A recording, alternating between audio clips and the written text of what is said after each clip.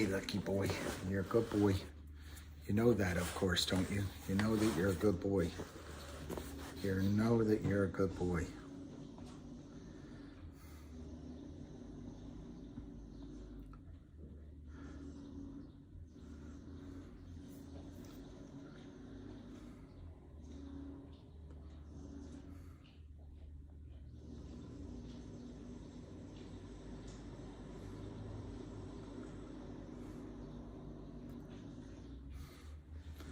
We'll do it live, yeah. Everything I touch, I'm dropping. I just found out about 15 minutes, 20 minutes ago that this is happening. And I'm getting everything set up. The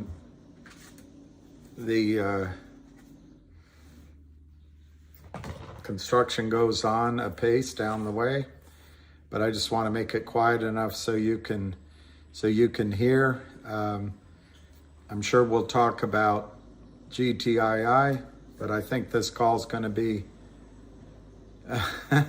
losing a fortune with a smile.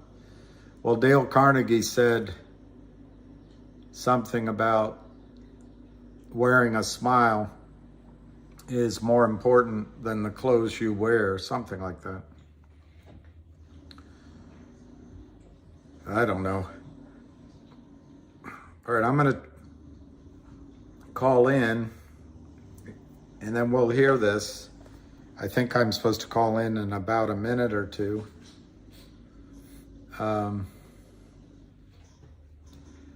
Mad Gun, GTII had 20 red days. To me, that's a sign of decapitation. Well, thank you for your observation. I think it's more likely a sign of manipulation, fraud, selling shares that don't exist, racketeering, and committing violations, violative trading violations, more than decapitation, but I don't know. I don't know what to tell you. If you don't understand that the SEC is, for the most part, indifferent, and the criminal's crime, there's better stocks out there. I don't think there's any stocks out there that offer the snapback rally and then the potential of an HKD short squeeze. But if you're looking for not having 20 days red, get out of the United States securities markets, at least get out of the stocks that the Fed doesn't buy to support the illusion of a booming economy. But anyway, Mad Gun, I'll leave it to you to let everyone know that it's a decapitation. All right, I'm going to see if I get the right call.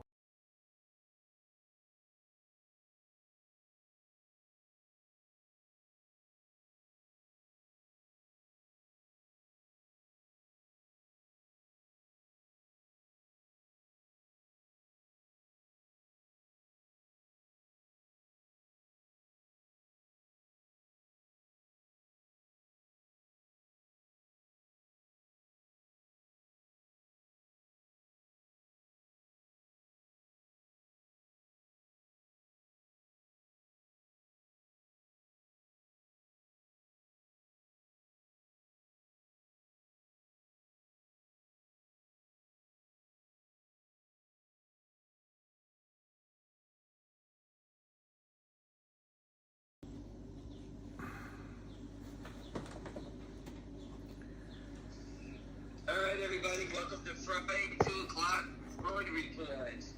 Again, this is not advice to buy and sell. Make your own decisions on investing. Again, we're just going to bring the information as we see it. And William joined me on the call just now, so we can go over a bunch of little quick things and give you the update on what we see on the fraud front.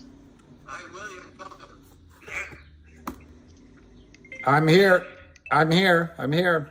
You're kind of Ham. You're kind of radio in and out a little bit. You know, I don't know where you're sitting. Let me put the coat hanger on my head to get better. Is that better? Yeah, much better. Much better. Okay. So we'll start off with GTII. Okay. So everybody knows we're not going anywhere. Okay. We're not selling it to buy other names. We're just sitting here watching the manipulation. We can't stop the curly shuffle back and forth, the cha-cha, whatever you want to call it.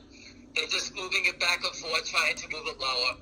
Right now, I just walked away from the computer, so I don't see the quotes, but I saw 98,000 shares for sale at 73.10. Okay? It was 73 bid to 73.10. If I wanted to sell 98,000 shares, the tenth of a penny is not going to make a difference. So that just tells you straight up that's just the shorts. Then they hit the 73 bid, which is them. That's a wash. Then they drop the bids, and then no one sells anything. No one's running to panic. It's a big spoof to get you to panic. If I'm short 300 million shares in $1, selling 100,000 shares at 73 cents means it's like a pimple on your ass. Doesn't mean anything. It's just adding to the pile that they can't cover anyway.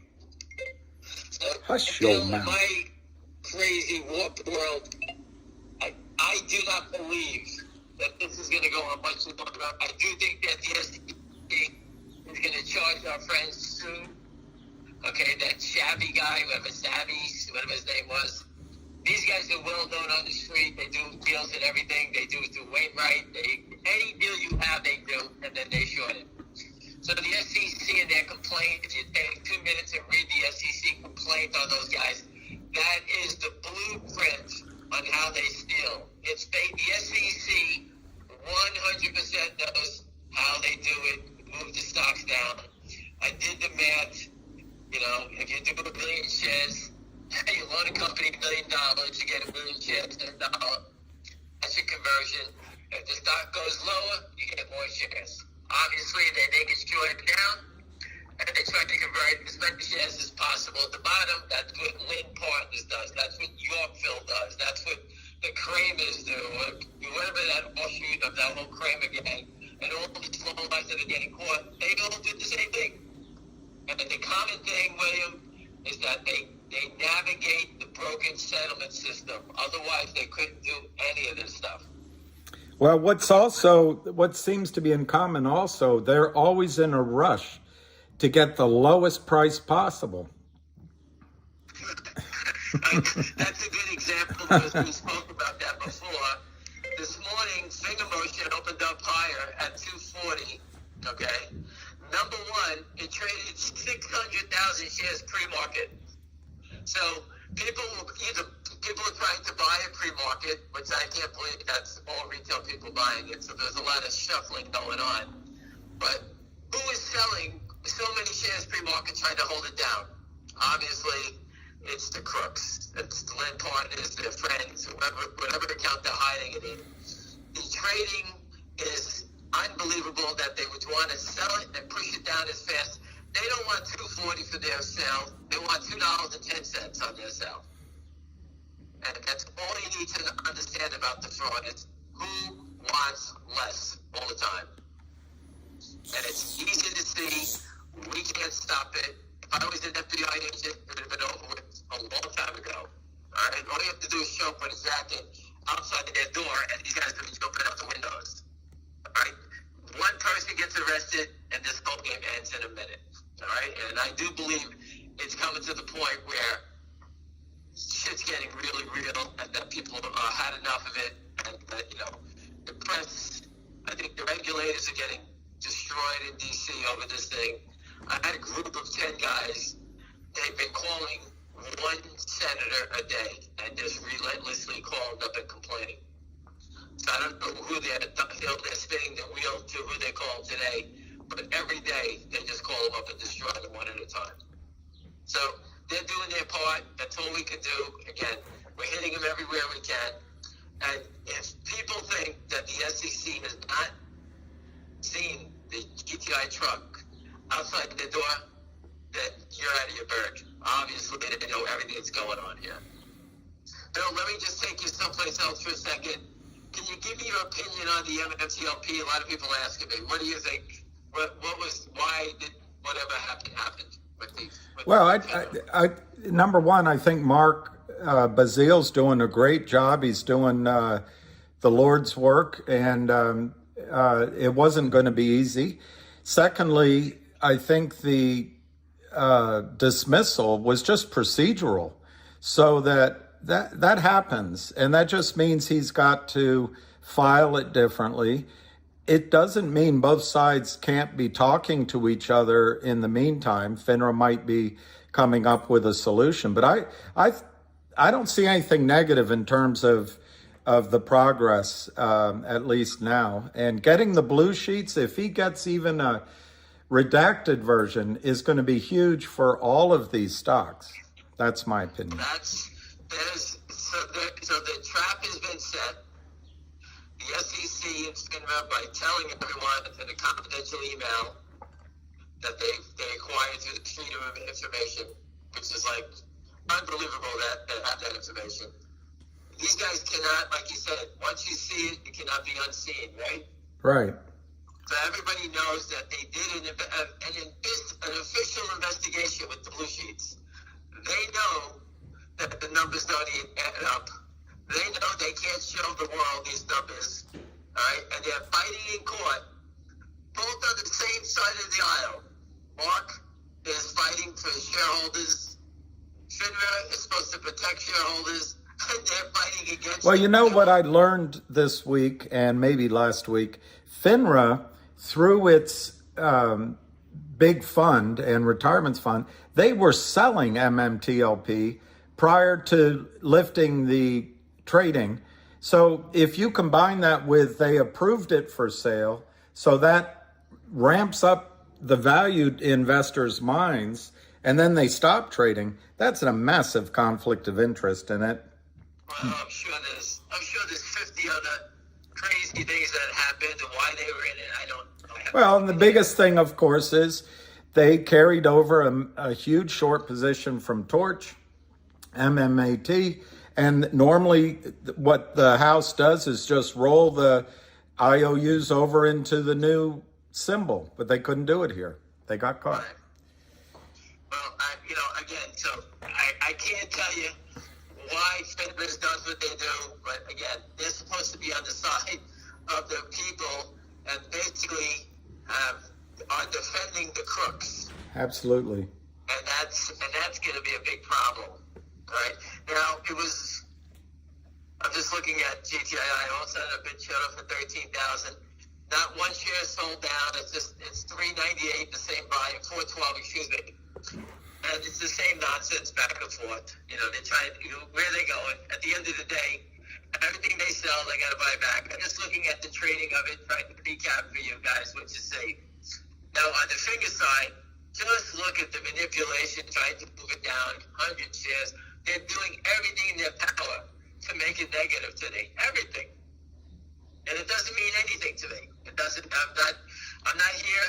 I believe the company, in my opinion, has value of $20, $30 by standing by itself. It was $9 when it was added to the NASDAQ. Lynn Partners is the one that's destroying this and holding it down. It was $9, and it has tremendous value. Just read the news yourself, do your own homework. So owning a stock at $2, it doesn't. This is a very different stock than GTII. They have nothing to do with each other. They both have the same stupid trading patterns like many others. And again, what's going to change the game? Well, we'll see what's going to change the game. All right, we'll see what happens. All right, there's a lot of good things in the works. Who knows what's going to happen? I'm going to meet some interesting people next week, and we'll see what happens. All right, let's see. Let's see Lynn keep playing the game. I always told you, accumulation is going to be the death of both of these characters. All right? Companies are doing what they have to do. Companies can't make noise every day. They can't do things. Nothing's going to change. William said to me the other day when GTI put out the little deal they're doing, at the Kramer's Crackerjack research team. Sell it, hurry up. They're doing something that can actually do business. Sell the stock down lower. That's all. They sell the news and all the stocks. That's part of the program. Whenever you have any news, am I correct, William? Well, Ham, absolutely. It's anything they immediately sell. In terms of Finger, maybe you can remind people what the float used to be and what the short used to be. To my memory, it was 4 or 5 or 6 million shares. And then all of a sudden, Lynn Partners, after they did the deal, I think they when it hit $9, they drove it down by 100 million shares or something. I don't know. It was. I was following the stock since December 31st, 2018. My first purchase was 287 back then. So the stock is trading at 211, and the company's got revenues that went from 15 million or whatever, nothing, to 35 million. Business is exploding. They got all kinds of deals, and the stock cannot go up, no matter what they do. 15 million in cash in the bank, everything you would want as a public company. And I can't make a penny on it because these animals keep selling it. All right? And that's going back to December 31st, 2018. That's how long I've been following this stock. The short was 6 million. On the explosion of the short squeeze on Lynn Partners, they laid into it from 1.5 every day millions of shares. At the final count, when they drove it back down, Tom Ronk from Buy-ins was nice enough to give me the data on it, and it's over 143 million. All right? We know they don't cover because you can see them still selling it. They never cover. This is another opportunity where these guys keep piling it on. And this company, unlike many others, has a very, very small float. So I think it's a couple of million shares, maybe 4 or 5 million shares tops. And it's tightly held. So again, people that own it, they all know what they have, and they're not going away.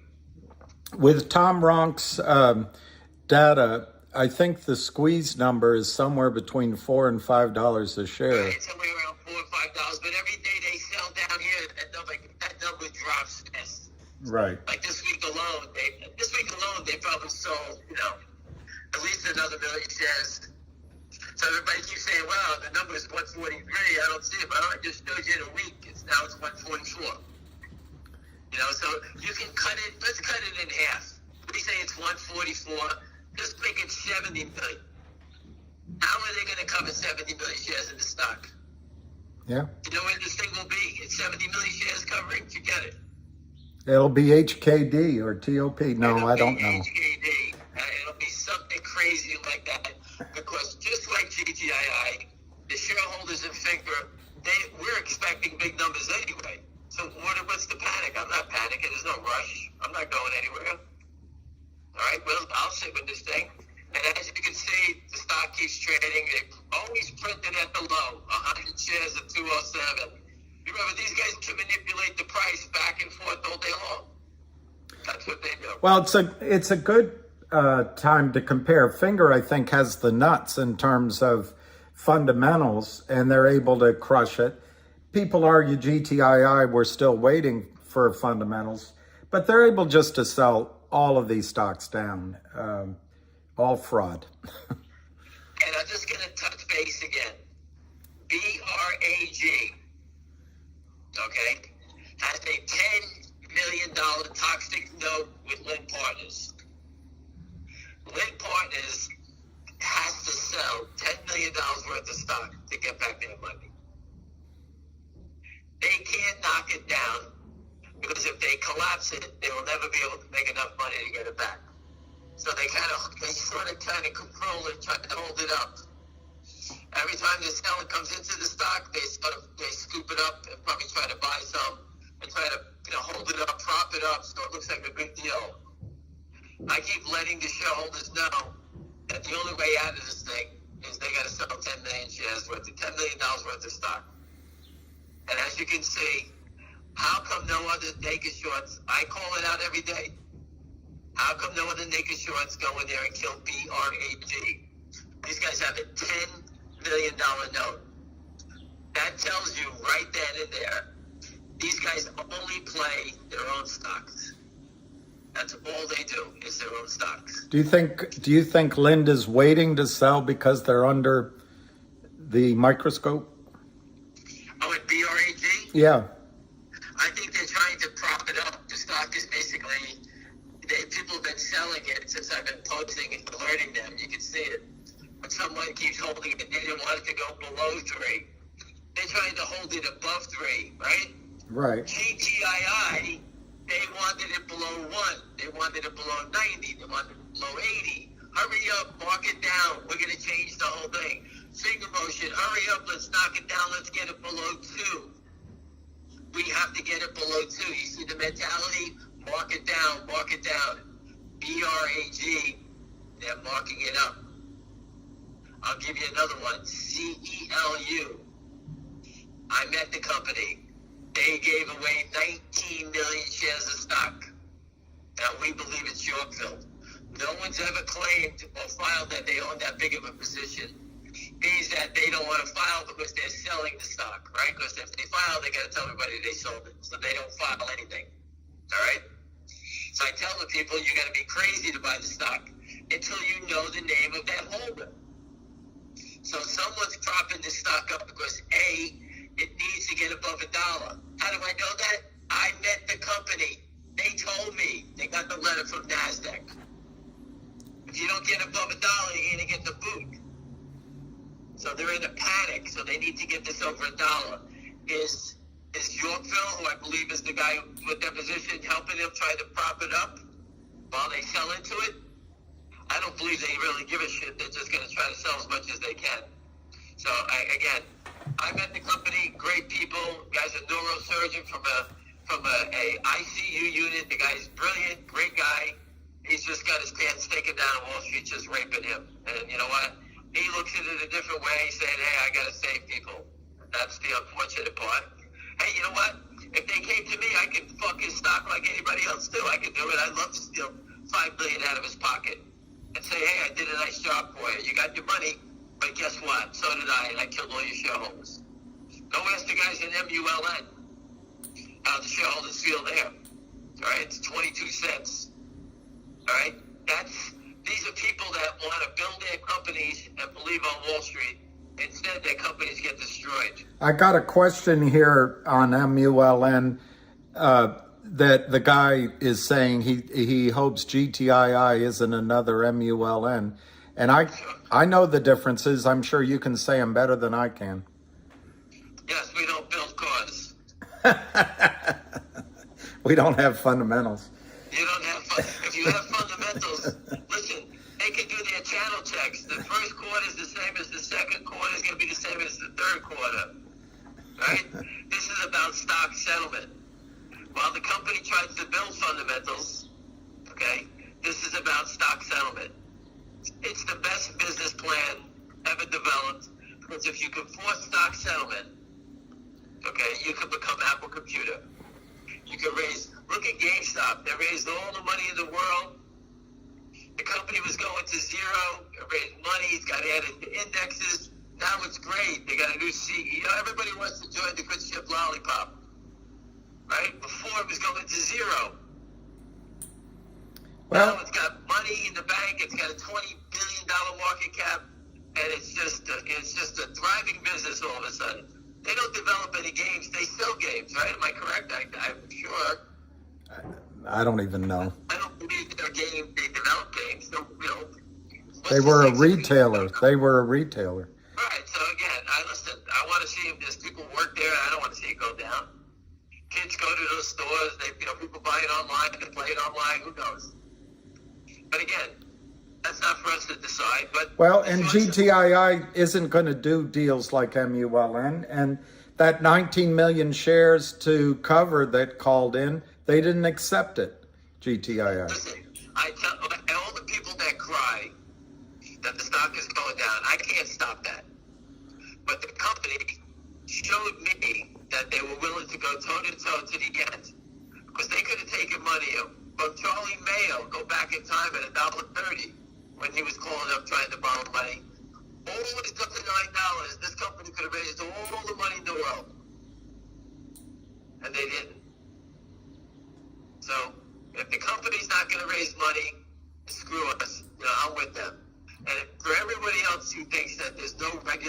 watching what's going on here? You bet your ass they're all watching everything that's going on with the company and with the short sellers. Okay? We all know there's investigations going around in the stock. We all know that. The trading in the stock tells you that they know something's coming on. Okay? They're attacking it, but are doing it very slowly. I just hit a big emotion.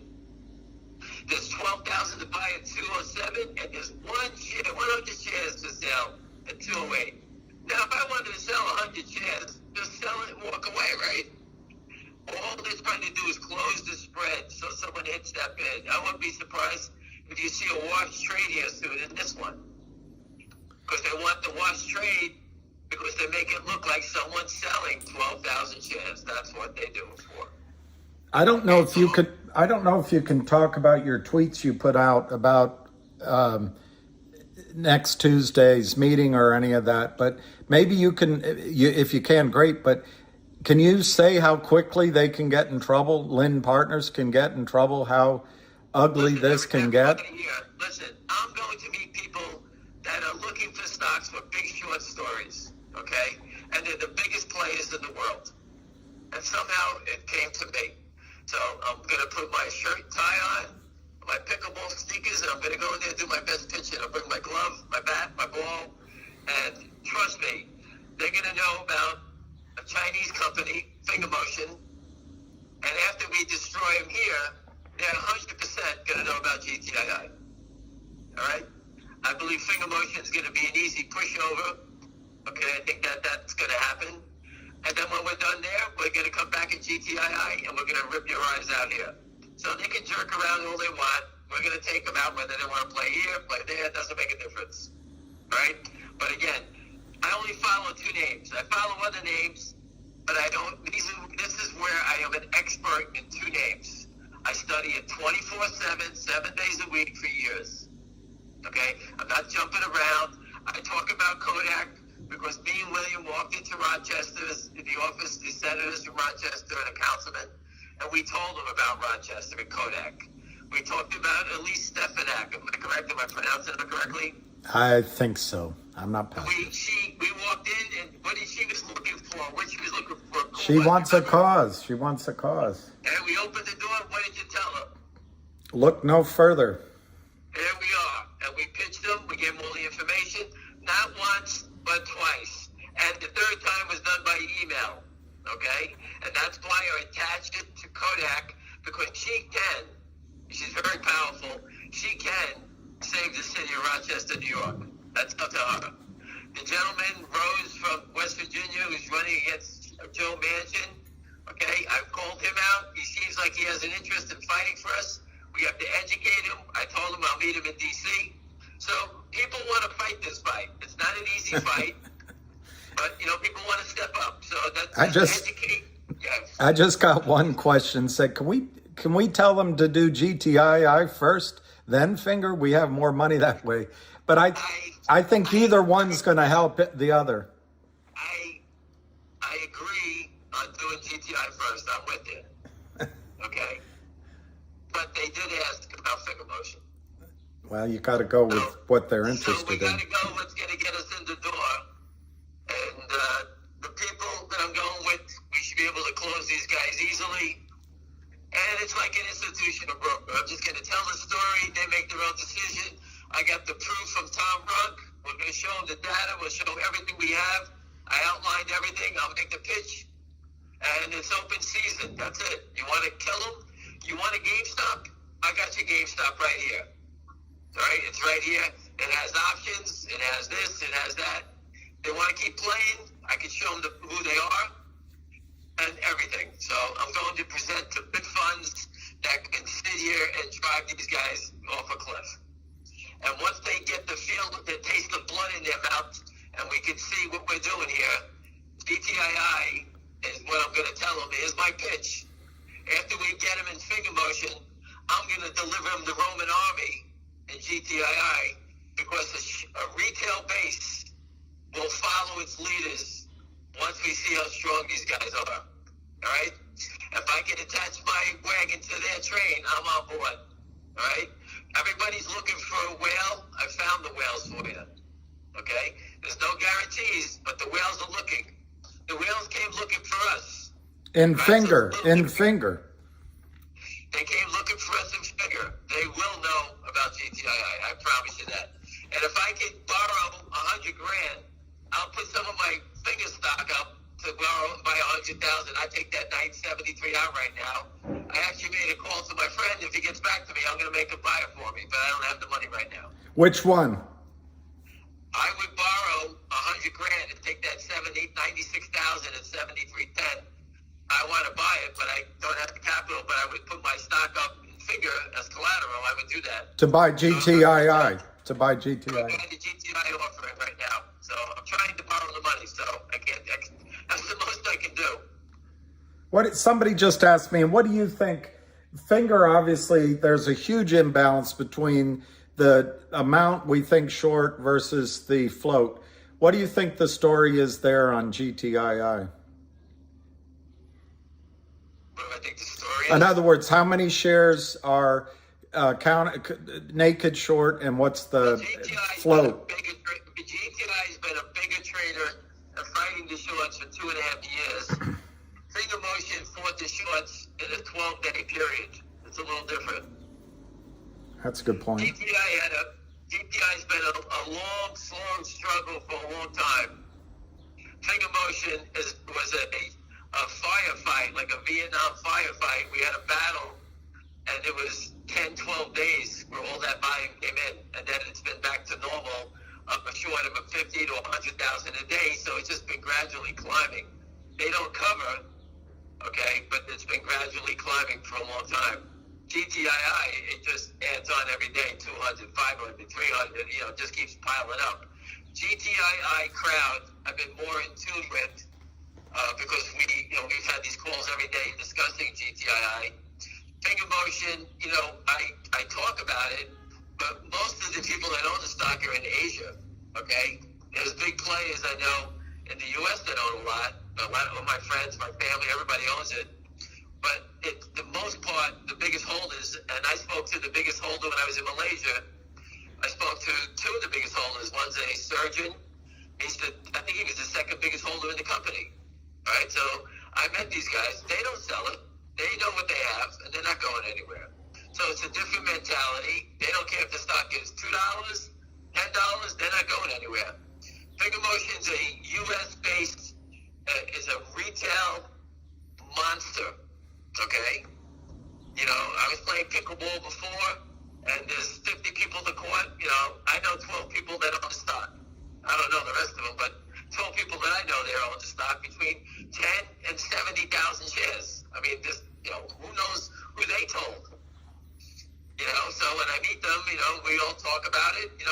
I'm not shy about telling them how I feel. We know the criminals are here, and just so you understand. Anybody who sits here trying to bash this company, who is fighting to save all these companies, forget GTI. GTI is trying to save CELU, MULN, and once MULN reverses again, I promise I'm going to show you the documents that I drafted for the CEO of that company and his attorneys. And when you see what I drafted, you can see what he's done. You know that this guy was told by his attorneys, hey, don't go down that fight. You don't want to fight against the SEC. Do the right thing, build your company, don't worry about the shareholders. And that's when you got your stock at 20 cents, whatever it is, after we reversed it already. So the shareholders are basically going to lose 100% of everything they have. One guy just pointed out that GTII has had 20 red days. I think there's a lot of catalysts coming up, particularly Alpine going down. And the AI is huge, and other deals. My older brother says it all the time. Even a shitty stock has an update. Nothing. He goes, I never seen anything like it. And if Finger Motion didn't turn around, okay? If Finger Motion didn't turn around, it was on par for the same track. It was the same thing. I think it was down 11 out of 10 days in a row. I guess we've got a crisis of really bad business plans and CEOs and companies in this country. They all sell off at once. They all do it at the same time.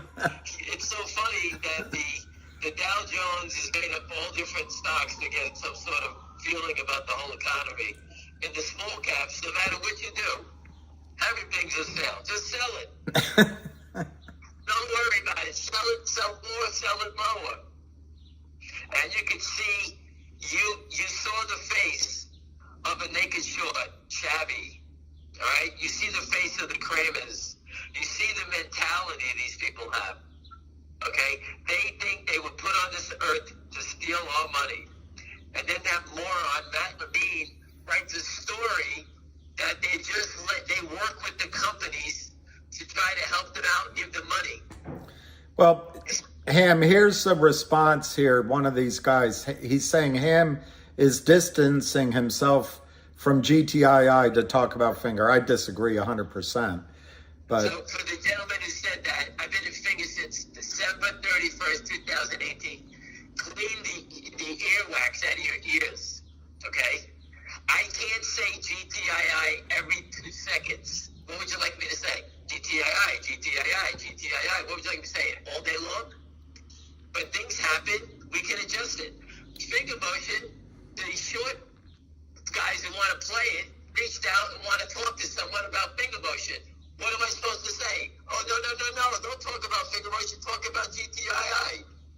Would you like me to chase them away because you're not happy that I'm not talking about it? I post about it 24/7. I cannot stop what you're seeing, all right? It will stop, okay, because the fraud is just off the charts what you're seeing here, all right? It will stop. I just don't know when it's going to stop. The last time finger motion ran, GTI ran. Go back and do a history. Go back and look at the two charts, and you can come back and give me the dates when they both ran at the same time. And guess what I said? I hope GTI goes first because I wanted to buy more finger motion. What did it do? They both took off at the same time. I couldn't help that. I didn't plan that. That's just the way it goes. So I'm not distancing myself. I told you we're going to come back and fight these guys to the death. We're not going away. Go read my Twitter. It doesn't look like a guy running away from it. I just told you if I could borrow 100,000, I'd buy the offer myself. so this thing that the SEC put out against Sabi, it What happened to the 90,000? Did they print it? I only saw it go up by 10,000 shares and the offer's gone. I can't look. I don't know. No, it's back again. Oh, there it is, 73.10. It's all spoofing. Right. So this thing that they put out against Sabi, do you think that Sabi is somehow on the SEC's target list and Kurt Kramer is not? Yes, I think they found that fat fuck at a basketball game, telling somebody he was shorting 10 stocks. The GTII is the Kramer's outside the door of the SEC. You live in D.C. How brutal is that truck in front of the SEC door? Oh, it's sitting there, what, 6, 7 times now? And then I look at the photos and I cringe. If I was the short seller, my foot was on that truck, right outside the door of the SEC of a glass building. The top regulator in the United States, and your face is out there every time. You know these guys got a notice from the SEC. In this SEC document, it said that to have a convertible note that you haven't exercised yet is not borrowing shares for your fail to locate trade. So basically they're saying you cannot sell it unless you own it. They don't own it yet. Exactly. So what they do is, like Lynn Partners was doing a Finger, they had a note, they were selling it down, trying to manipulate the price to get more shares at a lower price. And they never converted their notes until afterwards. So and it's the same thing. exactly. It's the same blueprint. Everybody knows it. It's the same blueprint, and the SEC knows it. I don't see how Kurt Kramer or Lynn Partners think they're immune to what Sabi has just gone through. They're not. They're all going to get caught. That's the whole thing. Exactly. Listen, what was going on 3 years ago is very different than today. Yep. Okay? You know, I'm working with the group that's putting a new documentary together, and it's not going to be. We're not going to hear about GameStop shareholders who lost and missed out on the opportunity. Okay, I feel bad for them that they missed out on the opportunity, but the stock did go from $3.75 to $5.50. Okay, if you ever owned a stock that went from $3.75 to $5.50 and you didn't make a sale, okay, shame on you. I didn't say sell it all, but you need to never turn. And everybody on this call, never turn a winning trade into a losing trade. You should talk a little bit. I agree with you. You have to take money off the table, but you put on Twitter the July calls for Finger, and maybe you should talk about how you would trade. Let's say you bought the calls at whatever, 20 cents, 40 cents, and it traded to $1. What would you do? Well, if I bought 100 calls at 20 cents and they're $1, all right, that means I'm up 80 cents or $80 100 times or $8,000, right? Yeah. I invested 2,000, 100 times 20 is 2,000. Yeah. And now I have $10,000. 10 minus 2 leaves me 8,000 profit. Right. You must sell 50 of them. Okay, that gives you 5,000, 3,000 profit, 2,000 covers your costs. All right. Excuse me, 3,000. It's catching my tongue. 3,000 profit, 2,000 to cover your costs. And now you have a free ride on your options. Okay, you can never go broke as long as you ring the register. Right? You may not be rich, but you never go broke. Exactly. Another way to do it, I'll give you a finger, for example. Just let me hit up the option page for you. If I bought, okay, I know a friend of mine, he bought the August 2s, he paid 10 cents for them. Wow. Okay, he paid 10 cents for them days ago, but nothing was going on. He just bought them, they sold it to him. So today, they went to 60, 70 cents. And I said to him, if they get to $1, sell them at $1, make 90 cents, make 9,000. Then turn around, because we believe this is going to be a home run swing, and buy the $5 calls at 20 cents. Each 100 at 20 cents is 2,000. So we could buy 500 calls at $5. And you'll say, okay, well, let's do the math. If the stock goes to 10, 10 minus 2 is $8 in profit times 100 is $80,000, right? Right. Imagine having 500 calls at 5. 10 minus 5 is what? $5? I think so. That's 500 times. That's 250,000 in profit. And it's free money. You're trading with free money. It's free money. So you call it rolling it up. Yeah. Another way to do it, he can buy the calls at 10 cents. Okay? He did buy them at 10 cents, right? He can sell the $5 calls to open. He can short those calls. So now he has a 5 minus 2 spread, or 3 points. The most he can make, because he's locking it in, is $3. 5 minus 2 is $3. He can have that trade for free because he bought him at 10 cents and he sold the 5s at 10 cents. So he paid 10 cents, sold it at 10 cents. It's a wash. So he has a 3-point spread for free. Now, if I was trading, and I was trading options, I would do that 8,000 times every day. Just keep doing it, because the most I can lose is 0, and the most I can make is 3. And that's what option people do. You play spreads. You can do it for a $1 spread. You know, I could buy the 2s that I pay 10 cents. I could sell the 3s for a $1 spread and 30 cents.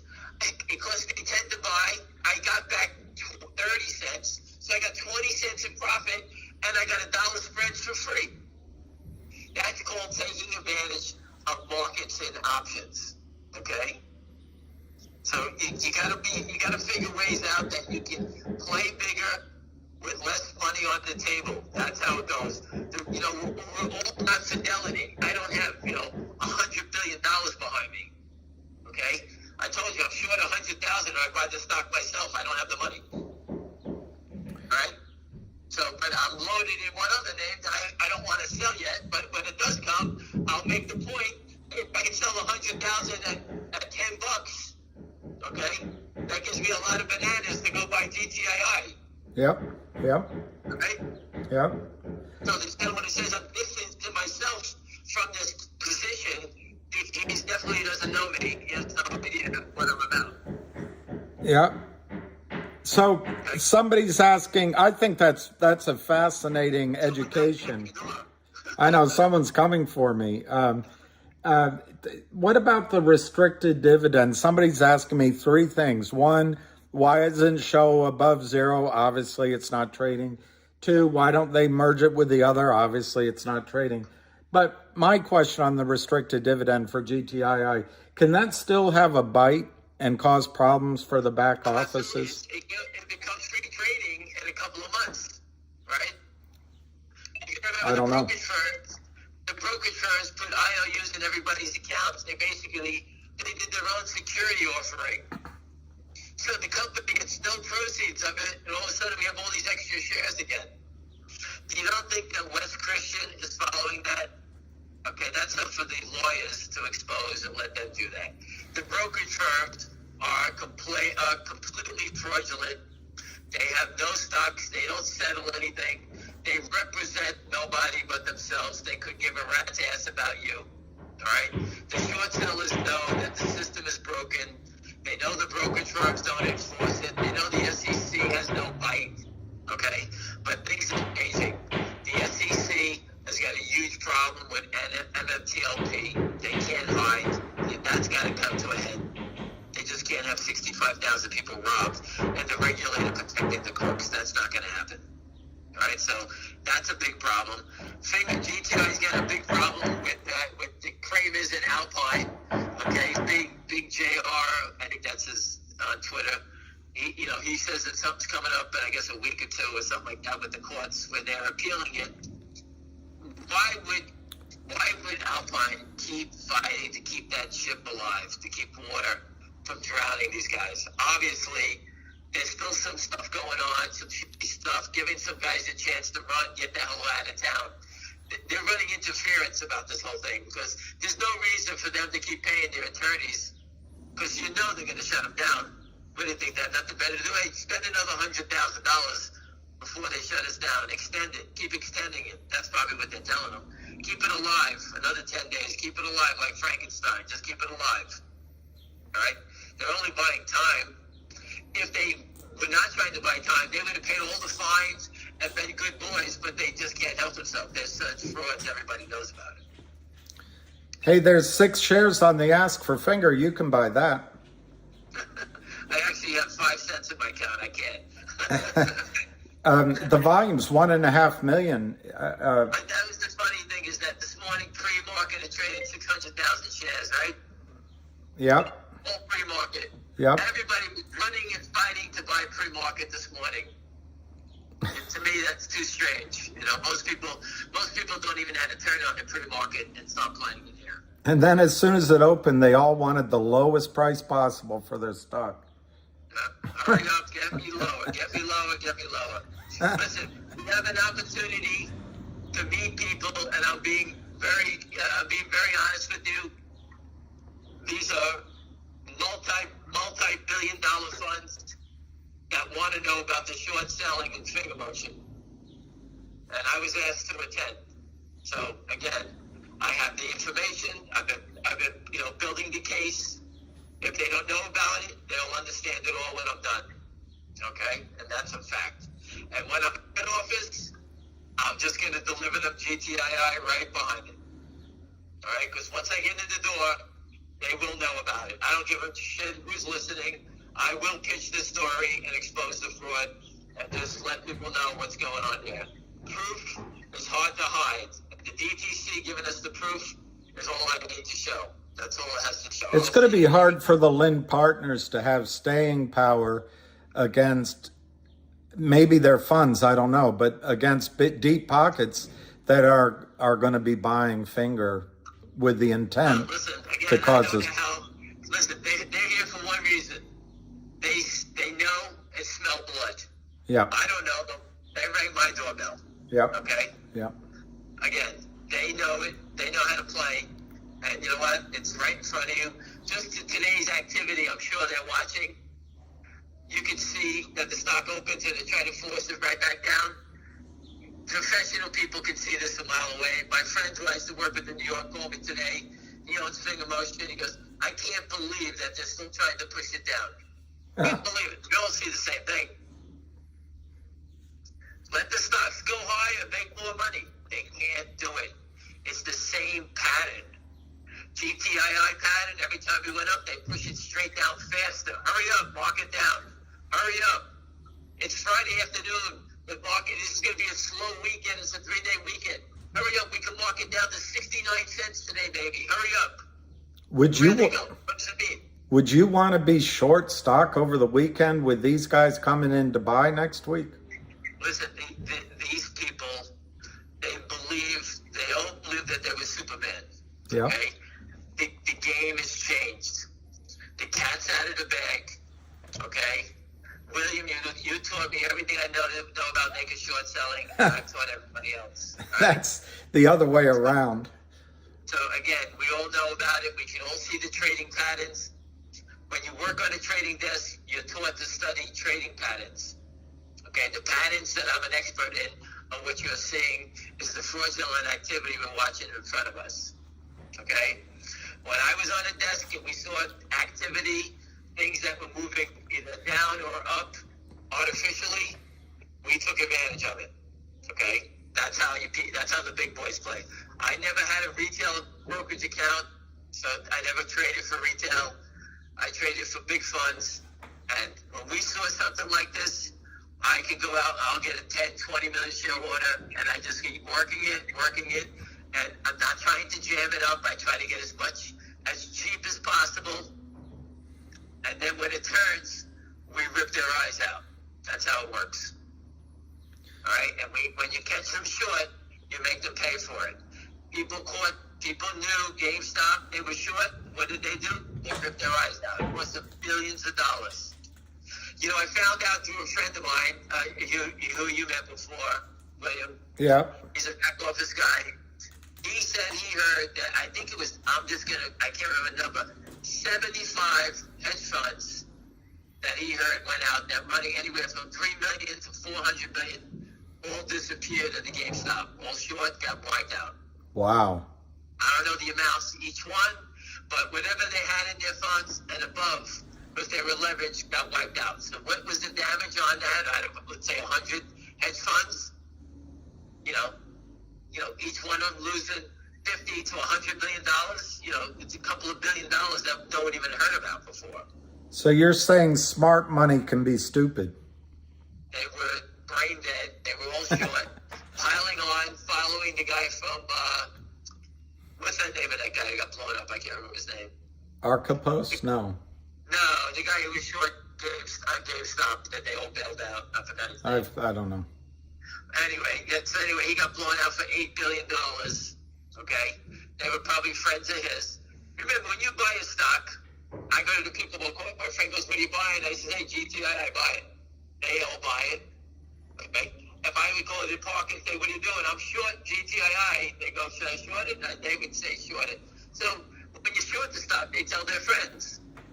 So the short sellers pile their friends into these names, say it's going to zero, don't worry, you don't have to pay taxes, all that nonsense.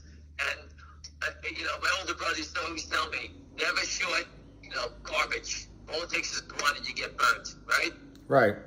So 3 3/4, these guys were shorting that stock for what? To make $3? After the stock's down 40 from $50 already? And they're doing it leveraged. Right, so these guys were doing this at the lowest price, and what happened to them? They all got roasted alive. Out of business, broke, you name it. How many of them? 60? 60? 75, I think he said. Woo. That's just that egos of. You get some idiot coming here shorting 200,000 at 5 or 10. This is a piece of shit. I sell 200 at 10. The next day it gets carried out when it's 100. How many shorts could there, different shorts, different entities, not LLCs, but different principal people could be in Finger? I guess Benchmark might have some other clients, Yeah, but listen, if I heard Finger Motion when they got introduced to Right. So Benchmark is the gatekeeper to the, basically, you go to them and then they pimp you out to Lynn Partners. And they must have some relationship where Benchmark uses their leverage on the trading desk to short the stocks, or they have an offshore account somewhere. But at the end of the day, all the naked shorting in these names, Lynn Partners isn't doing these loans for fun. They're doing it to short and make money. So the paper trail always goes back to them. Right. You can say what you want, but if my name is all over Twitter, called a crook and a scumbag, I'm doing it for money. I'm not doing it for nothing. So again, that's what these guys do. And the Lynn Partners to my memory, doesn't have very much money under management, maybe 150 million. They're not going to last long if this goes above $5-6. I don't. People understand is that these guys always use the least amount of money possible in their accounts. Okay, they always take it out, because if they get blown up on one, they just lose what's in the account. It's a limited liability corp, right? Right. If you have 100 million, you lose 100 million. Even if you lose $1 billion, they're going to sue you. You're going to say, hey, that's all the money I had. What are we going to say? We got caught. That's it. It's your fault. They blame somebody else and they walk away. Incredible. So what's the volume on Finger right now? 1,541,000. It's 218 to 220. If you're a small fry short that's attached to these characters of short 50,000, we're gonna knock it back down. The same routine. At the end of the day, they're gonna cover. They don't want to go home go home short this name. So they'll cover by the end of the day, you think? Yeah, they don't want to stay around this thing. But you got to be insane. I would agree with that. The stock has got big volume. People are buying, and people are buying calls. There's potentially something, next week, hopefully. All right, and you know what? The story is interesting. The company has fundamentals. It's got a big short. We got the proof from Tom Rock from Buy-ins. Okay, he's the expert on that. All right, and we post it every day. I mean, what else can you say? But it is. Listen, even if it's 20 million shares, you're going to get a $40, $50 stock. Wow. I mean, it'll be a rocket. So that's what it is. Let them keep playing it. Again, people, I'm just telling you, I have no control over the people I'm going to meet. I have no control over the people on the phone that are on this call, what you've done. Everything I've told you has been on and up. It's right there, the proof, the Kramers. You can see the new guys getting in trouble for it. It's the same pattern. I can't stop the criminals from doing what they're doing. It's just remarkable. And I tell everybody every day, how does the SEC wake up every day and allow this to happen, that they can move GTI down every day and just basically look the other way? Well, someone who is, listen, I understand people are hurting. I got it. I've done this for a long time. I seen it go up. I seen it go down. It sucks. All right? But for the SEC to allow this to continue every day and look the other way, it's unbelievable. I can't believe that it still goes on. And I'm a firm believer in it. Okay? You should never, everyone on this call, if you do not know how to trade, you need to stay a zillion miles away from the equity markets. I have guys that are super professional that are getting ripped off in different names. There's so many names, from BLUE to SUNE. I mean, I've heard every crazy name in the world, and nobody stocks move. No matter what they're working on, it doesn't make a difference. So what Finger spread right now is 218 to 227, or it just was. Do you have any comments on that?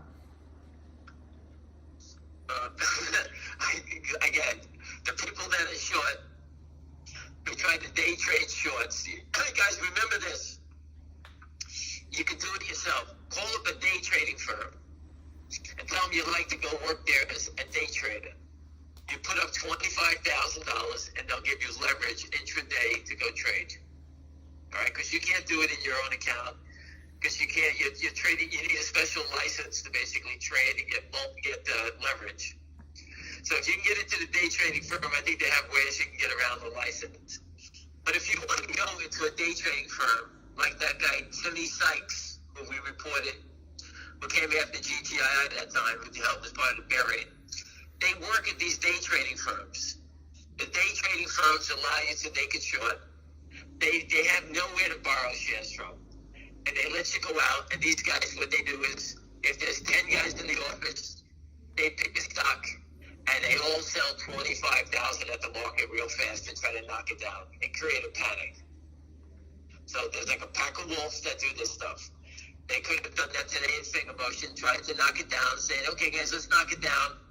And then they sit there and say, okay, we need to cover this by the end of the day. That's what the day trading firm does. All right, so you deal with those bandits. All right? In GTII, we had those guys already. But you can see the volume is slowed down. All you're seeing is just slow drip. And I got it. It's like getting morphine drip all day long. We got to watch this stuff. All right? Again, we're doing everything as fast as possible to expose this crime. And again, I'm leaving my family to go to New York City, to sit down and waste my time. I'm not doing it for a joke. I'm going there to meet serious people and try to kill this for everybody. All right? I kill them here, I'll kill them in GTII. And I'm telling you, that's how I feel. And I don't give a shit who's on the phone. That's what these guys are criminals. If they're not going to stop them, we have to stop them. All right? And you can see the respect that the poor people from MMTLP have gotten from government, leaving them hanging out to dry. All right?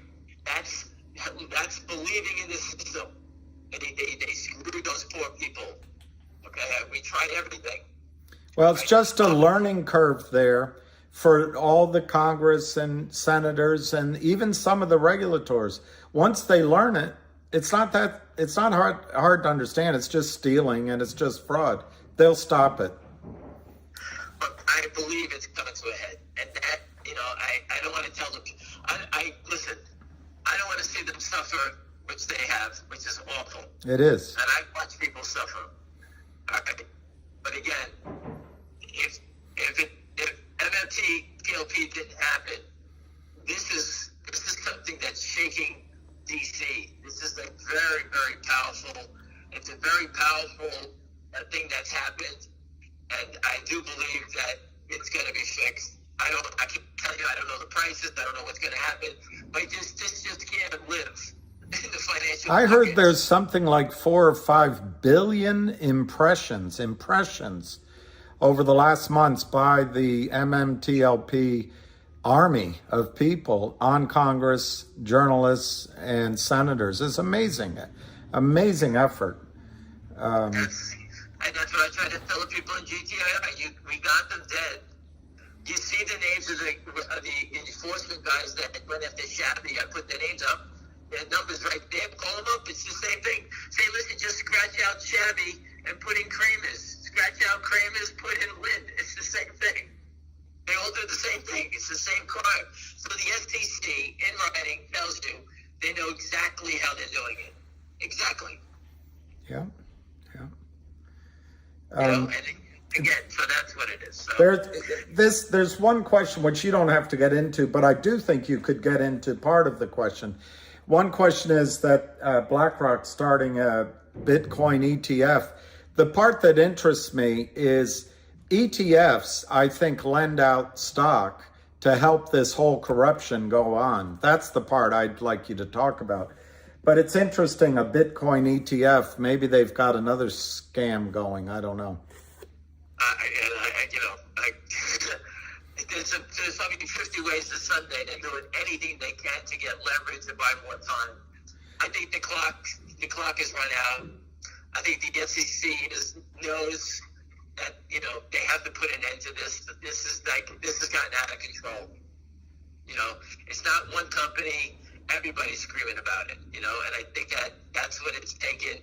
But I do think the MMPL people have been, because they got locked in. It's like they joined the army and they can't leave.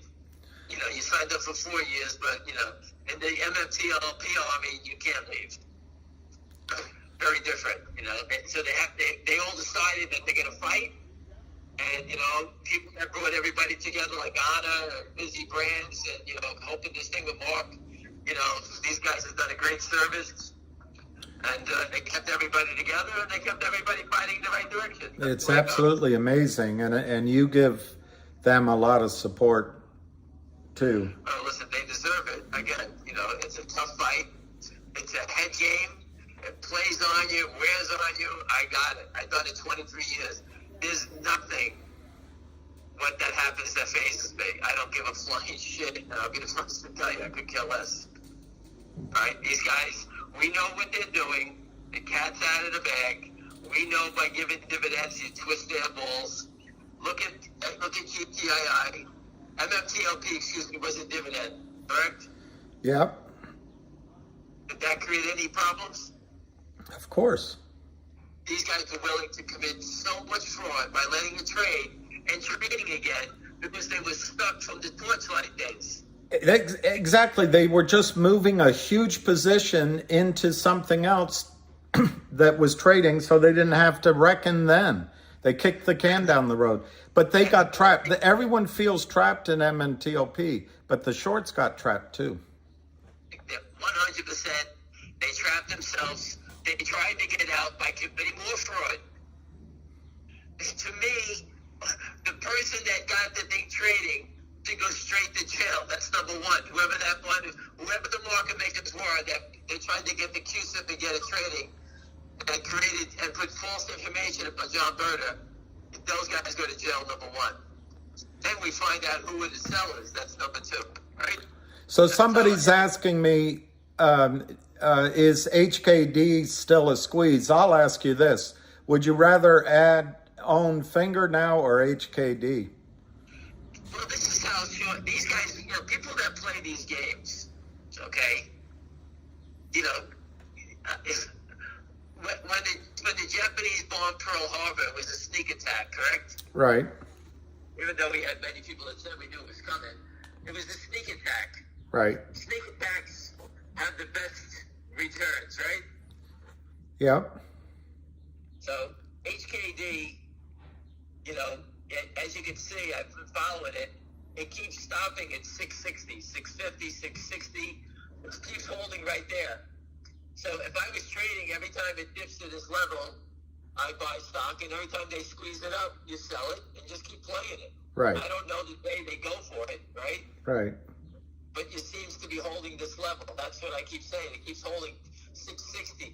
It didn't go from 60. It went from 660 to 790, back down to 660. It didn't go to $2. It stopped at 660 again. Right. And at the end of the day, it squeezed again to 723. Right. All right. So if you're playing it, even if you bought 1,000 and sold 500, I mean, this is what. Listen, I was taught to memorize trades. So if you memorize it, you can see the levels that you go back to, and that's how and that's when you take a shot, when you see the same thing happen over and over again. So Avid just texted me while we're talking, and he's great. He says what we need in Finger today is a rally into the close and maybe some more volume. And I guess it's starting to trade higher. Listen, I look at it this way. It doesn't make a difference to me. I'd rather see it. I'd rather see people, friends, anyone that's buying it, pay $227, $229. If the shorts thought they can win, they let us pay $5, right? The stock would have been running. They could have made a lot more money. Yeah. But they keep trying to hold it down. I don't understand the reason why. Why would you keep holding it down? If people want to buy it, let them pay more. I work for short sellers, real short sellers. I got paid more money if I sold the stuff higher. I got paid less and scolded and screamed at and pissed on if I sold it lower. All right? There's no rhyme or reason. And that's, my friends were running $5 billion back when. So I was working with major guys. And Wall Street's about pennies, not about making zillions of dollars. These guys knew. and you got rewarded. Back in the day, if I did a good execution of shorting 3 million shares or something, let's say the stock was between 70 and 75, and I shorted it at $74 average towards the high end of the day, I would get 6 to 10 cents a share. You know how much money that is? That was a lot of payout back then. If I shorted it, the stock's range was 70 to 75 again, and my average was 70 and a half or 71, they would kill me. I would get a half a penny, and then they would give me an order for a month to punish me. So you had to be a professional and try to get the best you can. These guys are nuts. They try to get the lowest they can. Every day it's the same thing. They wouldn't last a week on a trading desk. So it's probably that they're all by their lonesome out there, and they're going to get run over. Listen, these people are novice. They don't. All they are is crooks. They don't know how to trade. They basically do the same thing all the time. Sell it lower, sell it lower, sell it lower. Yep. That's all it is. And they think they have kryptonite, or what's the other word? They have a shield, Captain America's shield, by having these toxic convertible notes. But the SEC just said that's illegal. If not the notes, but if you're selling stock that doesn't exist in anticipation of converting that note, you're breaking the law. So listen, GTII has no note. They paid it off over 2.5 years ago. And yet these guys are still selling it like they have a note. Right. There's no note. Finger motion, paid off the note. They paid them off. Who's selling all the stock? It's endless. You take an offer, there's 5 more thousand. Take an offer, there's 3 more thousand. Take the offer, there's another 5,000. GTII, you take the offer, there's 20,000. You take the offer, there's 50,000. And they offer it lower. Yeah. Listen, I know a lot of big shareholders in GTI. Not a little, a lot. Millions, like 35 million I can account for. It's Friday at 3 o'clock. We've been on the phone for an hour. You know how many people called me to question GTII? 0. I haven't got one phone call. Well, I got a question for you from one person. How low does GTI go before it gets a reversal? Obviously, no one knows, but you can get. What's your answer? I can't tell you that. Listen, you know what? If you're telling me you're looking to address and try to buy a position in the stock, you know, if you're not here already, if you want to buy 1,000 shares, you buy 250 now, you buy 250 at the next level, and you average it. That's the only way. That's how professionals do it. I can't tell when it's going to turn, but the one thing I will tell you that today's volume at 529,000. I'm going to say the short interest today is going to be about 33%. The volume on the naked short side is going to be about 130,000, maybe 150,000 tops, and 350,000, whatever the hell's left here, is going to be fake and wash trades. It's 60. Yeah. Go ahead. What you're seeing in the stock right now is just, there's a short seller on one side, and the short seller's bidding 73. There could be a buyer there, I don't know. For the most part, if I wanted to buy 17,490 shares, I just take the 73.0. What's the big deal? I'm going to wait for a tenth of a penny? So you know that the bid is the short and the offer is the short. So the 71,192, I expect it to trade shortly, and that'll increase the volume to 600,000. And that's more fake volume. That's what wash trades. And you know the funny thing, I wanted to tell you this, but it was the other day, that guy Shabby. Yeah. Okay. You know, if you look at it, spoofing is considered a criminal offense. Spoofing, washing, same type of criminal offenses. You're telling me what these idiots did, looting public companies, manipulating the prices down, is not criminal? I thought spoofing was this really sophisticated strategy that you had to go to business school for 5 years to learn, and only geniuses could do it. Listen, the people that are doing the spoofing in our stocks is a monkey. The GTII monkey's Charlie Mayo. He's sitting there saying, hurry up, put up 73,000 for sale, we'll scare everybody. That's what they're doing. He's sitting with the space helmet on, like the monkey we sent to space. And he's got that boiler room going. Right, that's all they do. I told you, these guys don't even know which city the New York Stock Exchange is in. That's how stupid they are. They sign these notes, people sign them, they think who the hell they are, and they're a bunch of idiots. The first thing they ask anybody, if anyone ever got to a meeting as a CEO, when you walk into a lender's office, the first thing they say, hey, it's a pleasure to meet you. We love your business. But let me ask you about the volume in your stock. That's all they say. They all say the same thing. That's exactly the conversation. Because I've been there. And they say to you, hey, what's the volume? And I sit there and look at my friend and I'm laughing. I'm like, I told them exactly what they're going to say. It's a pleasure to meet you. We heard great things about your company. Hey, what's the volume in your stock? What's the average volume? Well, I look at them and I would say, what does that mean? Oh, we like to know what the volume is. I says, why? What does it mean? Does that help? Does that help with the loan?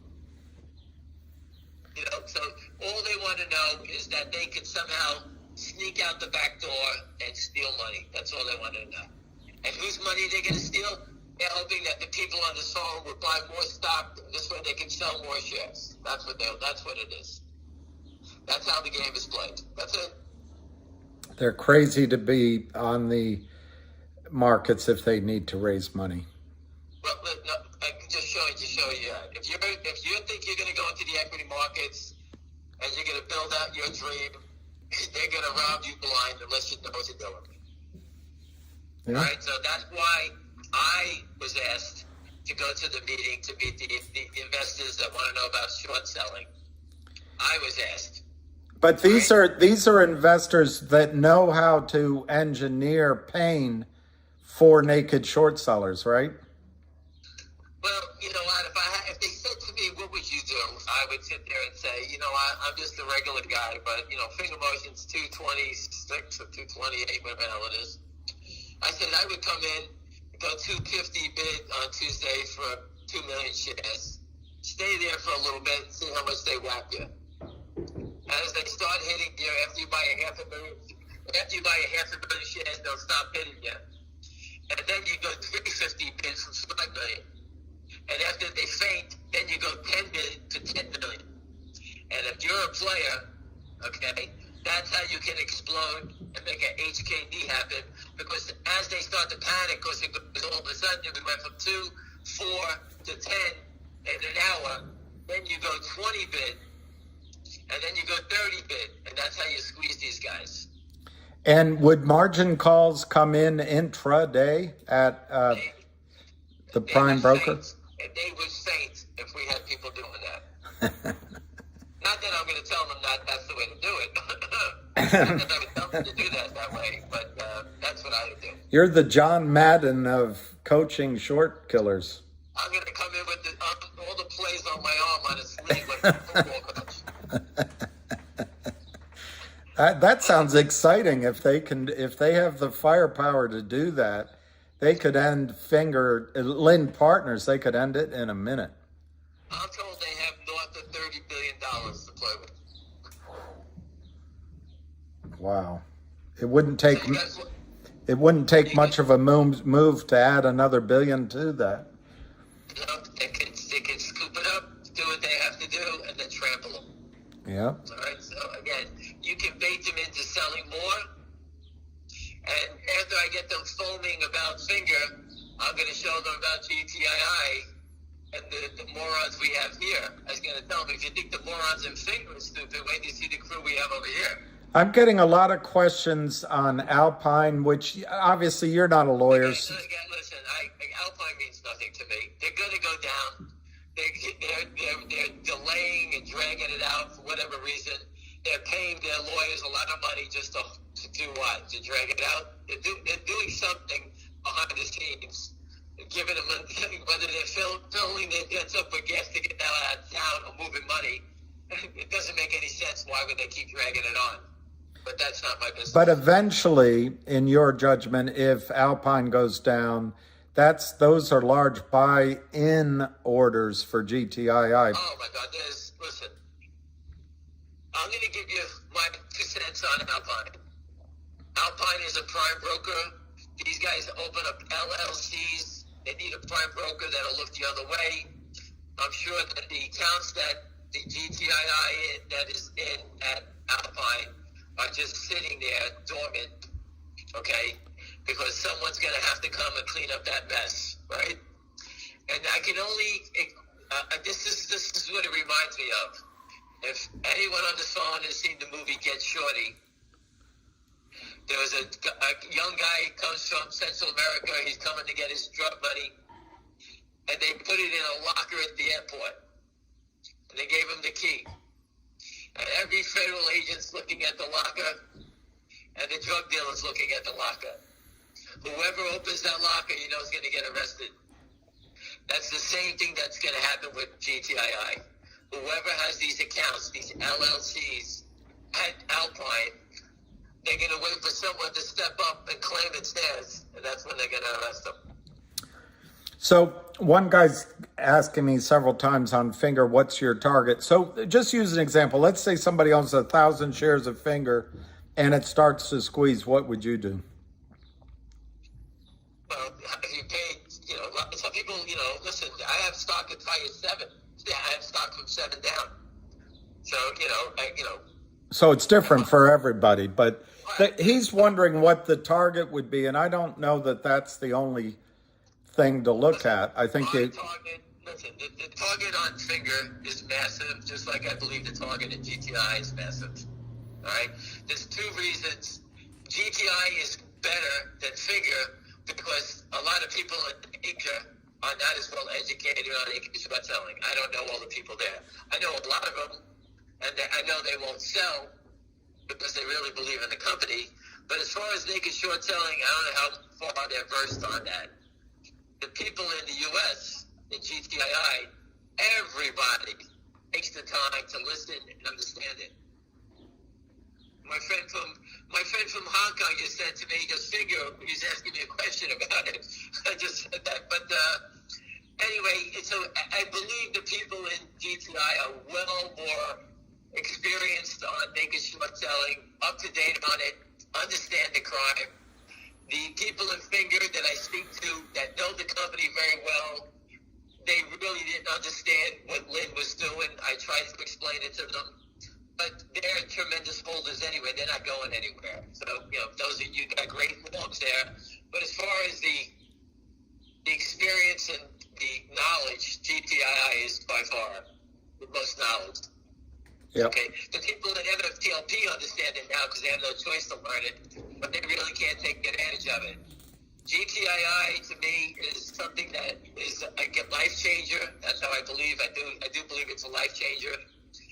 Again, it's not a $2 stock. It's a 78 cents, 80 cent stock. It's, you know, been pulling down. And so to me, the opportunity is here. The story hasn't changed. It's only got better. You know, not every day people buy a stock. You know, when I buy stocks in a lot of big names, if I buy Caterpillar, I put the calls and I wait. Well, that's how it goes. You know, if I buy stocks. A lady around the corner owned Apple at $20 from 20 years ago. She let it go, and it's like made her, you know, a millionaire just promoting Apple. You know, so again, it takes time. You know, that's how it goes. But you're here for a different story. And you know, listen, this is the biggest fraud in the world. Okay, if you do play the equity markets and your dreams that you're going to become wealthy, you're never going to happen unless we clean up this mess. It just doesn't happen. Like CELU, I told that guy I would work with him for free with what he's doing to help him out. But instead, he took the money from the crooks, and now he's buried himself. He's got 19 million shares he's got to put away before he gets to stop going. Unbelievable. I mean, I'm not digging through that. I would tell anybody buy that stock. And I like the people. They're great people. but he did the wrong thing. MULN, I spoke with the CEO. He's a nice guy. Why did he shoot himself? I told you, once he reverses his stock, I'm going to post all the corporate documents I did for him, and then you can see who's bullshit. Yeah, it's supposed. I think that's happening August 3rd. Well, let me see. I want to see you kill it first, and then I'm going to show everybody. Okay, this is what this guy chose to do versus what he could have done. Unbelievable. And these guys, listen to their counsel. Hey, stop pleasing the shareholders. We got to keep the company going. So kill the company, raise money. Don't worry about it. The shorts will get rich. Who cares? The investors get killed, and you start over again. Well, at some point, if a CEO's been told that this is what the criminals are going to do if they take a deal, at some point the CEO is culpable for that decision. Maybe not the first time, but second and third time they are. Just look at Root, R-O-O-T. I told you about that one. I knew about it at 26 from my friend. And he told me about it. He called me at $14. I showed him the proof. They were shorting the hell out of it. Went to 1. They reversed it back to 25, and now it's $6 now. It was down to 4. Unbelievable. One guy's asking on Finger, will the options that they trade on around it, will that somehow stop the stock going up? I actually think the reverse once it starts going. I don't think they have. There's not enough option plays in the stock for them to create big things happen.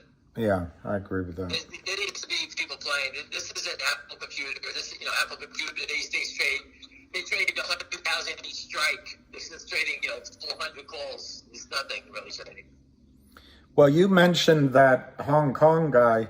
I just occurred to me that HKD and TOP ran up with a lot of Hong Kong buyers. I wonder if buyers come into Finger from Hong Kong, what could happen? But maybe I'm just being a dreamer. Listen, people look for opportunities to make money. All right. I was sent a message to meet these people because they're looking at an opportunity, and it just so happens that it came to Finger. And I've been studying it since, for 5 years already, or 6 years, I don't know how long, whatever it is. So the people that reached out to me, I trust, and the people that bring it to the table, they describe to me as the biggest players in the world. So I don't know if there's going to be 2, 4, 6 of them, 7 of them. Whoever it is, they will get the story from soup to nuts, and I will definitely 100% is bring him to GTII. So that's all I can do. I'm doing what I'm doing. You're doing a great job. It's wonderful. Again, I can't stop it. You can't stop it. The SEC, everyone should read the SEC document on those criminals. I reposted it before. On Sabi, you mean the one on Sabi? Yeah, just read that one. It's, page by page. Just take your time. Everything we're saying is right. The SEC knows about it. All they have to do is enforce the rules in this. Enforce the rules. That's it. It's not that complicated. Just if you do not settle the trades, okay, you go to jail. That's it. And they'll stop it. You almost wonder why they haven't done it. But.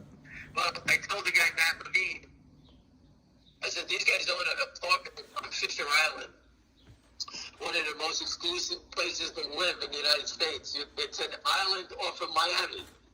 Right. You got to take a ferry back and forth. These guys bought an apartment for $10 million. That piece of trash spent $10 million on an apartment. To keep that apartment, it's probably cost him $500,000 a year. He's living the life of the King of England, stealing money. And acting like they're Goldman Sachs. That didn't upset Matt Levine, did it? I'm never going to let up on him. I'm going to keep sticking it in his face. I told him, I said, let me make it short. I'll buy the apartment and I'll pay you to be my doorman. I put up. Piece of trash. How do you defend criminals? Well, that's exactly it. How can they? A $10 million And people are losing their lives, their houses, their health, and while these everything. jerks are living the high life. And he can't even write a story saying, these guys, where did they get the money to buy a $10 million condo? What did they do? Did they buy Apple and hold on to it for 20 years? I seriously doubt it. Let's see where they got their returns from. Well, if you're going to steal $2 million at a pop, it's not going to take too long for you to come up with $10 million, right? And did they pay taxes on their gains? Well, we don't know. But again, these are things that, these guys are basically stealing printed money, and for a reporter to not report that and not to see that these guys are using stolen funds to enjoy life and spend money like that and buying it in Miami, obviously they're trying to protect it from some sort of, law so they don't lose it, right? Right. $10 million on a condo. There's not many people in the United States can spend $10 million on condos. That's a lot of money to spend. That's a lot of squid. That's a lot of squid to spend on a condo at Fisher Island. Okay. If anybody doesn't know what Fisher Island is, go Google it. Go see how it is to get on the island. You can't even get on unless you're a resident. It's a private island. Private. Miami could go up on flames. They got to swim over. Well, they have private islands made of concrete and steel that these guys can end up in if the rules are enforced. Someone just told me that the scumbag Hal Mintz named Savvy after his kid's name. His son Sam and his daughter Abby. That's where Sabby comes from? Is Sabby involved in GTII or Finger or any of these? I don't know. No, but there's no paperwork that leads that way. Yeah, I know. I wouldn't doubt it. I wouldn't doubt that when we had the stock at $9, that guys like that came in and attacked the stock for some free money. Yeah. They had access to naked short, so why not come in here and sell 200,000 at 8 when they knew the gang was going to raid it, right? Yeah. And try to push it down. So that's why if you're successful with your sales pitch next week, those guys, if they take the bit, they're going to go hard and they're not going to quit till it's over, because if they pause, there might be some of these other criminals coming in to sell. Although they're probably sophisticated buyers, so they'll back and fill. They'll let the criminals, the idiot shorts, sell them stock, and they'll load up the truck. Again, I can't speak for them until I see them, but their body of work that I've witnessed and seen, I think they know what to do. It's really exciting. And Finger's such a great company anyway. But listen, you guys make your own decision on that. The videos are right there. The CEO, they've been laying out their plan for years now. Okay? You make your own decisions on that. It's pretty easy. Do a little due diligence. Obviously, we're helping protect them from the naked short sellers, so it's a little different. Okay? Most of these other companies, just get attacked and they can't fight back. They're defenseless, but we're not. Right. So how's it trading? I can't see. No more questions? No more questions that I see. Go enjoy your weekend. And Tuesday, I'll be in New York. I don't know where, but I've told you, I'm going to be throwing fireballs at them. All right? So, and for those who think I'm going away from GTII, clean your ears, because it ain't happening. Hey, it's 231. Is that a daily high? It's pretty good, though, 231. I never saw a stock have to trade 2 million shares to go up 30 cents in a clip. 30 cents. You're getting a lot of love right now. People are saying... So people have to understand this. The SEC and this loophole of naked short selling by the market makers is to create liquidity. Is everyone happy that they have liquidity here? It's only one way. Liquidity one way. One way liquidity. Let me tell all I can to make you happy. So everyone who wants to buy it will get it the same price or lower. How's that? We're going to get you the better price. Sorry about that. It's like I bought my but they're going to tell me, oh, we can help you sell it for $900,000. Oh, thanks a lot. And you won't pay commission. Everyone, liquidity is good for everybody. Yeah, who needs these guys? I don't need these guys' liquidity. Here's one guy. Here's one guy's going to name his Tesla after you. He's going to call it Ham. So everybody knows, I have no idea where Ham came from. I have no idea.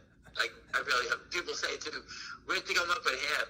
I have no idea. I was kicked off of Twitter twice, fighting shorts. I can't remember what my old names were. What was Jackass, I think. I can't remember. It could be hero among men. I doubt that. I have a yellow stripe going down my back. Some of Woody Allen movies says that he's going to war, and they go, "You got to go fight." He goes, "Wait a second, I got a yellow stripe down my back." But again, liquidity: 1.7 million shares traded on a stock that trades. Its 90-day average is 200,000. Amazing. And it's up 30 cents, 26 cents, struggling to stay up 26 cents. They won't. Today's buying in Finger, out of that volume, I'm going to say is 70%, 75%. The rest is all fake wash. It's all fraud. There's no selling. It's all make believe. There's no selling in the stock. Woody Allen had a scene where he went back to meet his girlfriend's family, and the guy asked him, "What do you do for a living?" In this case, he was a stockbroker, but you could apply it to the banksters. Woody said, "I'm a stockbroker. I invest people's money until it's all gone." That's what the banks do. Well, anyway, listen, you can just see, here it is. You know, with a half hour to go, they checked 200 shares at 22,505. I mean, these numbers, it's just, I don't understand why we've given these people the power to determine that they're Julius Caesar. They decide who lives, who dies. They're very precise in their orders, and Right. Unbelievable. You know, going back to the big guys, you know, what's his name? Not Chanos, Coyotes. He was in that special on GameStop again, the second one, where he said Merlin Capital. That's who it was. Merlin Capital. He was the one that short at 3 3/4. That's right. He said Merlin Capital was short GameStop, and I think he wasn't trying to drive them out of business. He just stayed too long in the trade. Really? You're telling me a professional guy running billions of dollars who's short the stock for, let's say, $20 down, it's 3 3/4. What was he waiting for? 2 cents to cover? What was he waiting for? He was there to 100% was to put the weight on them and drive them out of business. That's what Merlin Capital was doing. And Coyotes was full of shit when he said that. Okay? So as a professional, I covered for shorts, and we used to say, buy it back, leave the rest of the peasants. All right, the idiots. Okay? Merlin Capital was a pig. He wanted it at zero. It makes his returns go higher. All right? Yeah. In that story, Mark Coyotes wrote a letter to all the senators about Silicon Valley Bank, and he outlined the biggest glaring risk to that company was one, know your client rule. Was it KY? What is it? Know your client. KYC, Kentucky Fried Chicken. Yeah. KYC, know your client. Yeah. You must know your client. Yeah. Who you're dealing with. Yeah. It also was the ATML, where they check the anti-money laundering. Right. Right? They needed to have more checks, Silicon Valley, on that money laundering aspect. All right? And that was Coyotes' reason for shorting Silicon Valley Bank from 500 down, right? Oh, come Those on. 2 reasons. And I said to the American Banking Association, I said, that is complete bullshit. Because every brokerage firm on the street, Morgan Stanley, that broker, the guy who works at Share and Tell, he said at Morgan Stanley they could short it every day, right? Yeah. Did he know his client? No. Right? Did he know about the anti-money laundering? In fact, he said his job was just take the order. The back office would take care of the problems. So no one looked at anything. So the same thing that he wrote his short on Silicon Valley about holds no water to me because every brokerage firm did the same thing. Correct? Yeah.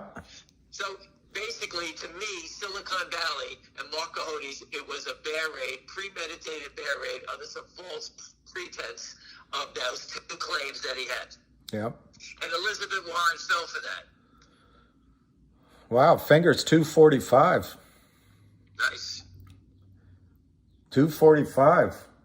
Well, we said that the guys on the close, the little peasants have to cover, right? So that's what you probably. How would you answer this question on MMTLP? That the biggest pushback from all the jerks is, well, you just bought it for the squeeze. Why did you buy the stock? Just for the squeeze? As if there's something wrong after doing due diligence to see that you think the stock's going up. What would your answer be to that? You might not have one. Look at it, 245. My answer to anyone who questions why you invest, especially someone who's writing on a message board, is tell them to go fuck their mother, get lost. This is what I did for. Wouldn't you care what I did? What, right?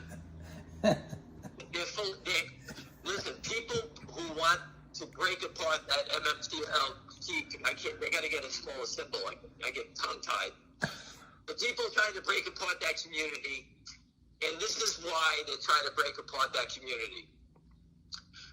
If people in that community lose hope, if FINRA comes to them with a settlement, people are just going to say, please just get me the hell out, right?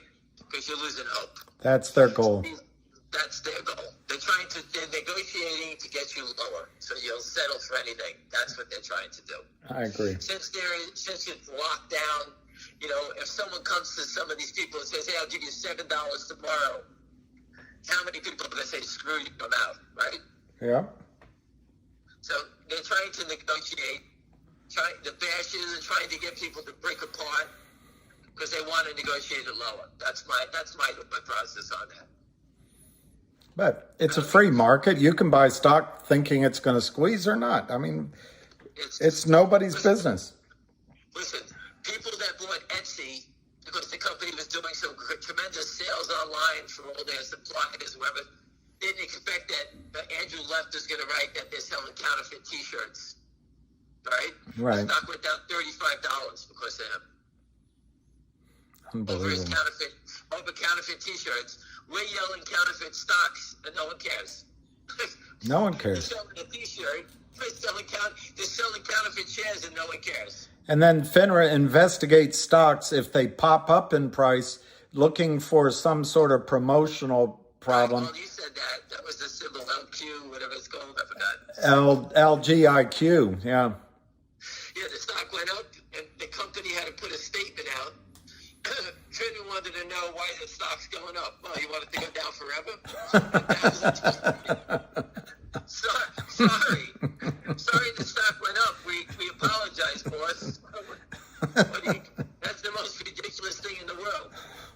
They're doing their job for that. There's one person here that wants you to know that she almost bought a condo on that island in 1992. It was $400,000, but she didn't buy it. She thought it was too expensive. A friend of mine from Boston did. He sold his business and he bought it on Fisher Island. So I've been to Fisher Island a lot. And that's what he paid for it a long time ago, 1990, something like that. Now it's $10 million. Unbelievable. Only because it keeps you away from all the animals that are running wild in Miami. Well, we won't characterize people. Fisher Island very well. I've never been. And you never will. Not at those prices. They'll never let me in. Listen, when I hit it, I'll make Matt Levine let you in. I'll open the door for you. What's the volume on Finger? It's a bid. Somebody's saying large contract trading on Finger right now. I don't know. I can't see it. I'm not looking at the options, but, listen, there's enough options trading. The threes have popped, Listen, again, whoever's selling these options, it's, the whole thing is fraudulent. I was a big option player. I would buy 500, 800 at a clip. $2, $3 options. That's a lot of money. But I never had the fear that as soon as I bought it, the stock would go down 3 points in a second. Because how can I buy an option? Is this triple witching today? Yes. Wow, that could be part of it. Right. Volume 1.86 million. Right. And they're not going to go over the weekend short this stock. I don't know how much time you have left today. 20 minutes. If you look at what they did, if anybody who's still on this crazy call, if anybody understands, these guys fought all day trying to hold it down. If you do a VWAP on this thing, hold on, the VWAP, I'll get it for you a second. The VWAP, for people who don't understand, is the volume weighted average on the day, so we can see all the sales. Hold on a second. It's just a term to make you feel stupid, but it's just an average. Hold on a second. Right, so the VWAP right now is $2.22. So these guys did all they can to sell it lower. Think about that. All the shares they sold today, the average on those shares is 222. That's what they did. They didn't get it low enough. They need to sell it lower. It's 240, and they sold it all at 222. So they're already underwater on 2 million shares. Right. If I would have reported back to my guys that I sold it all at 222, they would kill me. If I sold it at 235, it would be a better place, but not 222. Basically, they sold it at the low end of the day. They sold it lower. So there's your answer. You have to look at these guys and how they're trading it. So today's average on all these shares that they sold short is 222. Yesterday was below 2. The day before that was below $1.60.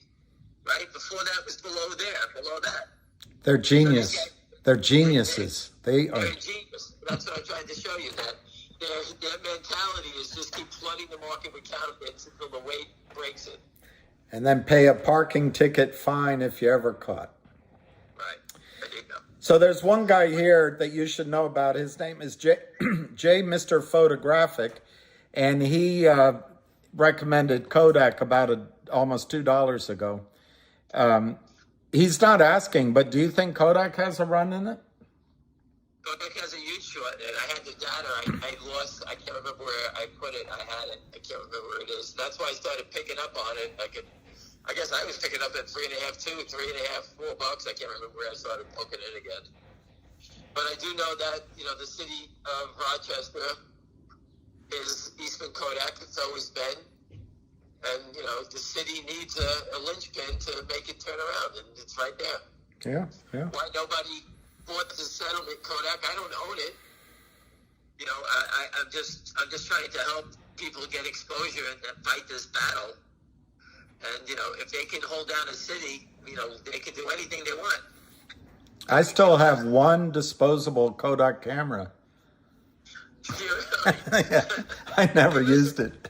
Squeeze the stock. Let the stock go to the moon. Kodak raises all kinds of money, and they can start a new business. Who cares what they do? Yeah. Pick up plastic on the side of the highway and charge everybody. Hey, hire 500 people. We're going to come clean your town. They destroyed upstate New York when that. Yeah. Anyway. Right. It's a small town. They destroyed the whole place. Over what? They destroyed it over stock settlement. When company stock price goes down, the employees' benefits are tied to the stock. Their pensions get underfunded. The company it's in a tailspin. People leave. The talent leaves. The people that created all this stuff in the early years are gone. No one wants to stay in the small town. And now you got the whole thing. It's a mess. Yeah. And that's how it works. Yeah. And GTII, for all the people out here, has stood toe-to-toe against everyone for us. Yeah. Okay? They've done everything correct. Can't stop the slide. I can't stop that. But they've done everything correct. Okay? Doing deals is a hard thing to do. How many people want to take their company, put it into a public company in this environment, and just hopefully you don't get robbed to death? Okay? You know, people, they have to be thinking about this. Right? This guy, Mr. Photographic, his grandfather worked 30 years at Kodak. I mean, it's just, the destruction is just criminal. It's just... That's what people don't understand. I knew people that lived in Rochester because they had ties to Kodak. They had businesses around it, everything around it. Eastman Kodak, whose symbol was EK, for those who don't know. It was a Dow component. Now it's struggling to be, you know, a better version of GTII. It's in the same boat. All right? No matter what they do, it's not good enough. But if they force settlement, everything turns around. Yeah. That's just what it is. Anyway, listen, everyone, have a great weekend. I'll see you Tuesday. I won't be around Tuesday, but let's hope I can get what I got to get done. All right? I hope you win at pickleball, and everyone's sending you their love and thanks. So thank you. Listen, if anyone wants to play me in pickleball, just make sure you put a big circle on your chest, because that's where I'm going to hit you. I look at everybody like they're a Kramer or Mayo, and I just want to hit them in the chest with the ball as hard as I can. And because of my racket pass between squash and racquetball, I can actually hit that stupid hard plastic ball. It looks like a rocket coming at you, and they can't. When all those, for everyone who doesn't know, pickleball, everybody likes to go stand close to the net and play that touch game where I just drill you in the chest. Just give it any mercy. Well. Anyway, listen, have a great weekend, and I'll see you on Tuesday. Thanks a lot, Ham. Bye. Bye. So how's that, everybody? Yeah, KYP's going to take you on. I didn't see it soon enough to tell him. But let's see how the stock is closing. We got 12 minutes. And, sorry, all of a sudden. Wow. It's not bad. The high on the day is 246 I'm seeing. I don't know if that's what you're seeing. But 230 to 235, so that's pretty widespread. 230 last trade. 1.95 million shares traded. So we're definitely going over 2 million shares. I think we can agree on finger. It's really interesting. They're trying to attack it, yeah, but Vin, man, I think that's a sign of weakness. I believe, and Vin, I'm just interpreting what you just heard. I think this group that Ham is going to meet, did you hear what he described?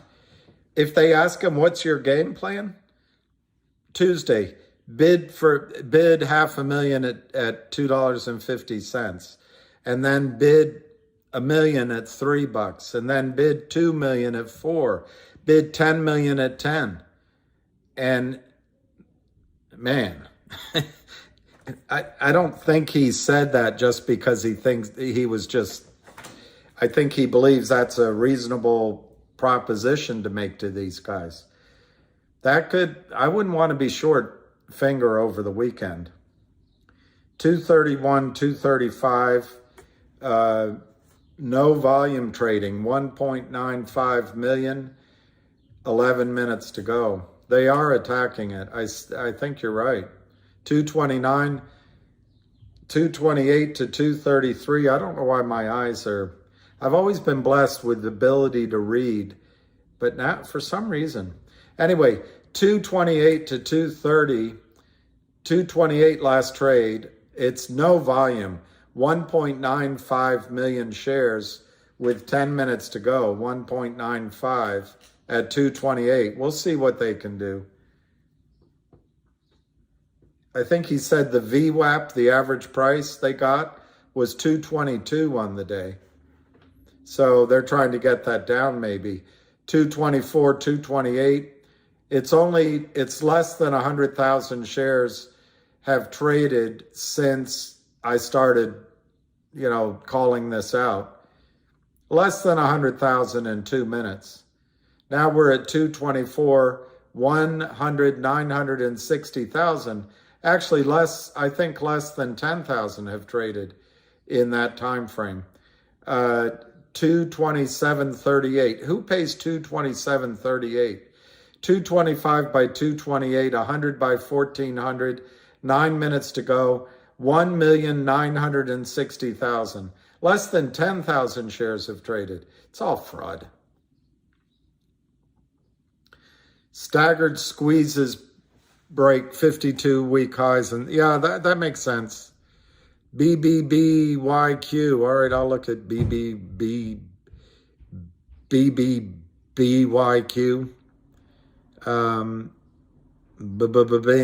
YQ. BBBYQ. I'll look, but I'm not recommending it. Nothing. Stay away, in my judgment, stay away from BBBYQ. GTII, we'll look at it. 73 cents, down almost 4 cents. 73.1 to 74.98. This is a ticking mistake for the shorts, particularly if finger works. Guess where people are going to put their money? Idiots. It's for you. Idiots. It's for you. Yeah, BBBY is just if you want to lose your money, put it there. Otherwise, I think I said 22 cents. I'd rather own, at 22 cents, I'd rather own Logic or well, that's too high. Or I'd rather own GTII all day long. 225, 227, 225, 227. It's still 1.96 million.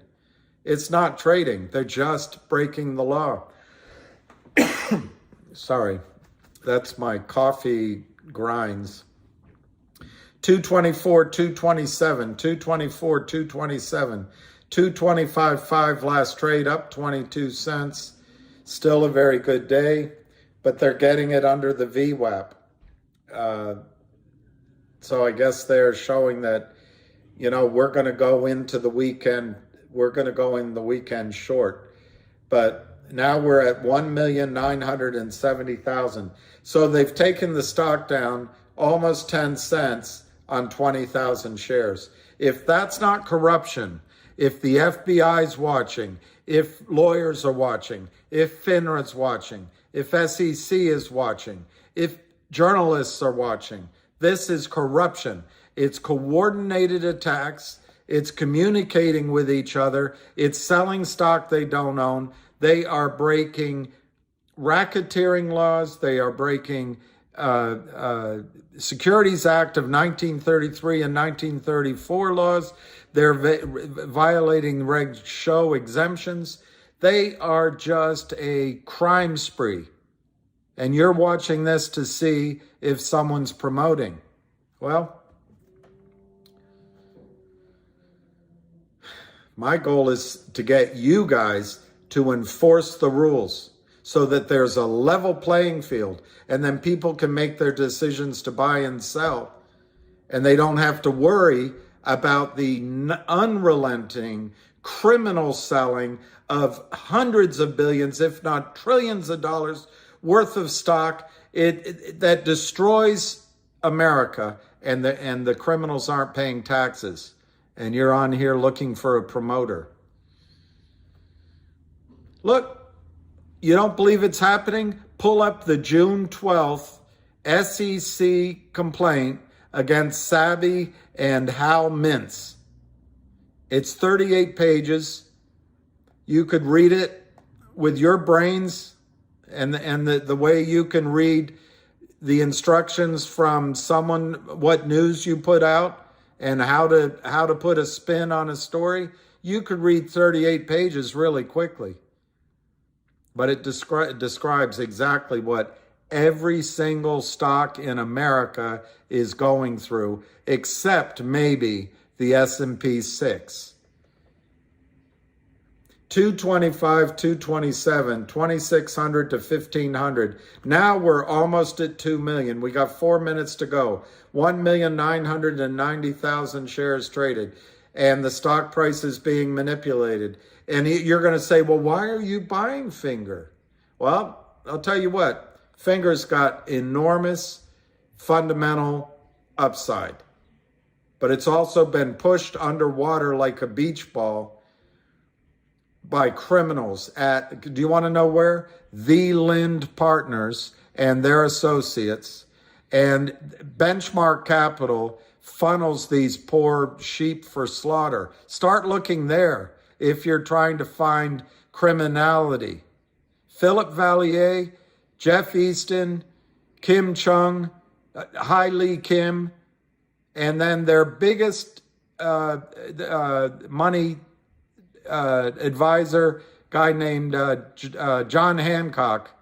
You can look it up. He's the 20th wealthiest man in Australia. His mother is the wealthiest. Why don't you start researching there? And if you're concerned about Americans and taxes, why don't you check to see if they pay taxes on their gains when these stocks get seller boxed, for example. You don't know the word? Look it up. You should expand your vocabulary beyond pump and dump and beyond pump. Look up seller boxing. Look up racketeering. Look up selling shares that you fail to locate, fail to deliver. Look those things up. But thanks for joining if you're there.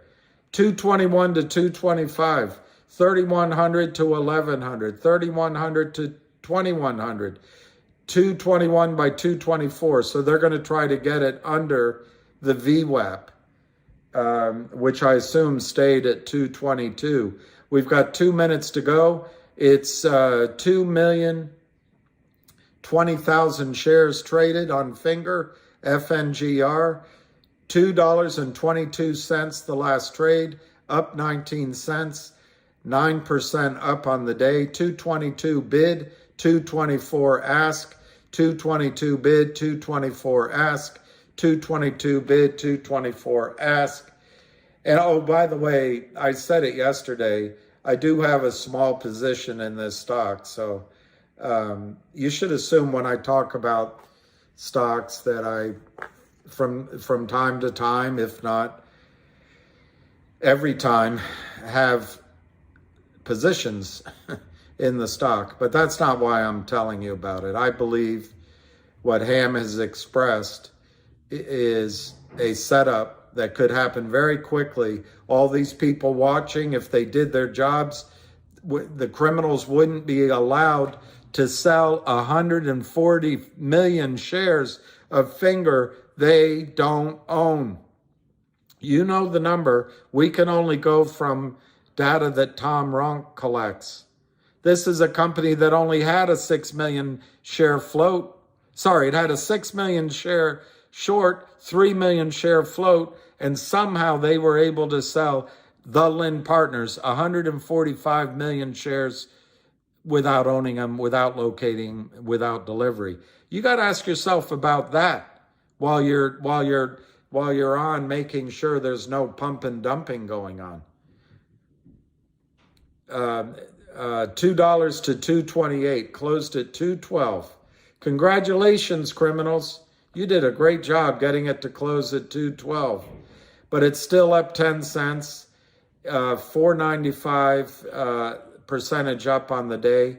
And the volume, 2.14 million. And aftermarket 212.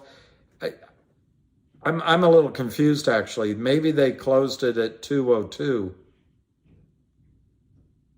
I can't tell on my service. Aftermarket anyway, it's trading at 212. So good job on the criminals. That's racketeering if there's any journalists watching. If SEC's watching, that's racketeering. That's securities fraud.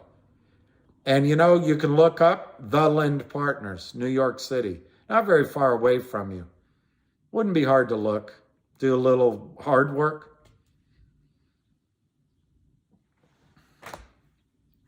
Anyway, closed at 202. All right, I got it wrong. Well, anyway. After hours 212. We'll see what happens next week. So they got it down. Hey, Jennifer. I misread it. They give me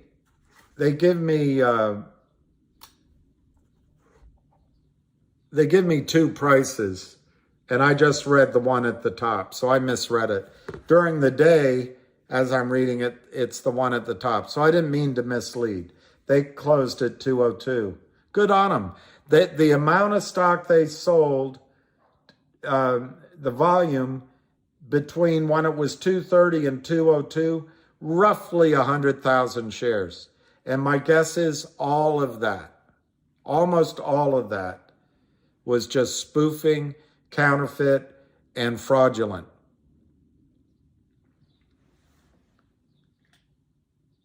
Yeah, Eric Hendricks, immediate on a close. It looks like a glitch, but the SEC won't pick up on that. FINRA won't pick up on that. To them, it's okay. This is a company with 15 million in the bank, with revenues growing at record rates, 5 different sources of enormous business plans.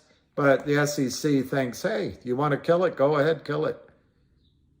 It should make you angry, Michelle, with 2 L's, Gilster, 202. Don't worry, let's say a less than 150,000 shares, probably all fraudulent.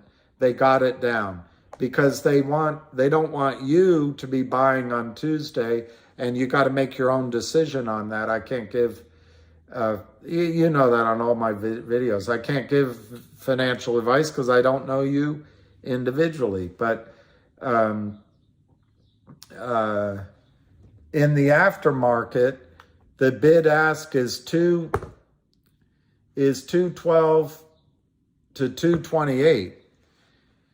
But it's all meaningless. If this big group comes in and starts buying, whoever just played around today, they're going to get caught. And guess what? West Christian's on this as well. If they're spoofing, they're going to be in trouble. That's a felony. Spoofing is a felony. Racketeering is a felony. And they're so desperate they did it while we were watching. It's going to be all on the record. And, you know, good on them. Good on them. Enjoy their temporary gains. Yeah, David Kurtzman, I'd like to see what happens. I mean, there's no guarantees, of course, but if this is what you need a big Wall Street pool of money to take the other side of the trades. And then it's a fair fight. As long as the SEC is somnolent, as long as FINRA is completely captured, as long as journalists are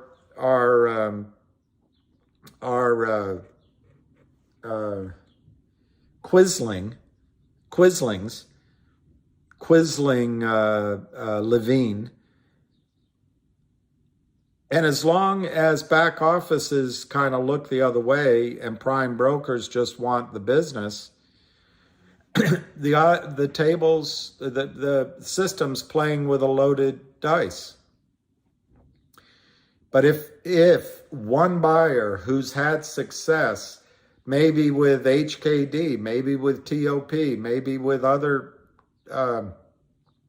short squeezes. I think I didn't write it down, but I think Ham said these guys have 30 billion in investable assets. Then you're starting to go toe to toe. The Lynn Partners has less, to my memory, less than 150 million assets under management. Rots of ruck with their investments. You know, that group out of Great Clam, New York, that work in a kind of a seedy office building with a bank downstairs. I doubt they have any assets under management. The only assets they have is hubris, and maybe they put money in their wife's name. I don't know.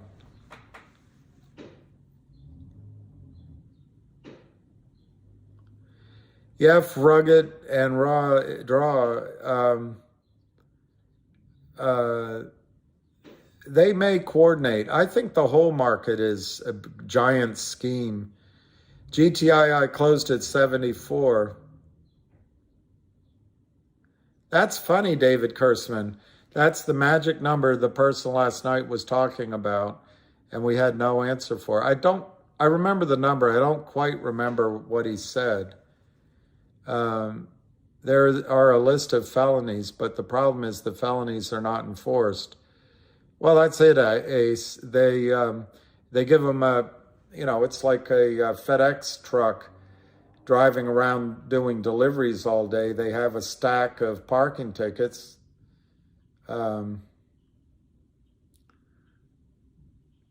Jennifer, let's MAGA, and you should take Gary Gensler's job.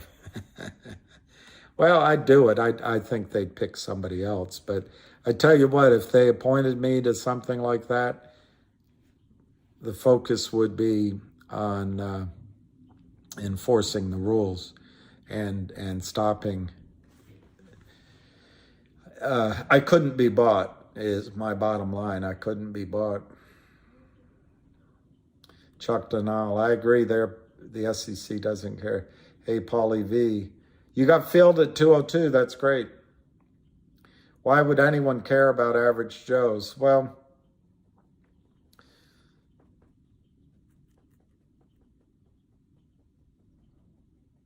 not that it matters, I do. But I think that people out there, there's a lot more people than you realize that care about fairness and level playing fields. And hey, Perry, and transparency. Yeah, isn't that something how they get it down? How do I feel about the AMC lawsuit? I'm actually nonplussed.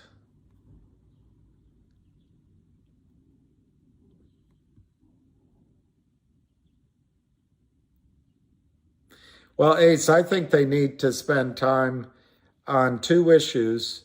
I know climate change matters. I know, I don't know, foreigners buying up our farmland maybe matters. Our educational system, our infrastructure, all of these other things may matter. But I think the two most important things that the next president should do is making elections transparent, one-day paper ballots. And I think immediately beyond that, cash in the account, securities in the account, transparent, settle T+1 or T+0, make the securities markets fair. And I think that'd be if they accomplished that, that'd be pretty good. Then they can go after the ownership that Pfizer and AMD and Goldman Sachs and all their compatriots and the big combines have on government. But until they get the voting system, the financial system, and I would guess they have to break up. The 6 companies own 90% of the media in the country. I think that's the number. They got to break that back up again. And you know, thank you, Bill Clinton, for that. But people, if the population is allowed to vote in free and fair elections and has access to all sides of an issue, all the facts that are available from multiple sources, we'll start electing a good government. There are science rules. Science rules, you're pretty smart. You're pretty smart. That could have been the witching hour. That could have been option related. Science rules. I think you're right. And they may have been trying, you know, how I would see that science rules is they were stripping all of the premium out of anybody that bought the June calls. That's really smart, science rules. It's really smart. I think you're right. West Virginia, remember when GTII went from 43 to 3? Well, yeah, I agree with you. I'm not sure that low will happen again, but the turnaround can be really dramatic. They didn't want to pay the call holders. That's exactly right, science. And they can strip that premium, but they also don't have to deliver the shares in the off chance that's what the people that own the calls ask for, because they can. It's very smart, science rules. And so it popped right back to the all-time high because is AH all-time high? I don't know. Anyway, because the option holders don't benefit. I agree with that. Hey, Tom. Tom, Ham's call, he was on fire. No, he was in a jocular mood, and other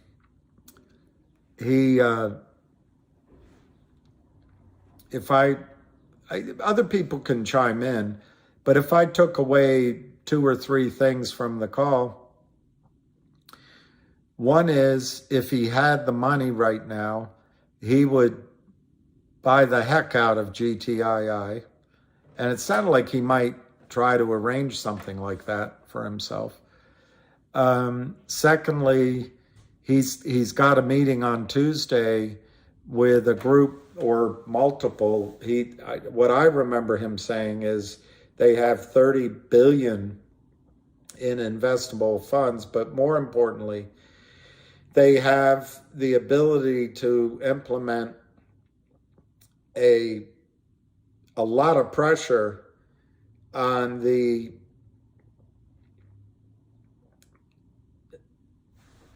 to us obvious criminal short selling that's gone on in Finger. Of course, to the SEC and FINRA, they just figure, random walk down Wall Street, the price is right. Must be the CEO's not doing a great job. These criminals are protecting the investing public from CEOs that do their job too well and are too promotional. But anyway, I think when he sits down in front of them, I think you might see, there's no guarantees, you might see some dramatic buying in Finger. And I think the last thing I got out of it is, as it relates to GTII,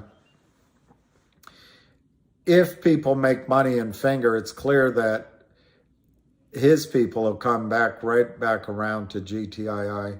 He stated GTII is a life changer. How do I know? I wrote it down. He said GTII was a life changer. And he's not too worried about what's going on with Alpine. They're going to go down. There's a huge short, that kind of thing. Joseph Horesh, I think AA should be in jail. I came to GTII from AMC. Well, I think I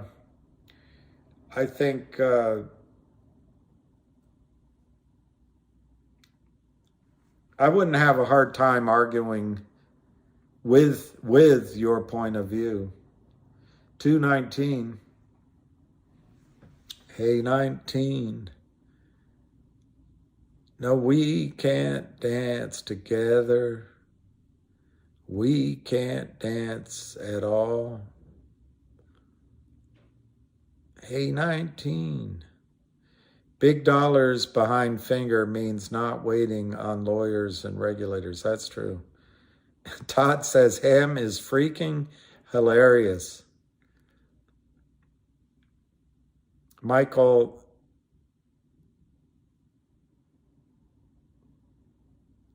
that's tough. Hade, they held a lot of sell orders from the day on finger and dropped them all at once in the last 5-minute candle. Makes sense. It's also illegal. Or, well, I guess they can report trades at the end of the day legally for some reason.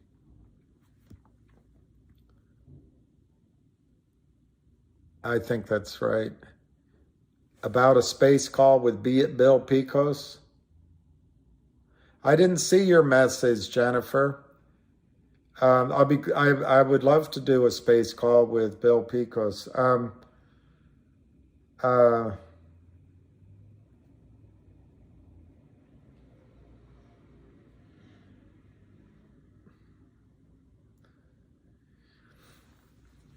Matt has an email for me called luckyismyboss@gmail.com. luckyismyboss@gmail.com. And if you send me that, I'm sure he'll send it to me, and then I'll have your phone number, and he can give you mine, as long as he's giving it to Jennifer.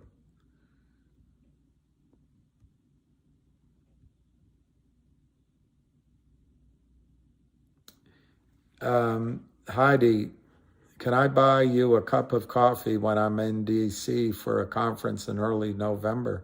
Sure, you don't have to pay, but we can meet up in November. That's a long way, but sure. Hi, Mike, Jennifer.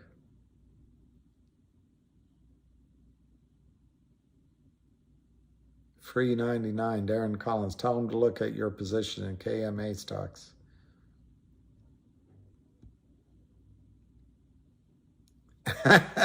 Vinman, Jeffrey Epstein probably lives on that island off of Miami. When are these schmucks running out of liquidity? Well, Dave, they don't really need much liquidity to sell stocks they don't own. And they book their profits and they start all over again. That's how, and they don't deliver. So that's why it just keeps going. Finger up 9% in the aftermarket. SCWO at 313. All right, SCWO. Do I think Jack Inhofe will bring a bill to the House soon? I don't know. I think you wanted to put Jack MEHOOFF, so very funny. I'll come on, Jennifer.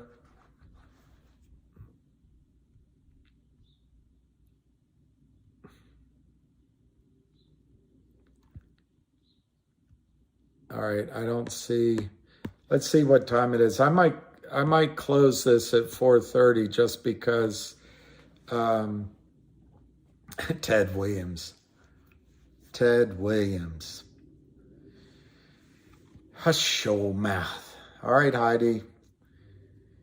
We're on, and Jennifer, we're on, and JM, bad candle on finger on daily, may dip again Tuesday. Well, there's no there's no question, Mr. Photographic, Mr. Inappropriate, Mr. Photographic, they're going to try to sell it off. No question at all. Right now, would it be GTII or Finger, Tom? I think, I don't know, and I don't have enough framework in your question, but if I'll frame it my way, if I were trying to make a trade and we're trying to guess, and that's all it is, guess which one is going to move first, and then take that profit and put it in the other. I think Finger's going to move first. Now, it's always fluid. Anything can happen in GTII.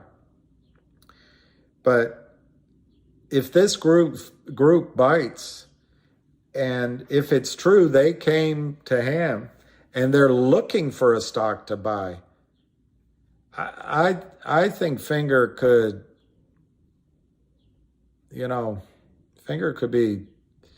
Finger could get out of control to the upside. And if it does, I wouldn't try to hang on for every single dollar or anything. Just play it smart. Don't let a winning, as Ham always says, don't let a winning trade turn into a losing. Pete Tong, I listened to Ham reading the instructions for an IKEA bookcase. I guarantee you, he'd say, put it out on the floor. Instructions, I can't read those. And he'd start putting it together. That's how he'd do it, I think.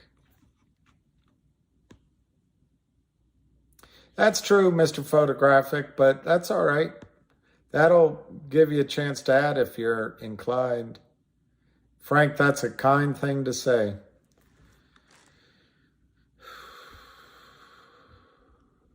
Dan Gondoli, 90 shares of Finger.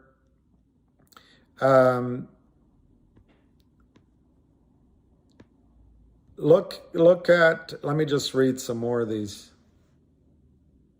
Should we only expect 290 MMTLP, never have expected a short squeeze? Why did FINRA halt it? Okay, I see.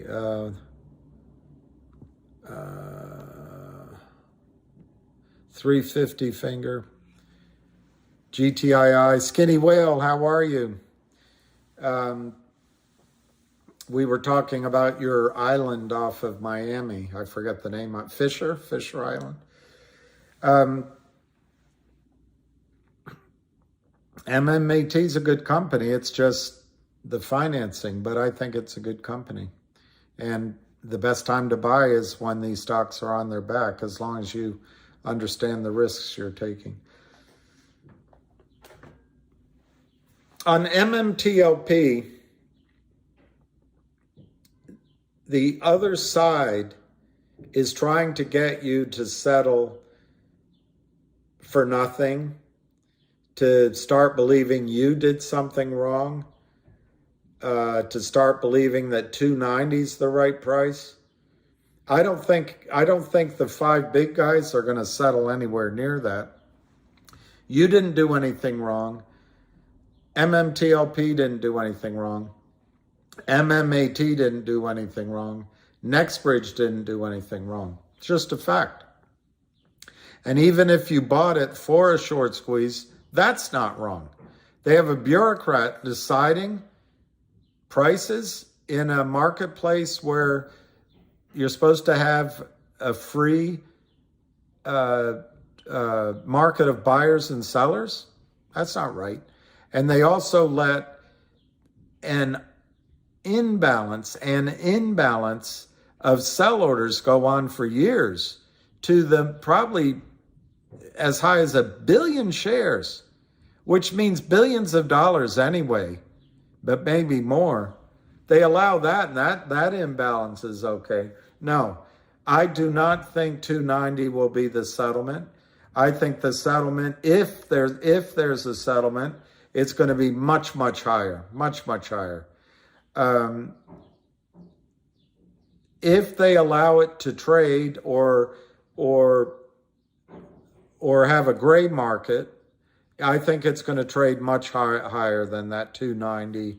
If they do some sort of upside down Dutch auction kind of thing, I think it's going to go much higher.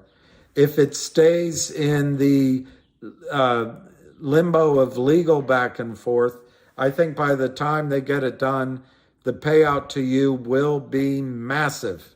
That's my judgment.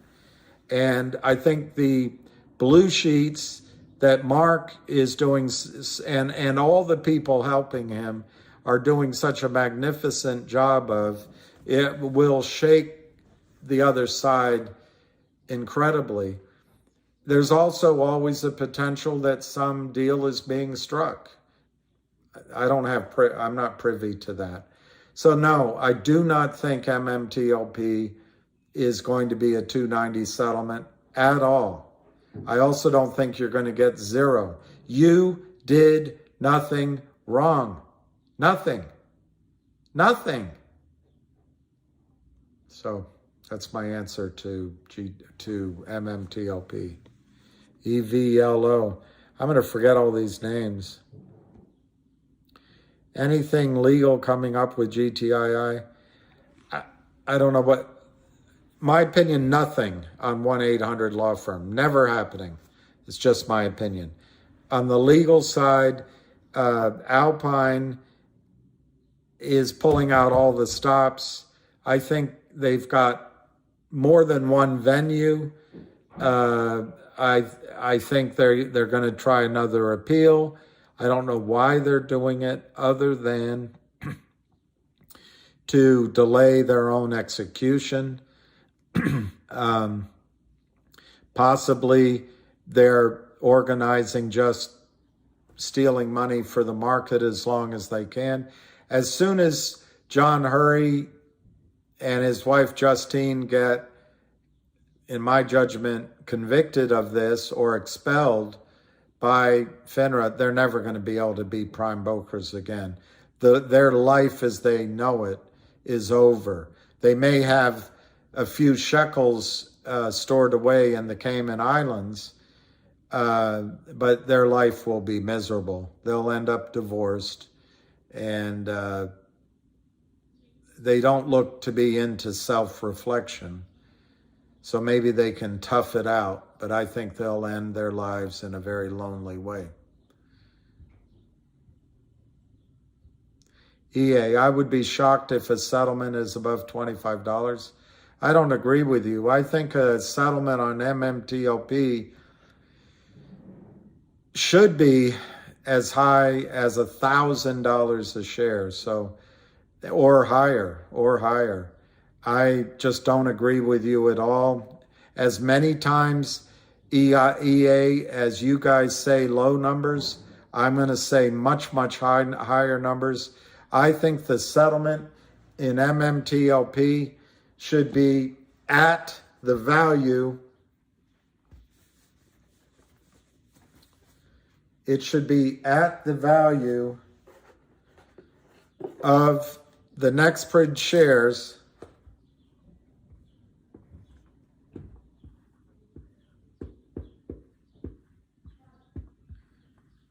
which were the bargain when everyone bought. That means for every share of MMTLP you own, you should get the equivalent value of one share of Nexbridge divided by 165 million shares. So what does that mean?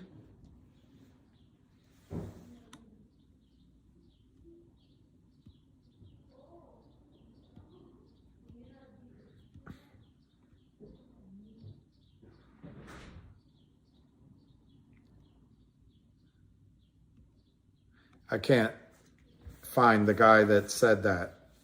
$25, whoever said it. So what does that mean? I think, I'm not going to go through the arithmetic again, but right now I think the shares, this is my back of the envelope. I think they need to do an engineering report I think they need to get expert witnesses in. And I think if they do that, the number is going to be much higher than my number. I'll show you AE at $25. They have 4 billion barrels of oil, 7 TCF of natural gas, and water assets. If you ignore the 7 trillion cubic feet, ignore the H2O, I assume a very low number, because I'm saying 0 and 0, which isn't true by a long shot. I assume at $5 a barrel, that's $20 billion. You divide that by 165 million shares, that's well over $100 a share. And that's based on what they told the world prior to their last announcement. They've made 2 announcements, AE or EA. One is that they've drilled 5, I think it was, a total of 10, or 10, a total of 15 successful wells, maybe one science, but whatever. But they were successful, confirming the play at Oro Grande. Also, they announced shallow zones that can be developed. These are all huge announcements that gets the recoverable oil possibly above 4 billion barrels, the recoverable gas above 7 TCF. I don't know. I haven't seen the engineering report. I'm sticking with what I think is a conservative number. The other thing they announced, EA, is they bought all of the position in the Oro Grande. If you don't think that's a statement of value, that's a statement when they put their money where their mouth is, EA, I think you're smoking something. So what happens, EA, if you have, I think the number, look, let me tell you something else, EA. The insiders that know said that they wouldn't accept a settlement on Twitter below $600 a share, and this is back a few months, $600 a share. Their answer would be not only no, it would be hell no, and here's a lawsuit. So EA, when I give these numbers, it's for illustrative purposes only. I think the numbers should be massively higher, but I'm trying to be conservative. So guys like you, EA, can be skeptical, and you can understand that even if, in my judgment, even if you chop this to its barest bones, the payout is going to be so much higher than $25. You're going to look back at that post you just made and be shocked. If you take $100 a share now, which I've already told you I think is massively low, but if you take it right now, that's based on 165 million shares outstanding. There are estimated to be over 1 billion counterfeit shares. Over 1 billion counterfeit shares. So the settlement using $100,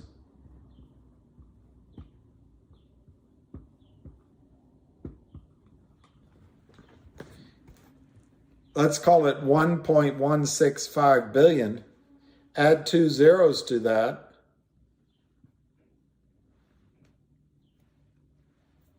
It's $116 billion settlement there.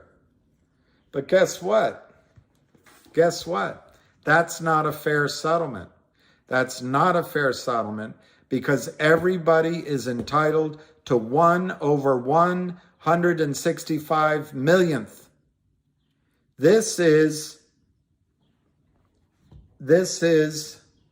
I think, 6 times. I better make sure I get it right.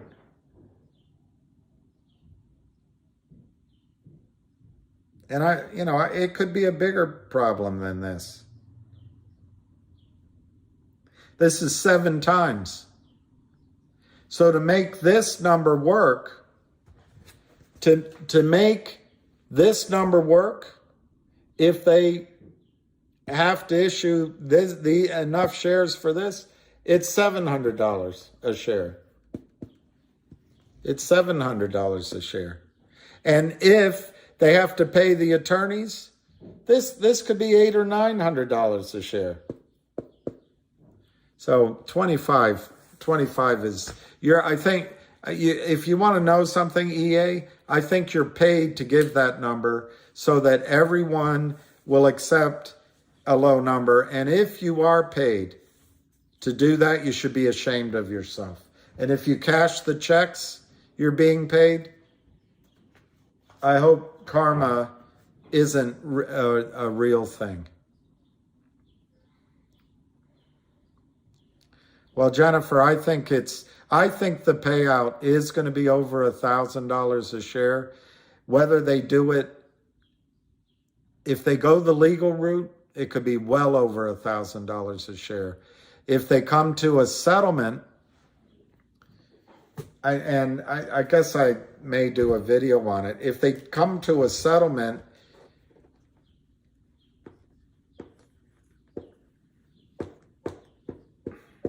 it's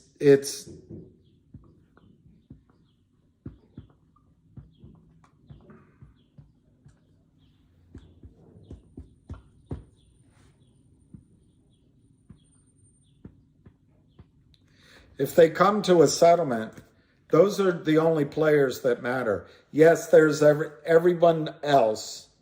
There's the broker dealers, the lawyers, the journalists, the congressmen, the prime brokers. There's all that. FINRA, there's all that. But this is the only people that really have to get around the table. And as many prime brokers and broker dealers that want to join the criminals to avoid going to jail, but that's all it is. That's all it is. Nextbridge only has 500 million shares authorized. If they have to go to over 1 billion, because there's only 165 million available, in my judgment, they should do it. In my judgment, they should do it. Just to get the cash. Why? What would be in it for Nextbridge? What would be in it for Nextbridge if they sold 1 billion shares to the criminals for $1,100 each? $1,100 each. There's plenty of investment banking fees. There's maybe $100 for lawyers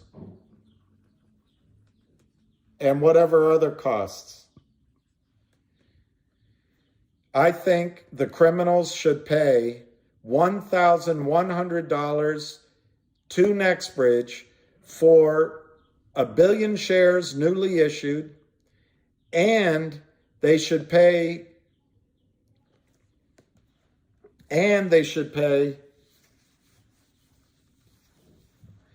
all those costs for the people that already own the shares and the newly issued shares.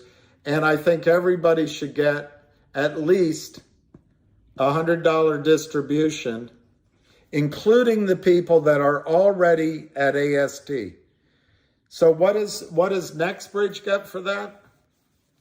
I don't have a calculator that'll allow me to do this, I don't think. Let me see.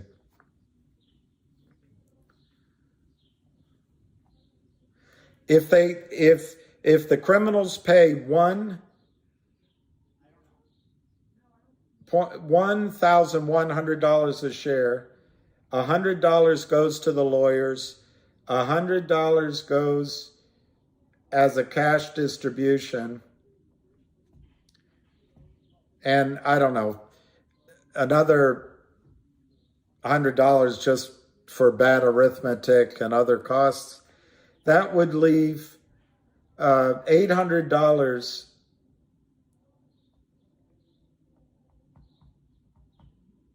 I just want to make sure I get this right. That would be $800 billion for NextBridge. That would be $800 billion for NextBridge, net. They could acquire companies. They could acquire acreage. And they could develop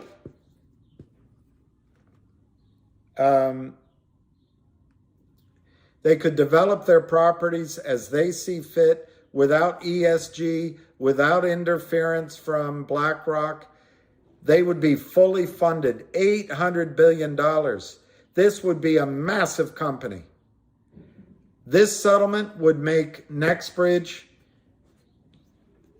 with the Oro Grande play, this would make NextBridge instantly a player on the international level in oil and gas. What would you get? What would you get? You would get your 165 millionth share in NextBridge Holdings, which would be roughly worth $800 a share, maybe more. Right out of the gate, it'd be worth $700, $800, $900 a share. So you would get $800 a share, and I think they should pay you a cash distribution of $100 cash. So AE, $25. I'm going high, but I think my numbers are justifiable. I have no idea what they're going to do. But that's what shareholders would get. $900 out of the gate. And then what do the criminals get?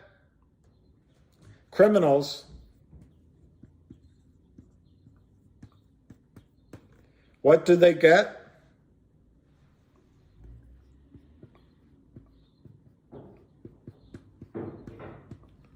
They have their freedom. That's what they get. They lose everything, but they have their freedom. What does Wall Street get? They can move on. What do journalists get? They can move on. What do Congress and all that get? They can move on. What does FINRA get? SEC get? They can all move on. What does MMAT get? New buyers, and they get paid back. What do the insiders, the big cojones guys? They get rich beyond their dreams. That's EA where I think a fair settlement is. And you know what's more than that? I think that's cheap. I think over $1,000 a share is cheap. And the longer the lawyers play around and futz around, the sooner that NextBridge proves up not $600, $1,000 a share in value, they prove up $2,000, $3,000 a share of value. So in my opinion, UAE can try to spread FUD and scare everyone. That's what they want. They want people thinking, oh, we did something wrong trying to make a profit. What did all the criminals do for 8 years? Destroying Torchlight, destroying MMAT. What they did, they created MMTLP to get it to trade. But guess what? FINRA created it with them. SEC created it with them. Why? Because the problem's so big. Now they're trying to blame you, and they're trying to blame the original officers of Torchlight to deflect. Just to deflect. One finger points at you, one finger points at me, 3 fingers are pointing back at you. They did this to deflect, to kick it down the road, to hide the fact there was 1 billion shares that FINRA allowed to go into the system that were all counterfeit.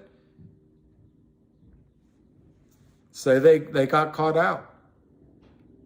So AE, I think you're here as a fudster, and I believe that 290 is ridiculous, number one.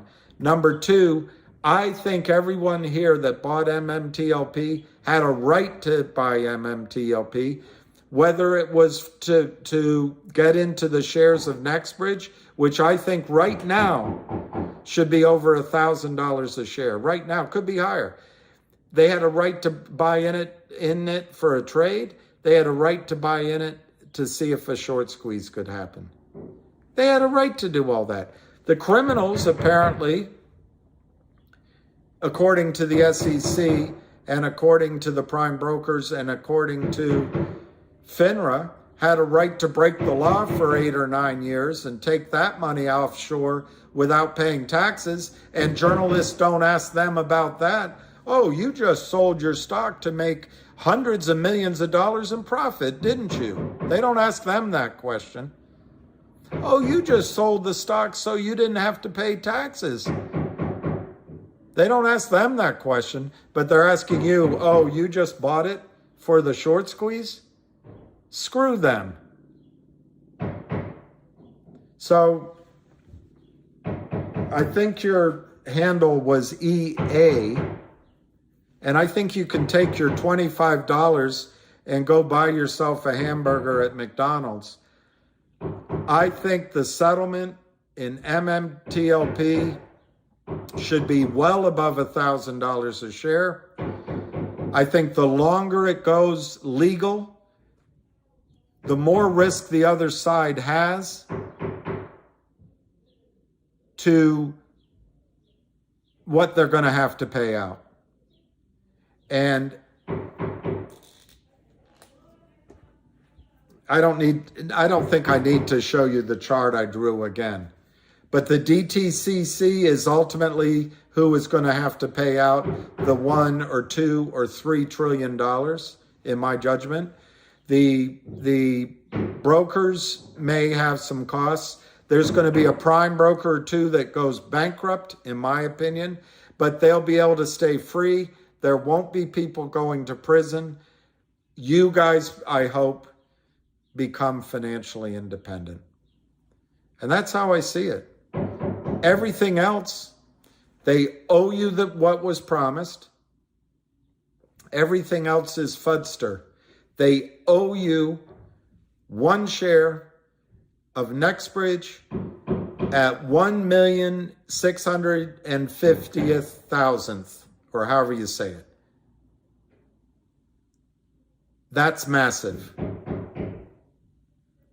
They owe you, I think, a cash distribution, and it's all got to be net of costs and time and pain and suffering and all of those other things. What I think you have to give up, maybe, is they don't go to jail. But I'll tell you what, take the money, worry about going after the crooks later on. Anyway, EA, that's how I see it. I do not see $3, $10, $25 as even in the ballpark. It's not even reasonable. Now, I have a high number, very high number, that I think's cheap, and I think it's justifiable. But I also understand when a bunch of lawyers to get together, there'll come a time where there's a settlement. There's a settlement. I think what operates on everyone's side, EA, is that these five guys are not going to settle inexpensively, and they're not going to sell you out. The MMTLP community, if you want to call that, they've put 5 billion impressions in journalists, emails, in person, phone calls, congressmen, senators, FINRA, SEC, OTC markets. It's almost 5 billion, and they're not going to quit. And this can't, EH, for all of your fudster crap, this can't be put back under the rug anymore. So in my opinion, the reason they stopped, and FINRA probably committed fraud on a scale that is unbelievable. Apparently, FINRA sold MMTLP in that last week after they approved it for trading to bring in buying, and before they stopped trading. That is criminality on a scale you cannot believe. So I think the settlement's going to be massive, and it ain't going to be anywhere near $25 EH. So at the risk of turning off everyone here, I'm going to shut up on that topic.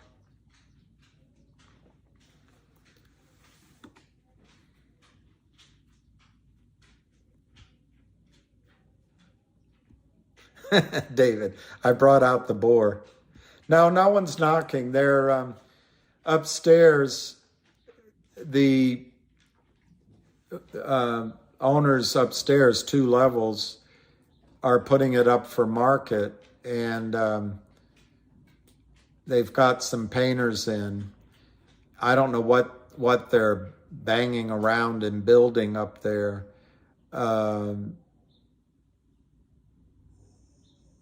I can only imagine it's some minor carpentry, but their main job is to paint and to make the floors look nice. Finger could go to 1,000. It could go X-Visix. My price, what I paid for MMTLP was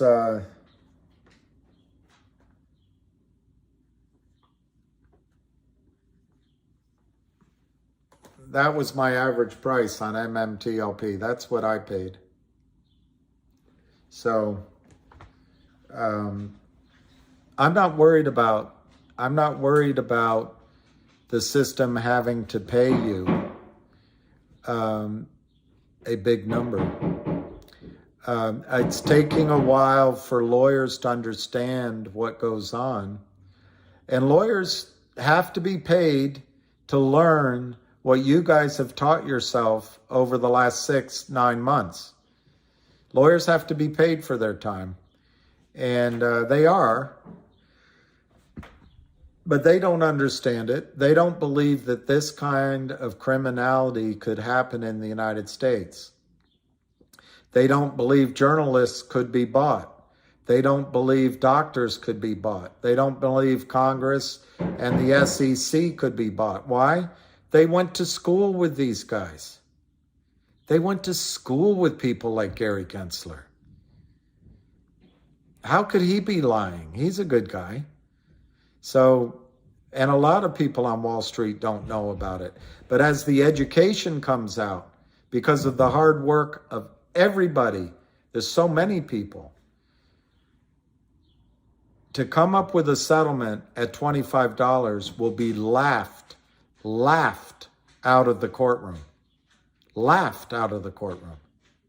$25 doesn't even begin to say it. And for Jim Cramer to come on and say caveat emptor,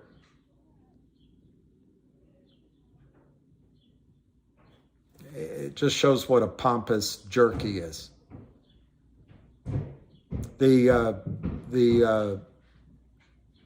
What you guys paid for is 1 share of NBH adjusted for dilution for every share of MMTLP. And they owe that to you? or they owe an equitable amount of cash. And I think you're going to get it. Jim Cramer talked about the FINRA ruling, and he said that it's caveat emptor, and everyone should have known that the MMTLP shouldn't have been trading in the first place, or something like that. I only listened briefly. I couldn't stand it.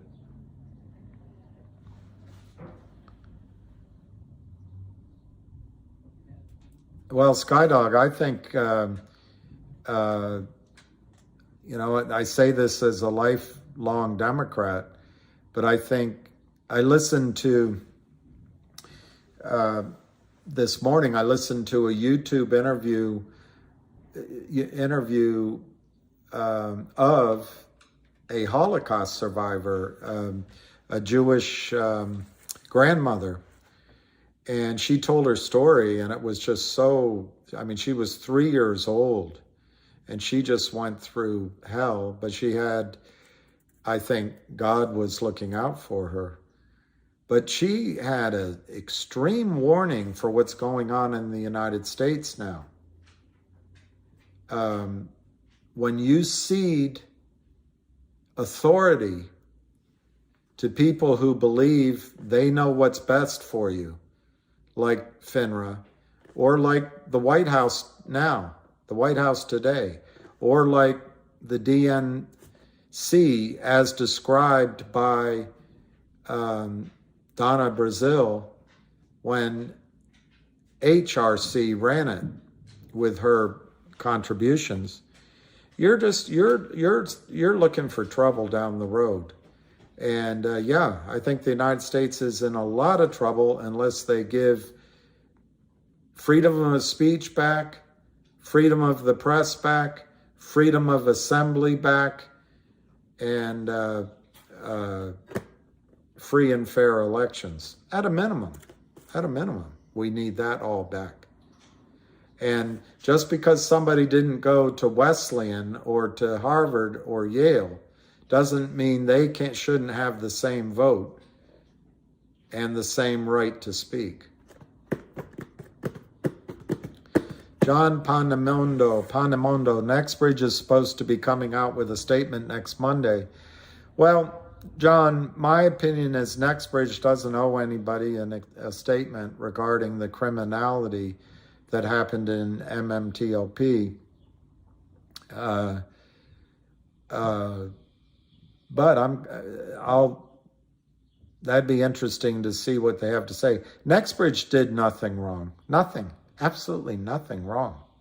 And Nexbridge shouldn't be a trading company. Nexbridge shouldn't be responsible for what the criminals did.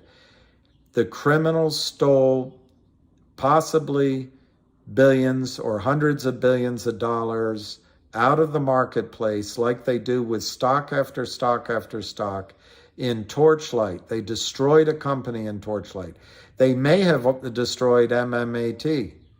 And then they, with the system, with FINRA, we're talking about felonies, potentially.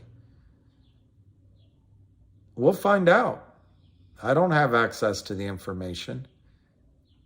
But when the SEC can put out a judgment against Goldman Sachs and say inadvertently left out a line of code just because they're white boys and they went to college with them, wouldn't it be great? Wouldn't it be great if the Biden-Clinton crime bill allowed for inadvertently leaving a vial of crack cocaine in my pocket, or inadvertently leaving whatever it is, an ounce of whatever on the table, or inadvertently leaving a gun in the glove compartment. Wouldn't it be nice if brown-skinned people could get off, instead of 3 strikes you're out and 25 years in prison? Wouldn't it be nice if they could get off for inadvertently The FINRA complaint against Alpine, 35 to 36,000 violations. Not one strike, you're out. Not two strikes, you're out. Not three strikes, you're out. But guess what? They're white guys and girl. 35,000 will just expel you. Wouldn't it be nice if there were fairness in America? It'll come. It'll come. It'll come. And Nextbridge might be the catalyst. But whatever Nextbridge has to say Monday or Tuesday, if I had to guess, John, it's going to say, hey, we're not involved in the court cases. Some of our investors might be, and we're here to help, and we'll be transparent. But it's not our responsibility, and it isn't their responsibility.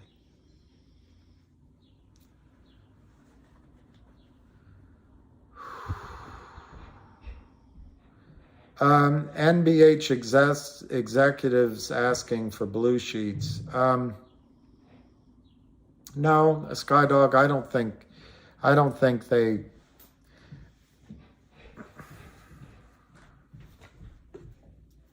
I don't think they have to. I don't even think they really have an incentive to ask.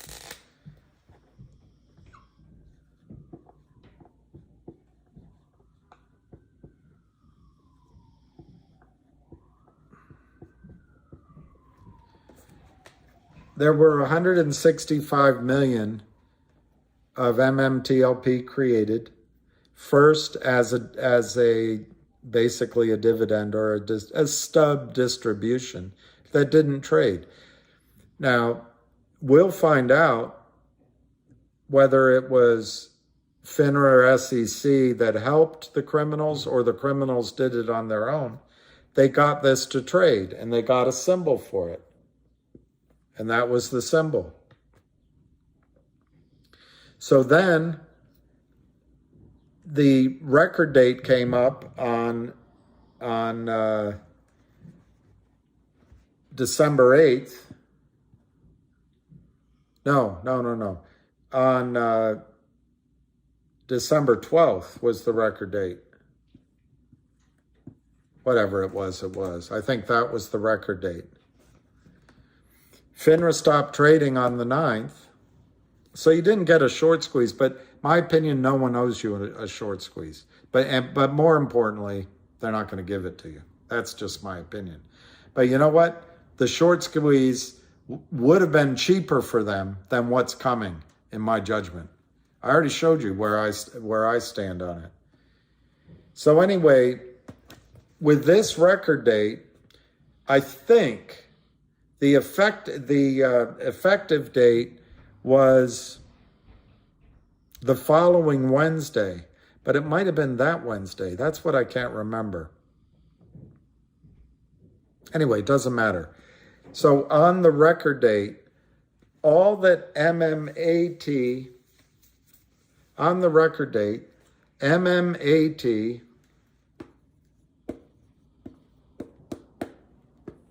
had to deliver 165 million shares of MMTLP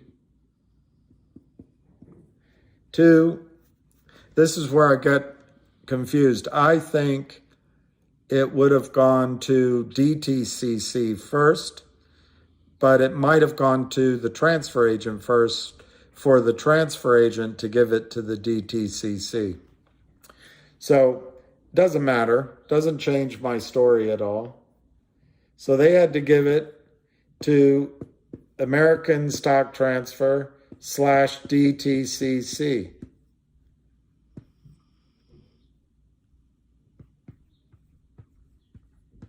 They did it. MMAT gave 165 million shares of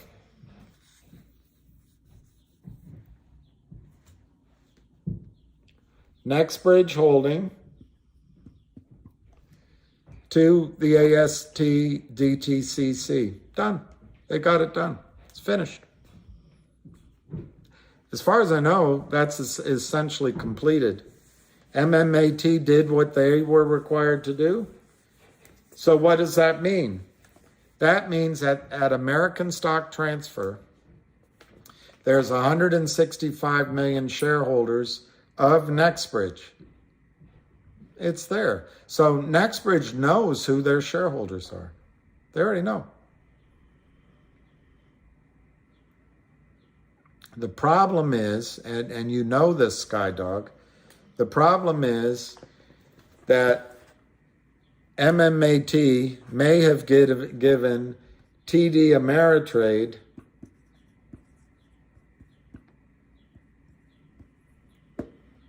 $5 million shares of Nextbridge.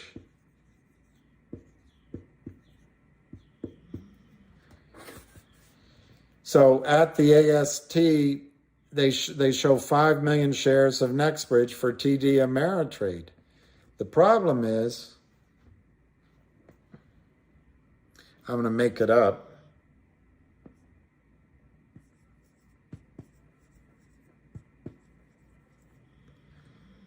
There's 100 million shares in the client accounts at TD Ameritrade.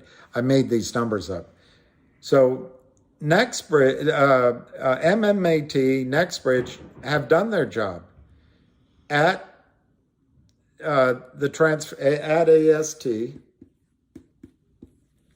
at the stock transfer. There's 5 million shares of Nextbridge, and that's what they're entitled to. But on the books of TD Ameritrade are 100 million shares. I'm making these numbers up. The difference between 5 million and 100 million is the problem. TD Ameritrade doesn't want to bear the cost all by themselves. They have lawyers. And that's, the lawyers are sorting it out. But your problem is, it's not Nextbridge that has to ask for the blue sheets. It's TD Ameritrade. And who has to bear the cost? TD Ameritrade. They entered the trade for you and confirmed it. Who will back them up? Their parent company, insurance, DTCC, and ultimately the United States government. But no, Nextbridge does not have, they don't really have a dog in the hunt.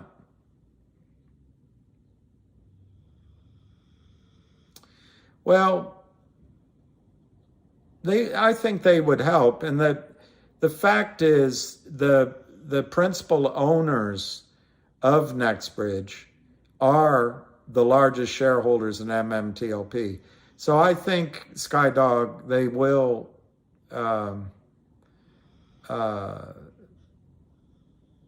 I think they will make it happen and will help. I do think they will help.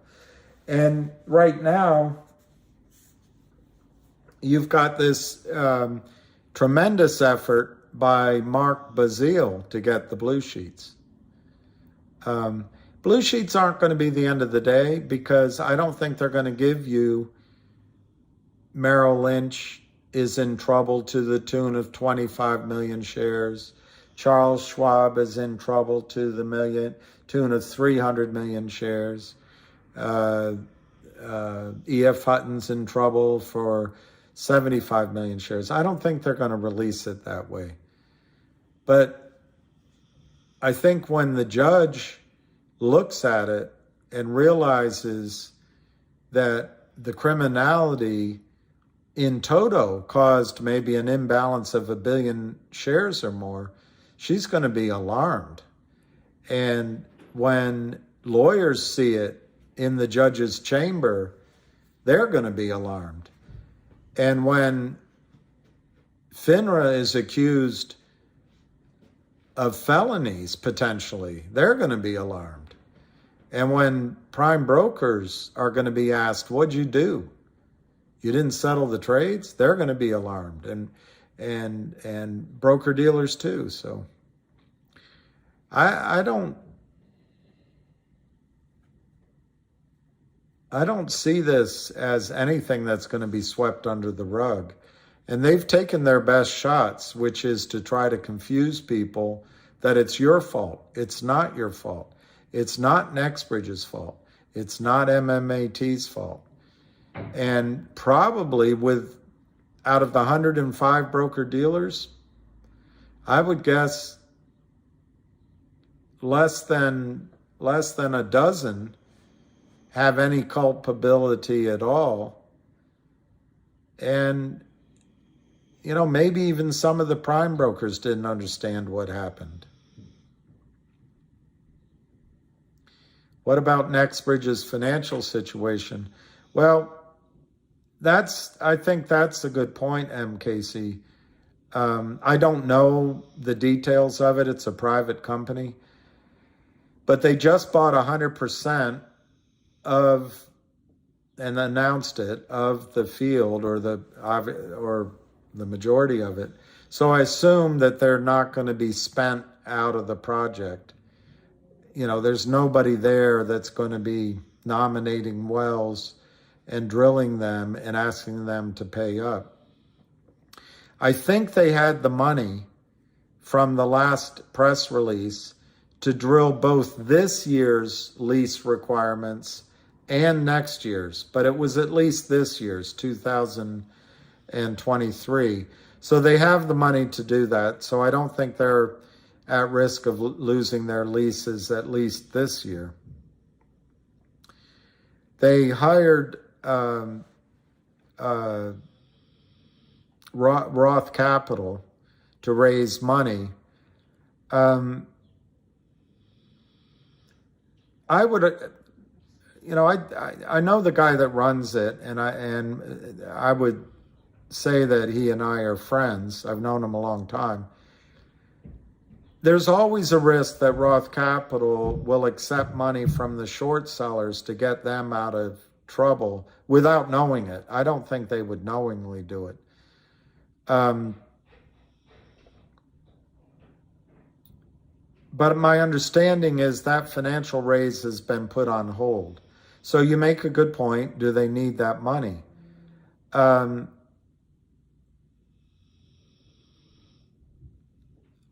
I'm not a lawyer, but my guess is that any financial raise they were going to do was being stopped, maybe, by other lawyers saying, hey, wait a minute, we've got to solve this problem over here.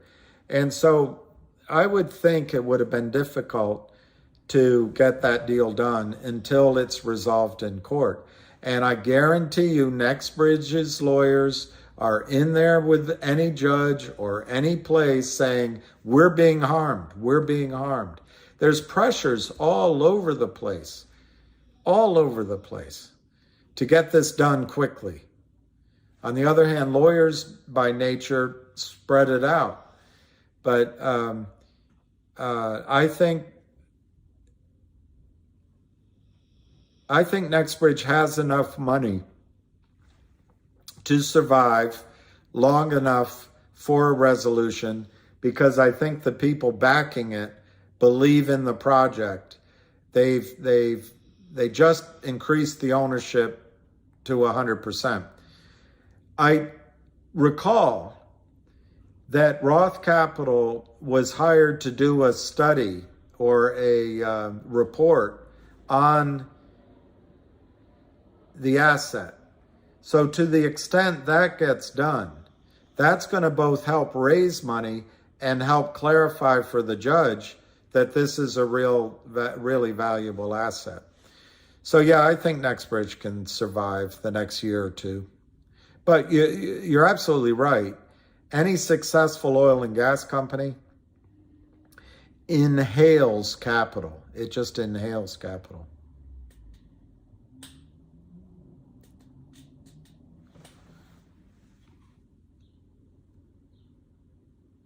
Are they selling oil and gas? My understanding is that they're not.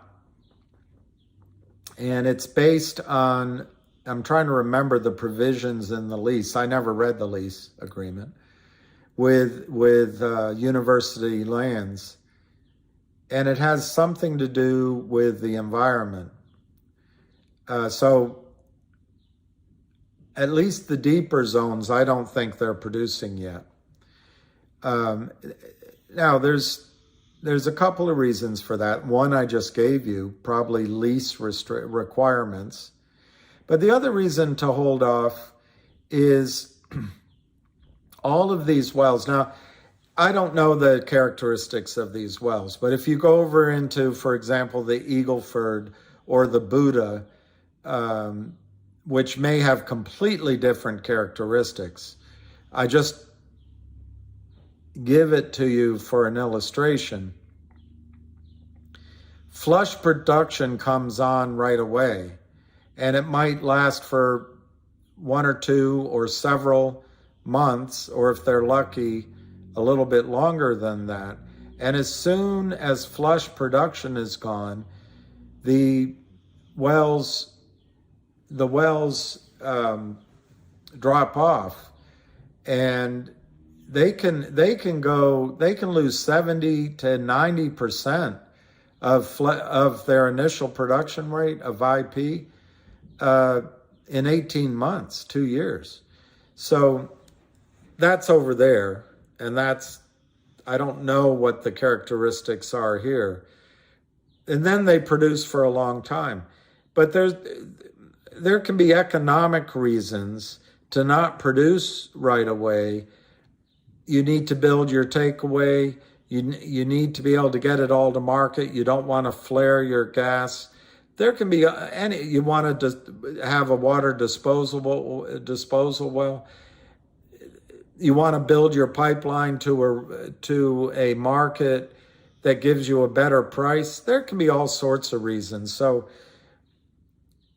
as long as they are funded and they don't have to be paying BlackRock or some bank, it may make better sense to leave the oil behind pipe and then come on like a banshee when they're ready to go.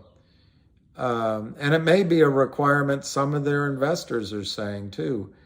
I don't know, but as far as I know, they're not producing yet.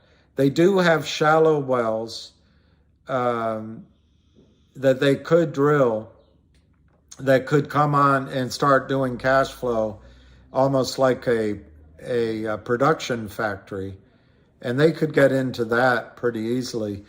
But if I were NextBridge, and I'm not, I would want to keep a lot of this close to my chest, like a tight well. I wouldn't make this information available until the legal situation's clarified. Also, there's talk that NextBridge wants to sell itself, and I've given you that over and over again, that it's all price, everything's price. But we've had this period here from idea to mistakes to early round funding to delays, and now we're starting to climb the value creation here. This might only have $1 price, and this, if you can get up the hockey stick, this price could be much, much higher. Now, and then you sell when the return gets kind of boring to the rest of us. But very exciting to an oil and gas company, very exciting to retirement plans. But here's where you get your 10x, your 100x, your 1000x. Up here, it might be, 3, 4x over a period of years or decades. So anyway, this dollar price here is not as exciting as the dollar price here. So I don't think NextBridge is selling now. On the other hand, what would get an oil and gas company to pay this price now? Well, a couple of things could get it. If you had two buyers, two bidders wanting to go in there, you might get the higher price now. Engineering report, science that is, wells that have proven production, volumetrics, which would be in the report, that could get an Exxon, a Chevron, and a APA to buy. The other thing that could get them to pay the higher price now is there are not very many new field discoveries of this magnitude anywhere in the world, much less in North America. So they can pay stock, unlike everything we get involved in because the SEC is pitiful at its job. Exxon, Chevron, APA, a Carrizo,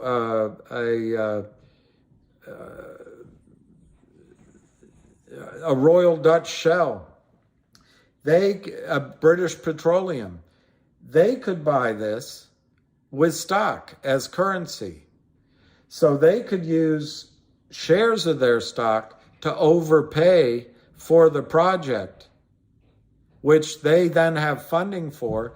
They can put it on their presentations to California Teachers Retirement Fund or to ADIA, the Abu Dhabi Investment Authority, and say, hey, look, we've got potentially 20 billion, 30 billion barrels of oil here. We're building it out. It's in the United States. It's in North America. It's in Texas. It's a favorable regime. And we're going to be working on this project for the next 15 years. And then we're going to produce it for another 30. Well, they may be willing to pay up this price curve, this value creation curve, a number that's high enough to get NextBridge to sell. But I don't think NextBridge is going to sell at this value. They want to get up the curve. If NextBridge has more than one buyer, that gets the price going. If they have engineering reports, that gets the price going. If they have big buyers that are willing to pay cash and stock in a tax-free transaction, that gets the price up. And yeah, you could see a resolution of the whole thing in that situation. But it still would involve lawyers after layers of lawyers, liars after lawyers after lying while you lay or lay while you're lying.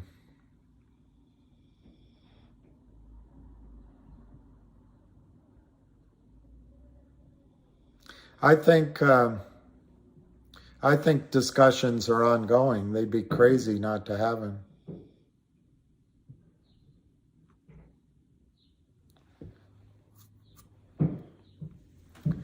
Skydog, when this started, NextBridge said they wouldn't leave us hanging, and Berta started flamethrower. So I'm hoping there are other attorneys working behind the scenes. Absolutely. Look, Skydog, I know John Berta over the phone. I've listened to the space calls, and I know a lot of oil men and women and investors of this ilk. I do not think they're going to leave you hanging, and they're going to drive a hard bargain. They're pissed off, to be frank.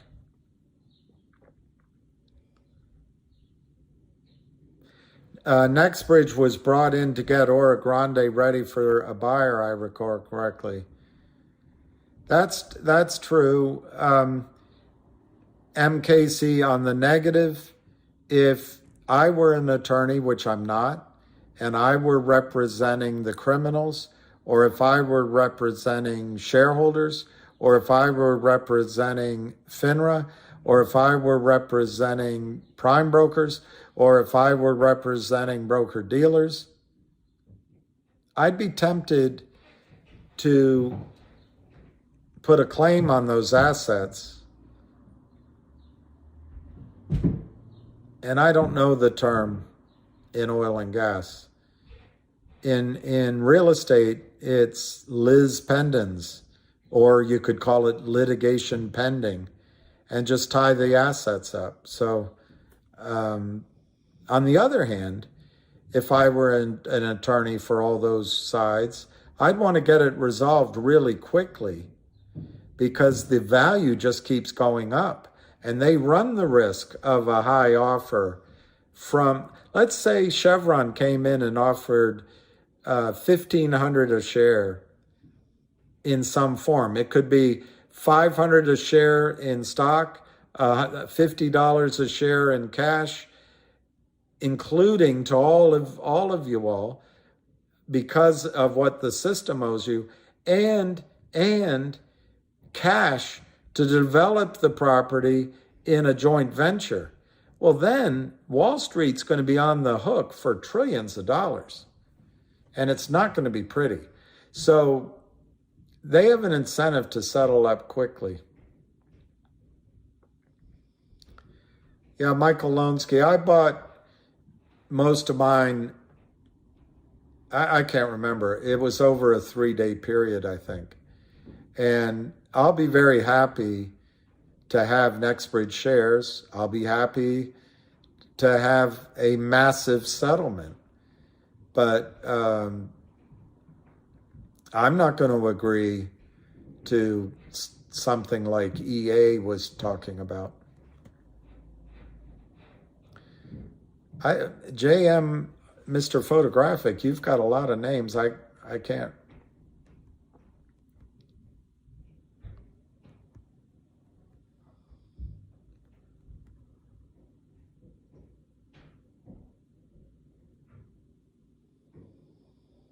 You were a criminal, Jerome Greenberg? And John Bonham? Is he the father of Bonham, the actress?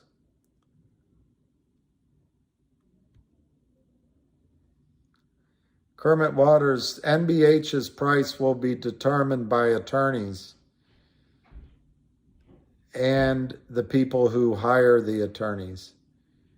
Right now, unfortunately, lawyers who, if they are not informed, are probably going to use $2.90 as the starting point. Other lawyers are going to argue that you shouldn't have bought it anyway, caveat emptor, like pompous Jim Cramer. I think there's enough lawyers on our side that that's not going to fly. Then lawyers are going to ask, they're going to say, what was the price of each share on December 12th? Or on the record date a week later. What was the value then? And they're going to argue you don't deserve more than the value then. Well, I think there's enough lawyers that are going to say, wait a minute. We deserve one share of NextBridge undiluted, participating all the way, and the fact that it's taken this long to settle is your fault, not ours. So I don't think that's going to fly. Then they're going to say, well, we need to see what would somebody pay for the assets. And if no one's willing to pay for them, they're not worth very much. That's what the criminal lawyers are going to say. And then they'll bring in Jim Cramer to testify that it's caveat emptor. Whenever he's trading, watch your butt. But I don't think they're going to win on any of that. So on the good guys' side, our side, they're going to argue that the fair value should be a third-party engineering report from Ryder Scott, or there's another one that begins with a G, or my favorite, the one I think's the best, is Netherland and Sewell. And if you got that kind of Netherland and Sewell report would be extremely conservative. You can borrow money off of Netherland and Sewell report. Everybody in the industry trusts Netherland and Sewell. If that went before a judge, that would probably be the number that they'd start their negotiations around. And I think the price has to go up from that to pay legal costs, pain and suffering, opportunity costs, and it may even be the case that by the time those numbers come out, there could be a bidding war on who wants to buy the assets, and people pay multiples of the value of the engineering report if they believe they can prove up the assets. Because you move assets from 3P to 2P to 1P, basically from 4P to 3P to 2P to 1P, and those get higher and higher bottom line credit. Anyway, that's my answer, Kermit.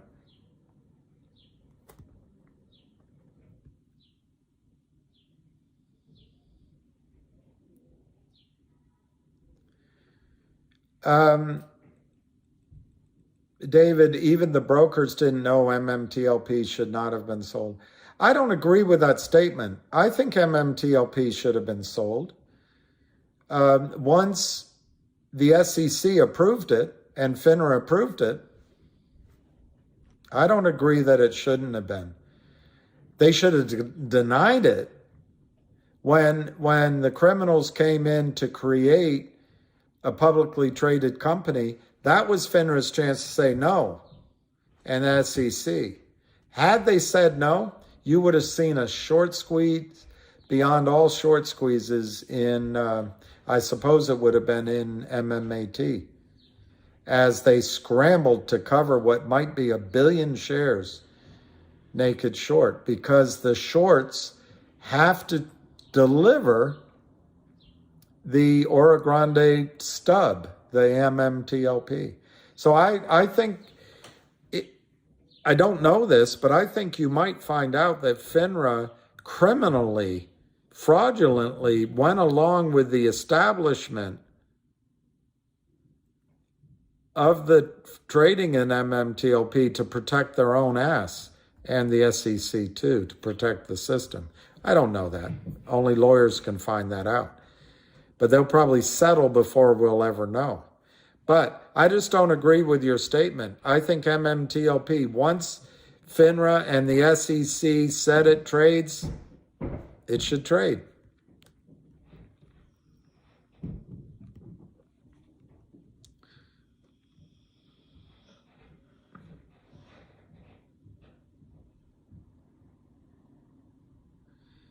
If I don't even know what this NBHC, I assume you're saying NextBridge, material event tries to trade again, what value?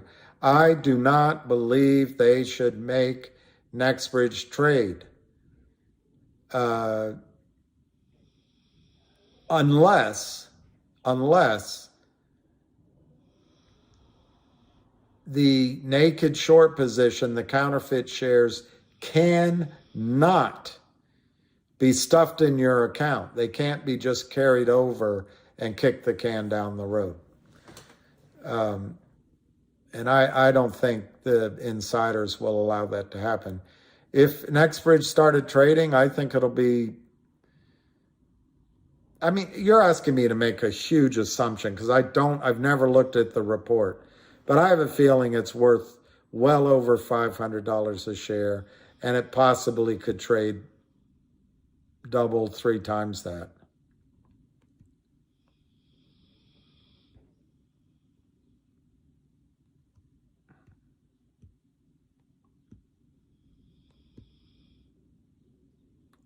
Yeah, exactly, Justice Hell. I'd rather you had the money than we duke it out until we're all in our graves.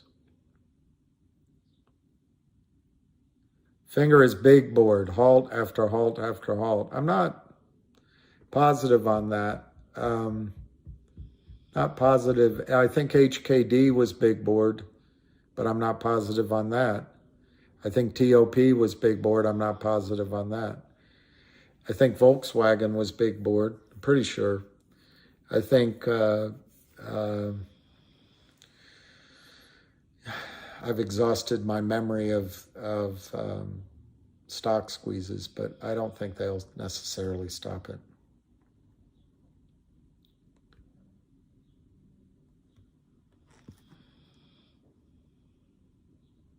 Well, Dominic Pantaleo, I think it's really remarkable that a bureaucrat could decide that a free market has to stop trading.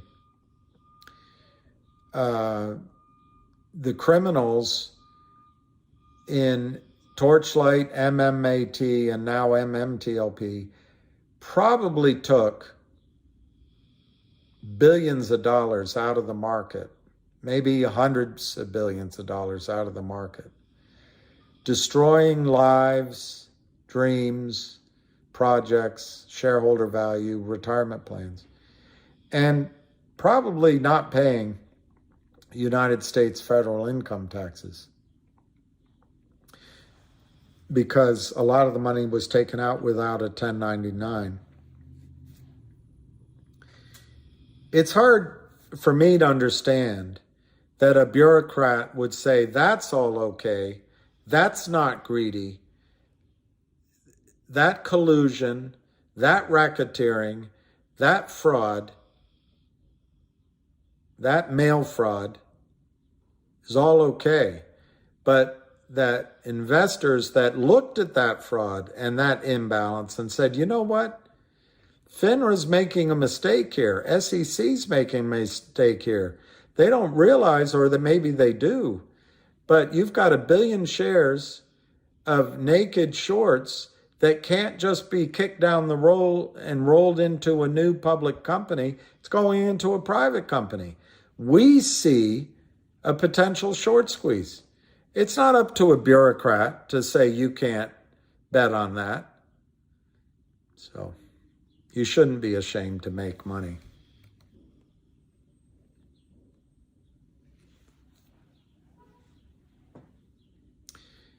Tostrup, $809 a share for NextBridge. Who would pay? Look, I don't know what's going to happen. I think if they wait too long, that number could be $2,000 or $3,000 a share. And who will pay? There's money sitting at the prime brokers against the failed to delivers. That's the first place the money will come. That's in the criminals' accounts. Then the criminals may have to give up their homes and other assets to the extent they signed agreements with the prime brokers. The criminals may have to give up money if the government goes after them for tax evasion and fraud. I don't know. So that's your first line of recovery. The broker-dealers will have to give up money. They're going to argue, we didn't know, our systems didn't catch it.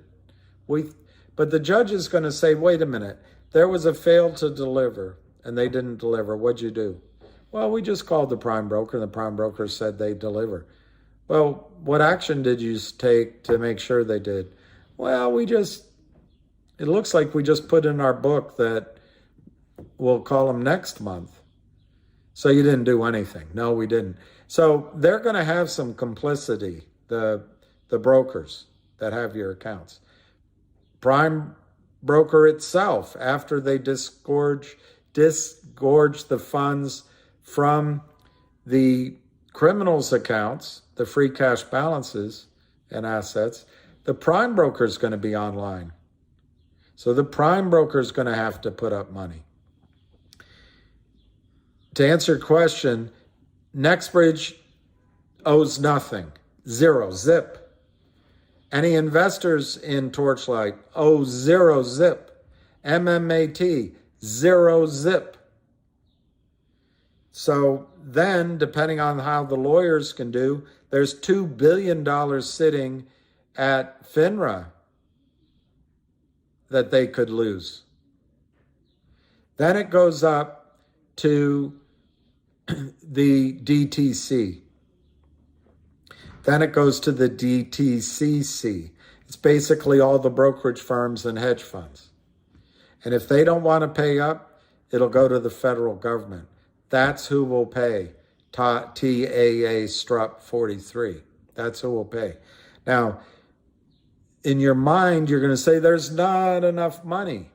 Well, all that's happening is they're taking the deck chairs from the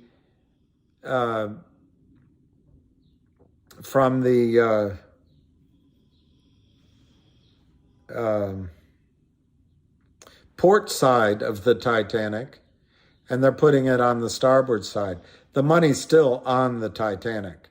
So all of that money they're losing will be in your accounts on the other side of their ledgers. So if TD Ameritrade has to pay up a big number, they're paying it to the holders of the shares at TD Ameritrade. So they still have custody of the money.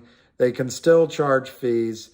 They still can probably continue to do their ongoing business without much interruption.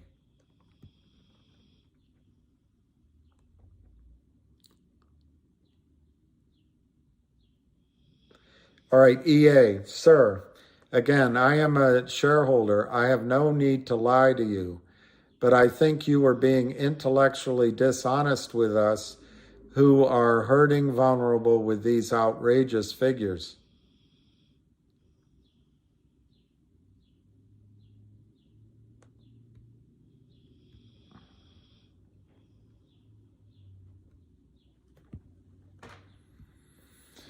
Okay, EA.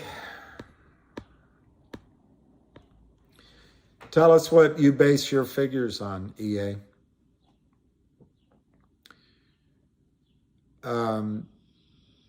I think your figure is outrageous. $25, I think, is outrageous. Absolutely outrageous. But you've got the mic. Go ahead and defend your number at $25. I think it's outrageous.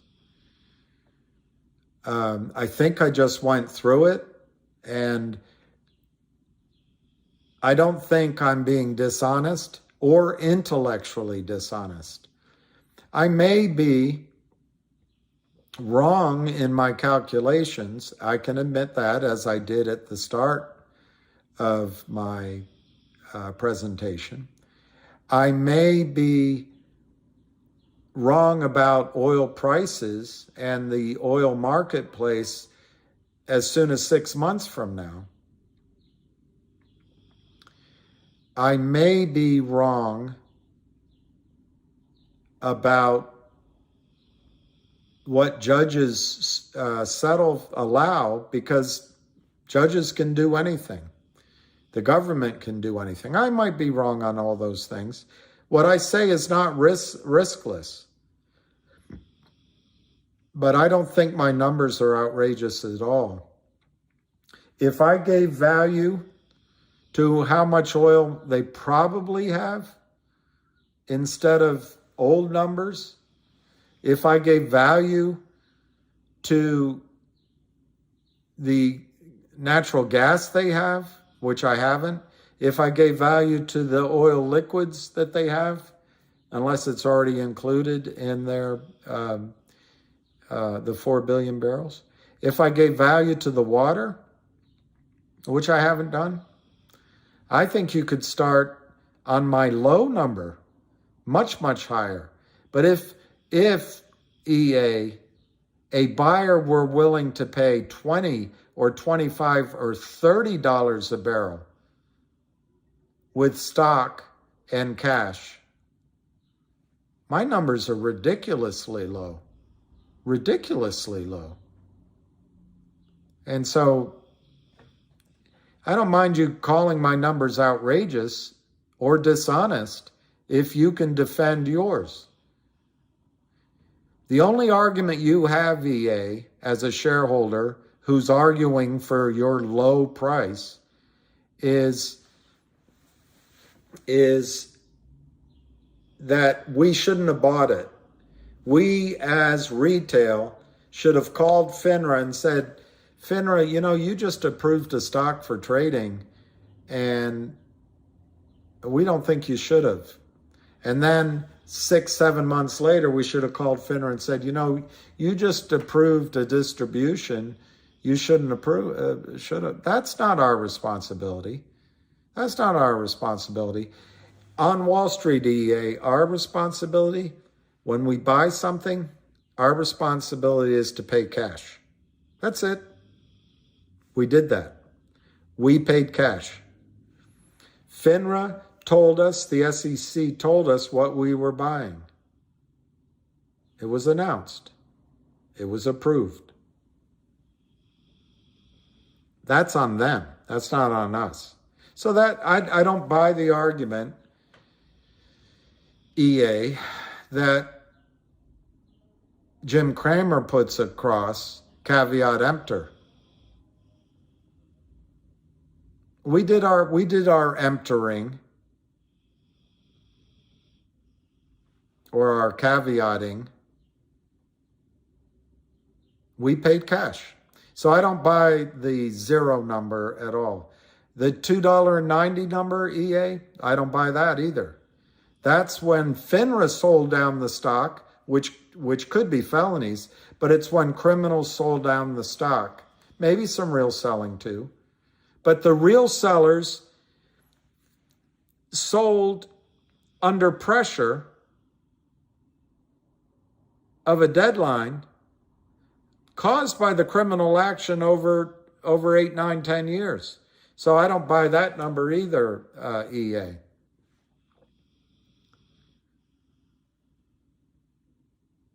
And your number of $25, which you think is reasonable, and mine is outrageous, I think $25 is outrageous. Outrageous. Because what I bought for my money was the right to receive 1 share of MMTLP undiluted. That's what I bought. I also bought the right to trade the stock for Friday and Monday. That was taken away. That's unlimited risk if that's litigated. But I think, EA, I've shown to you where I come up with my intellectually dishonest numbers, as you put it. And I'll defend them all day long. All day long. $5 a barrel on the ground is cheap. But I will admit, and I have admitted before, that I don't know the cost of water disposal. I don't know the volumetrics. I don't know the cost of building the infrastructure. I don't know whether NextBridge will do a bad financing or not. I don't know the price of oil a year and a half from now. I don't know the cost of drilling each well or the lifting costs of each well now, or much less 2 years from now. That's not outrageous. It's just unknowable. But I think I've built in the fudge factor for disappointments in that area. And I'm not going to bore you with it again, but I think I've built all that in. I chopped out the natural gas completely. I chopped out the water completely. And I only used $5 a barrel for the oil. Now, some may say that's too high. And maybe it is. But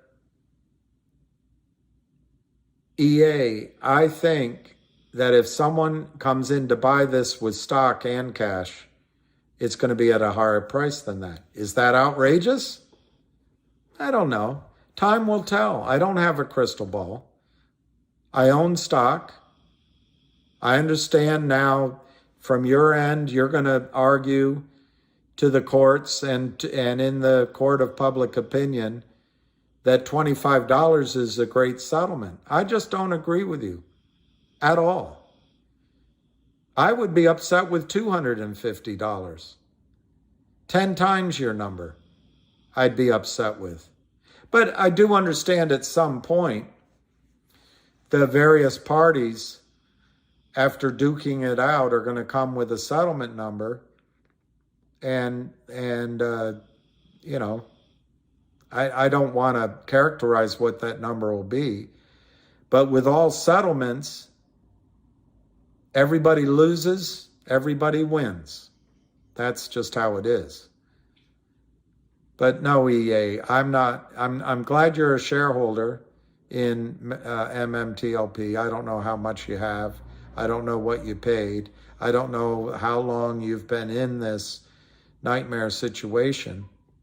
But if they do a kind of Dutch auction in reverse where they come out, or a gray market, they come out and they say, hey, EA, we have a buyer at $5. Are you interested?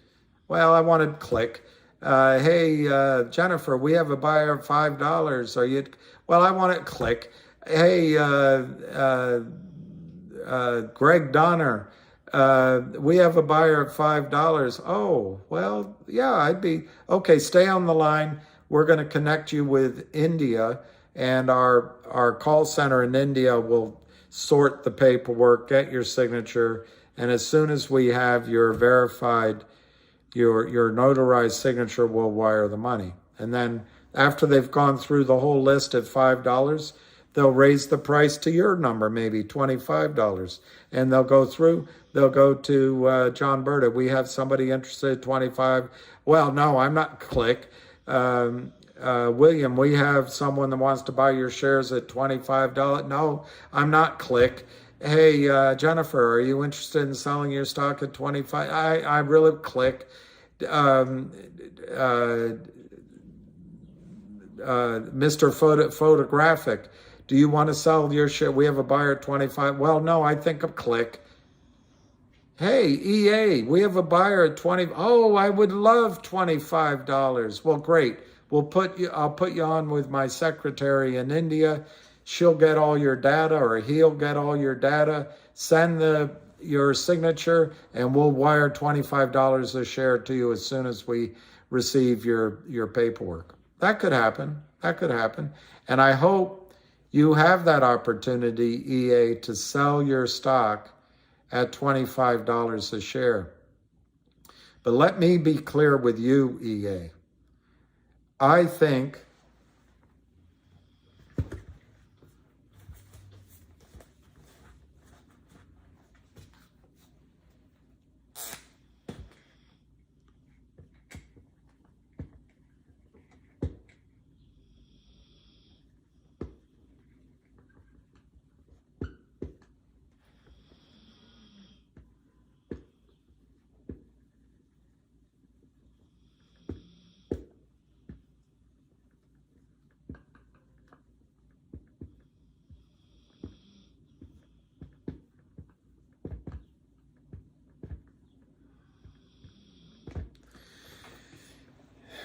EA, I think if they allow the stock to trade, I'm not talking about allowing your friends to shift the short position into another victim. That's not going to happen. Why? Because there's 5 people that clearly know, and they control the decision. But if they allow the stock to trade again, if they organize a settlement in the stock, or if there's a legal settlement, which might take a long time, or they do a gray market Dutch auction, EA, I want to be clear to you.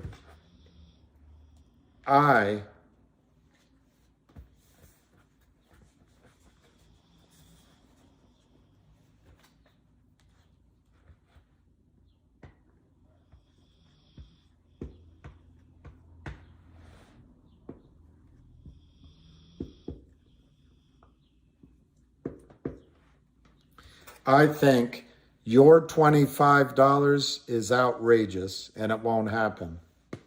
Absolutely won't happen. And I think by the time it's all done, it could be a massive number. Massive.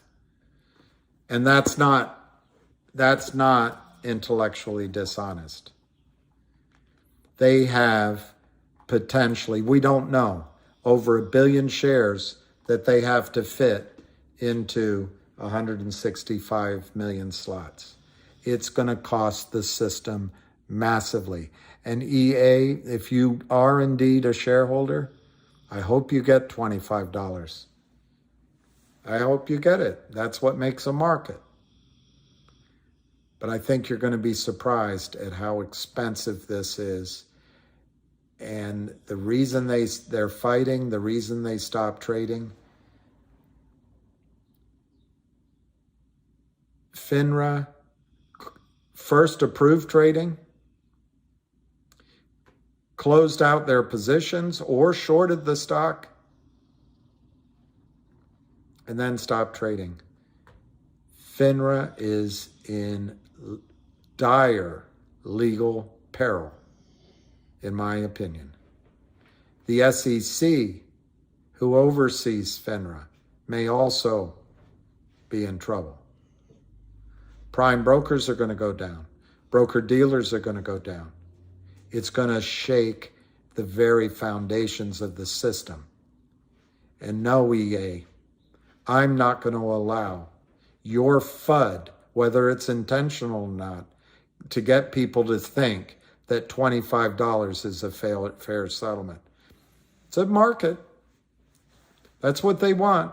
They're causing maximum financial pain to you. They can wait a long time. They're hiring fudsters.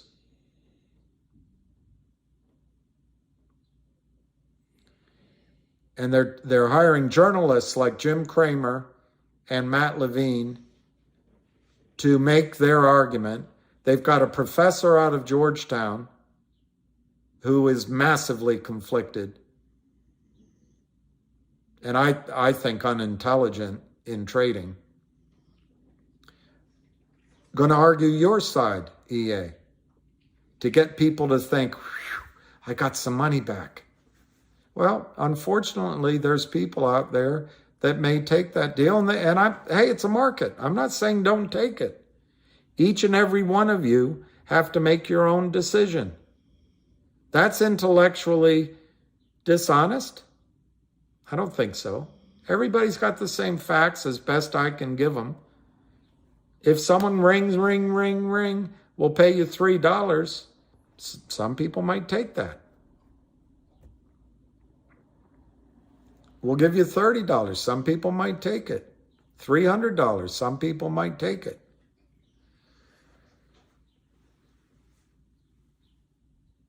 I think the number is $1,100 settlement, $100 going to the lawyers,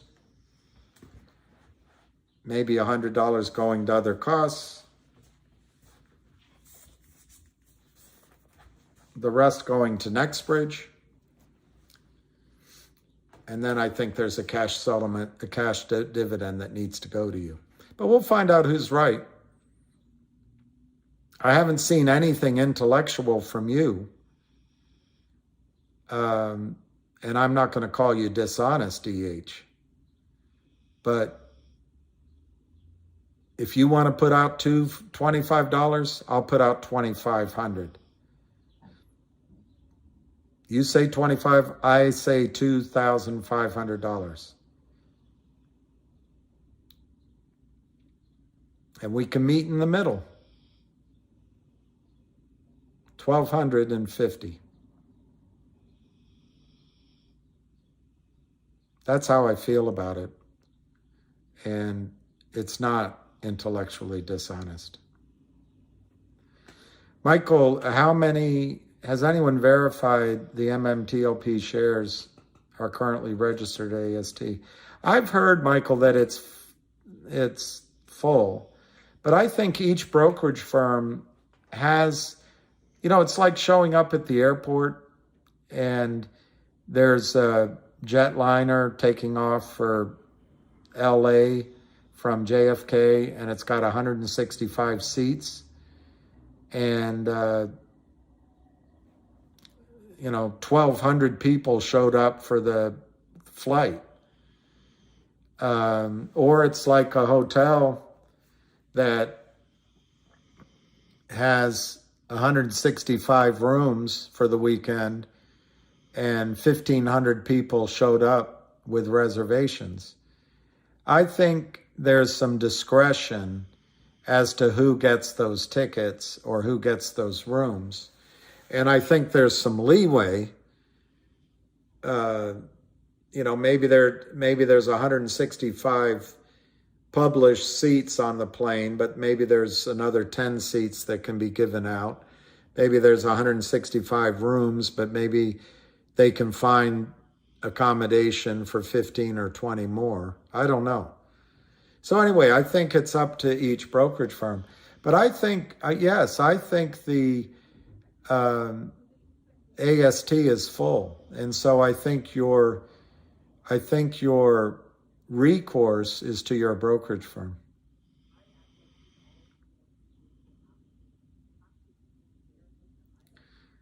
Smile and block. All right, Barbara, smile and block. I think I gotta breathe.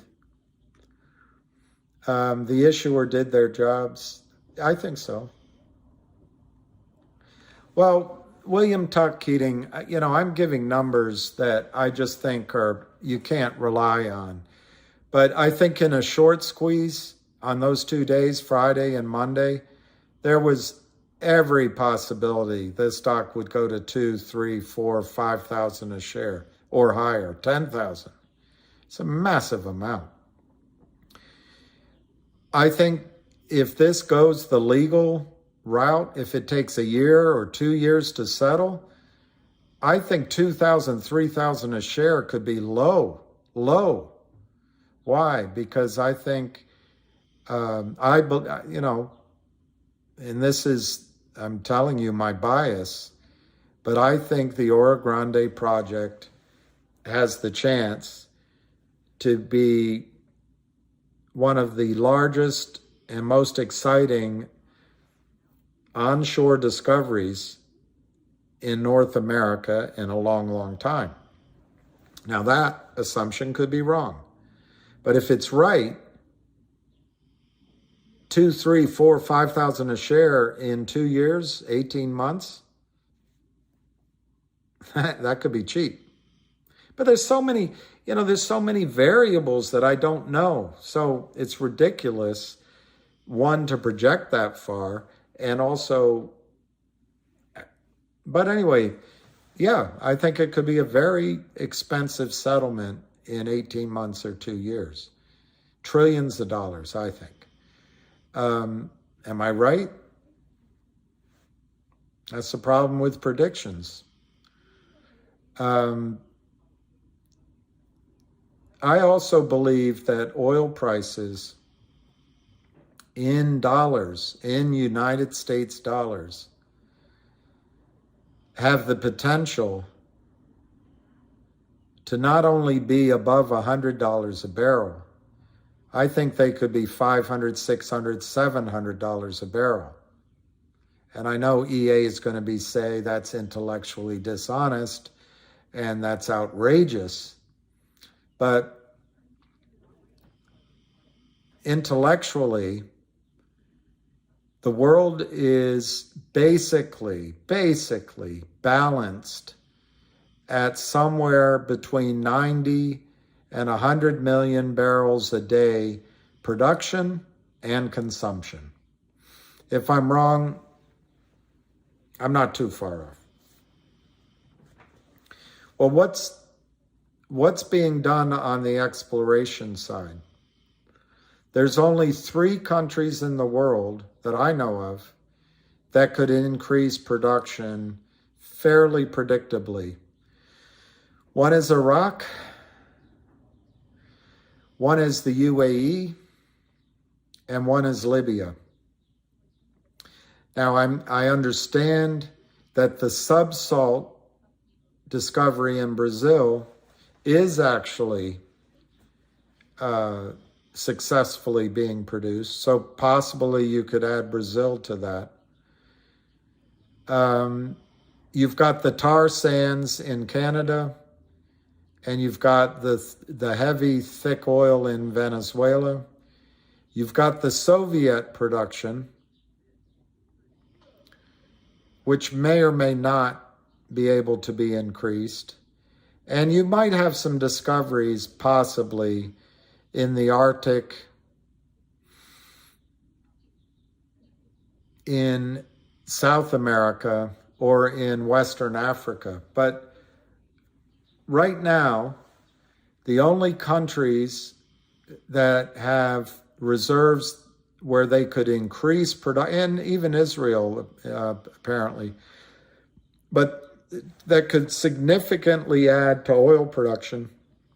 Libya, which the previous administration destroyed. Iraq, which a previous administration destroyed. And the UAE, who produces less than they could, but it wouldn't much change anything. You know, maybe there could be a discovery, off of Eastern Africa, but in general, that's it. What's offsetting that? We're not drilling enough in the United States. We're not setting up refineries in the United States. What's offsetting it is lack of investment worldwide.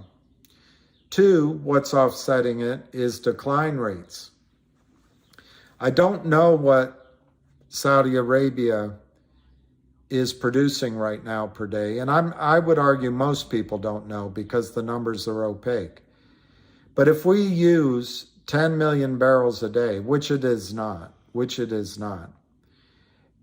10 million barrels a day is 10% of the world's production.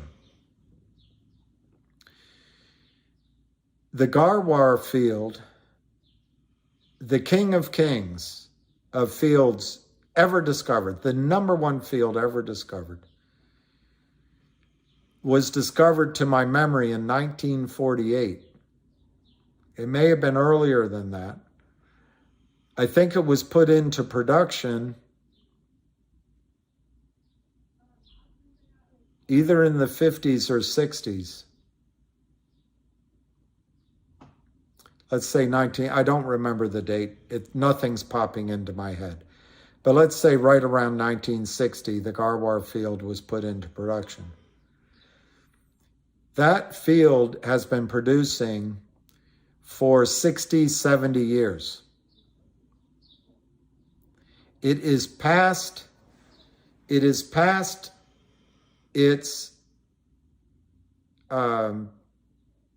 production without aid.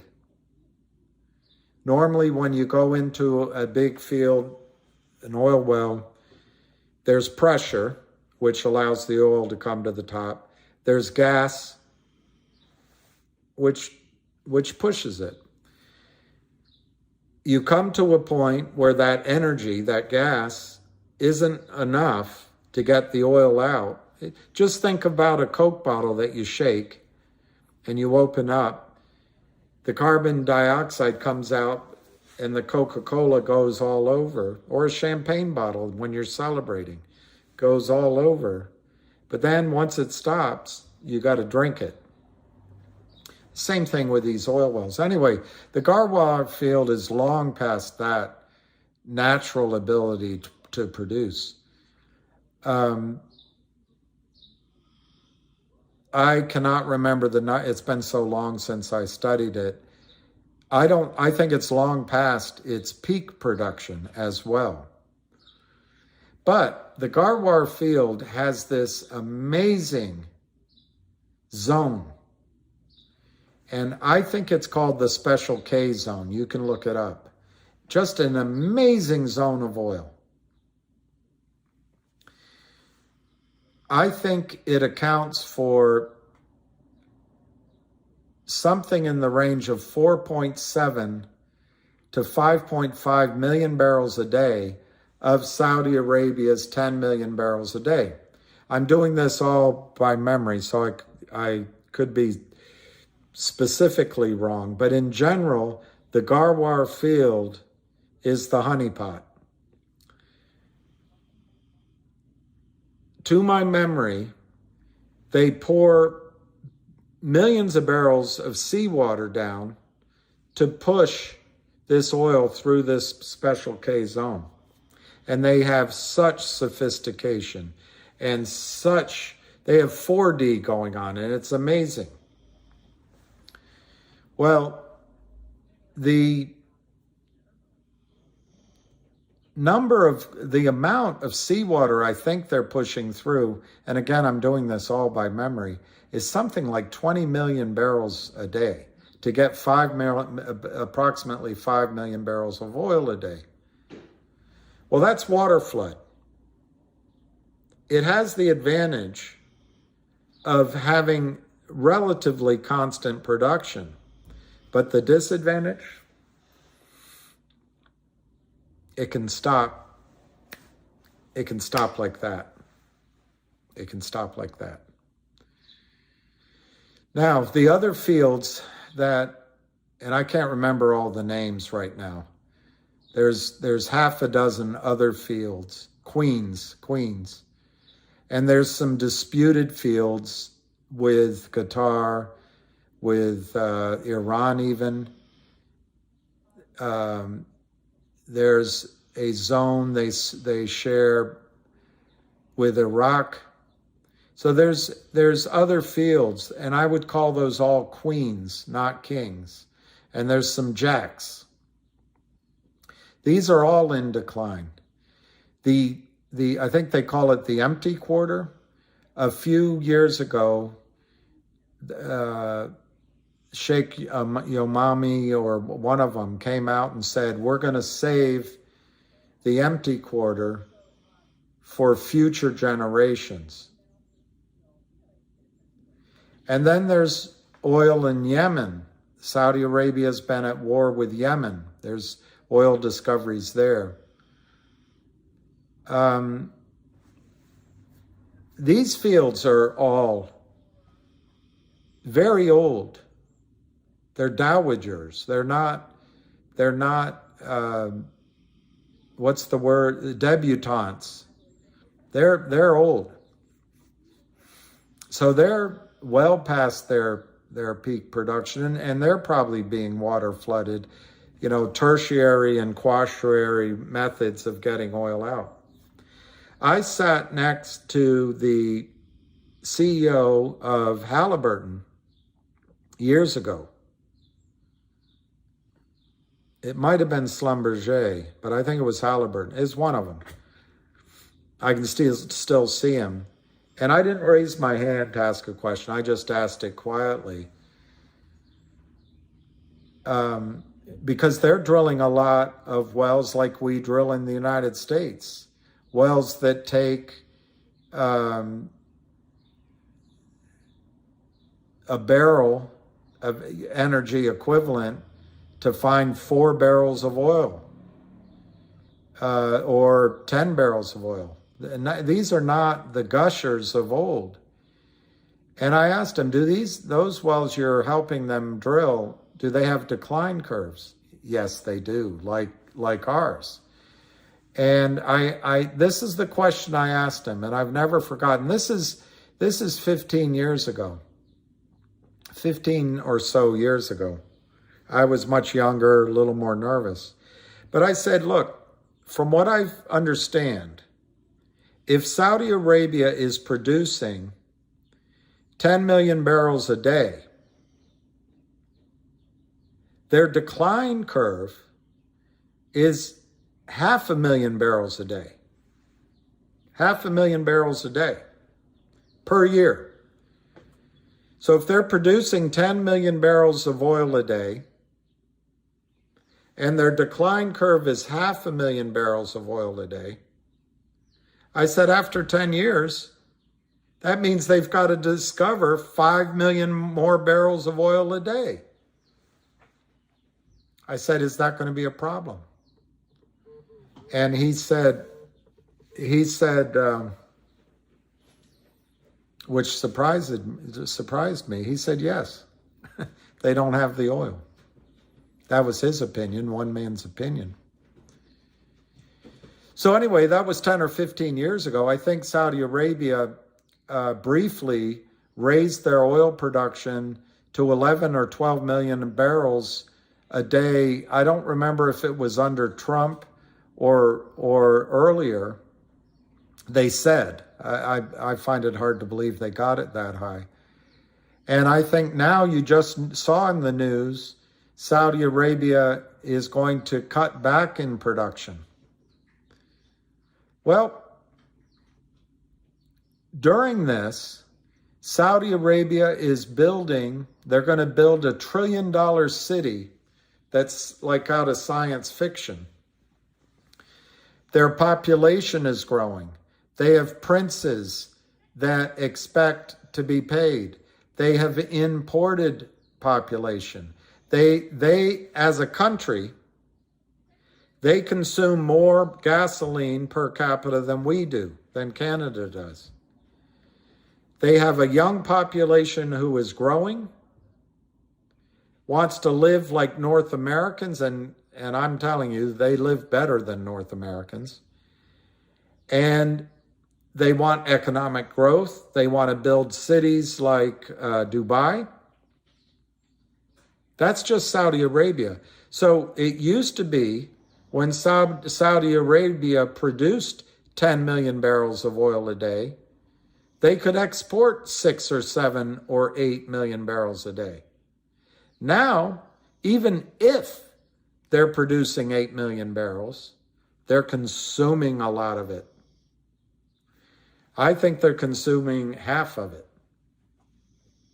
I don't think those numbers are published. That's one country. That's one country in OPEC facing the inevitability of declining production, facing the inevitability of growing population, facing the inevitability of building cities in a desert that need air conditioning, and they use the Houston model, automobiles. Saudis fly everywhere. They need an aerospace supply of oil. They need oil to build out their cities.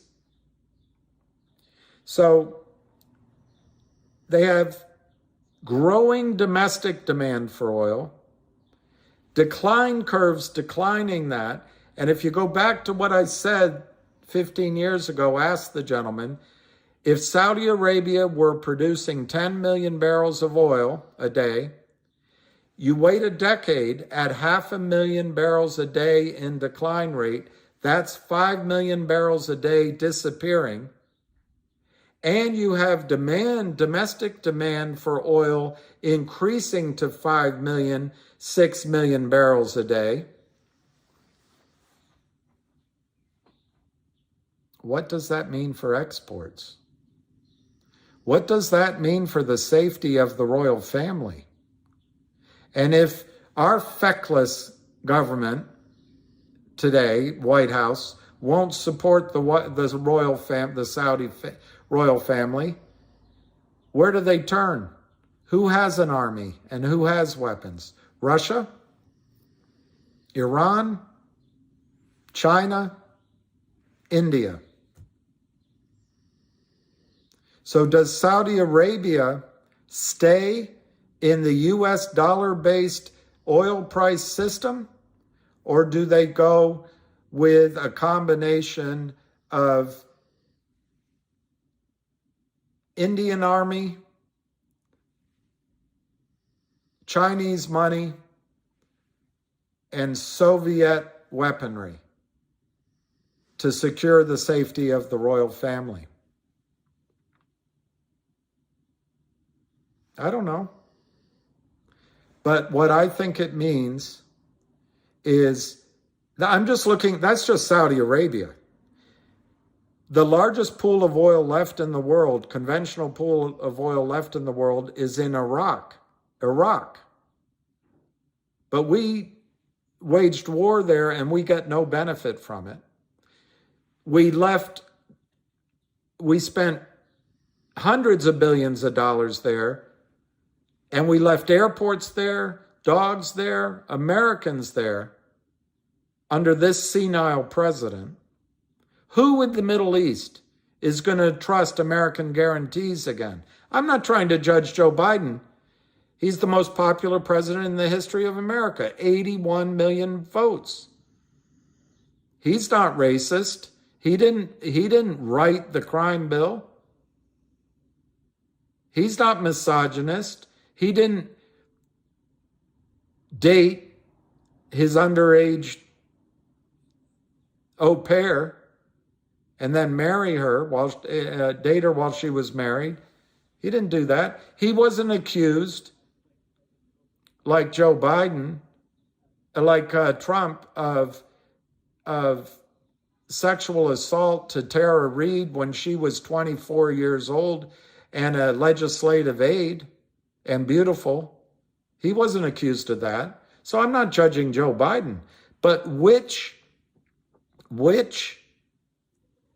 country in the Middle East is going to trust United States guarantees as long as you have a feckless president in the White House? I don't know. It's just a question. So you've got Saudi Arabia, 10% of the world's oil production, declining production rates, increasing domestic demand, and aged fields. This is not a recipe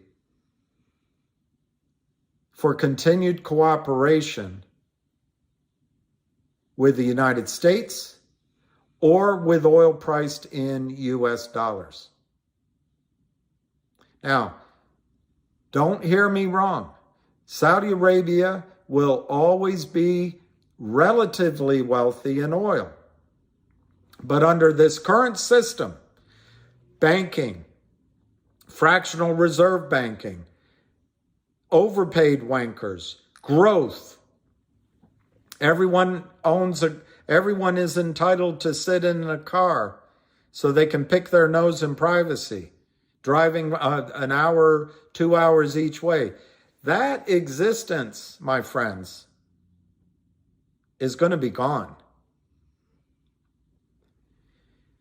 If Saudi Arabia wakes up one day and announces, we are going to hold the rest of the oil in the Garwar field for future generations, oil's going to go to $200, $300, $400, $500 a barrel.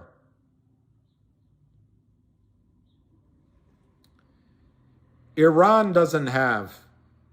Why do you think Iran started building nuclear plants? Sure, maybe war, maybe, but they wanted to produce electricity so they could export oil. They're in decline. Russia. The Soviet Union destroyed the fields.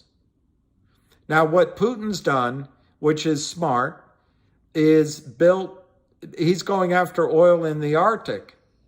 But we don't know that this miracle of bringing oil production up to 11 million barrels a day, they have decline curves too.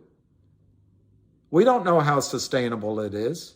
But Russia, of all countries, they have an educated population. My memory is it's 80 million. It might be 130 million.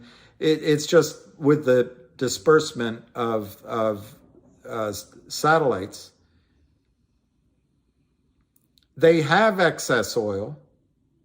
They have all the resources in the world. Russia's going to have an American century. and he's selling it directly to China. China doesn't have a lot of oil. The the Sultan of Brunei, I guess, still does. But Malaya, Dutch East Indies, these are not going to rescue the world's oil problem.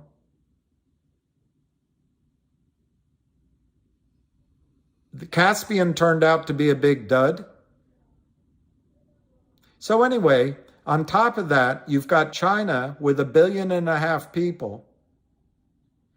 The middle class in China is 3 times the population of the United States, roughly 2.5, 3 times. They want to live like we do. Now they're much more intelligent. They're borrowing money not to bomb Iraq or assault Afghanistan. They're building high-speed trades. They're building airports. They're building cities where people can live in with mass transit.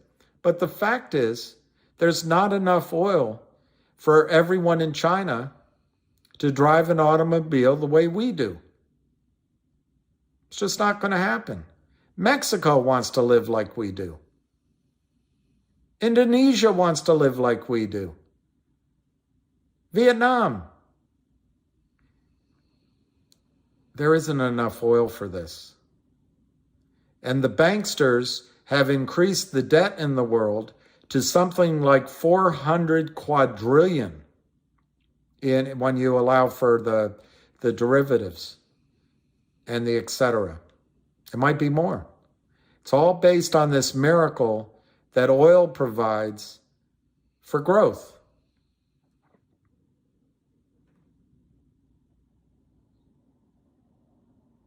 Machines replaced human effort.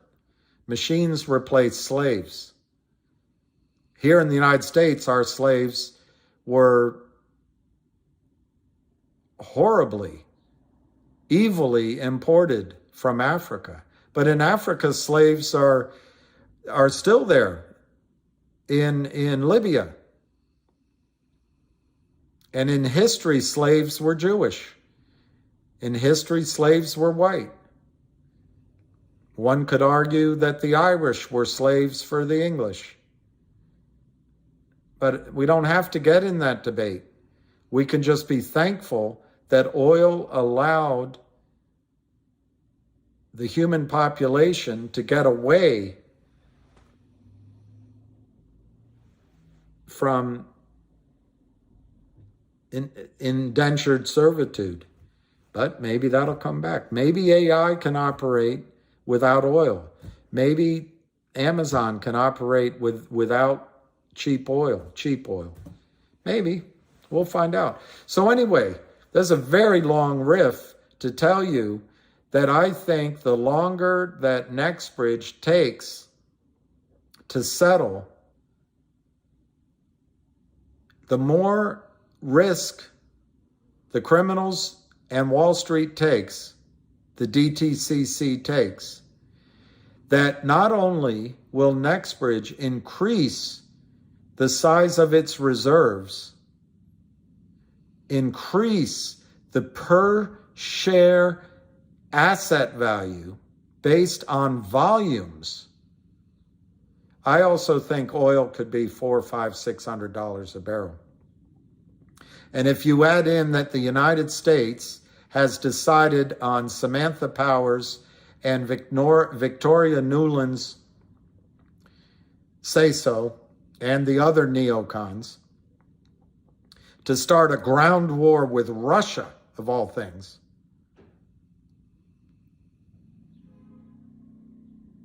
in the Ukraine, war could drive oil to $600, $700, $800, $1,000 a barrel. So this life that we're leading is, if you listen to Martin Armstrong, it's over in the beginning of 2030s. I don't know.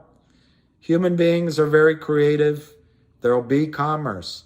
But what I'm telling you, EA, in my outrageousness and my dishonesty, EA, is that as time goes by and Nexbridge proves up, and there's always a risk in oil and gas, there's always a risk things go badly.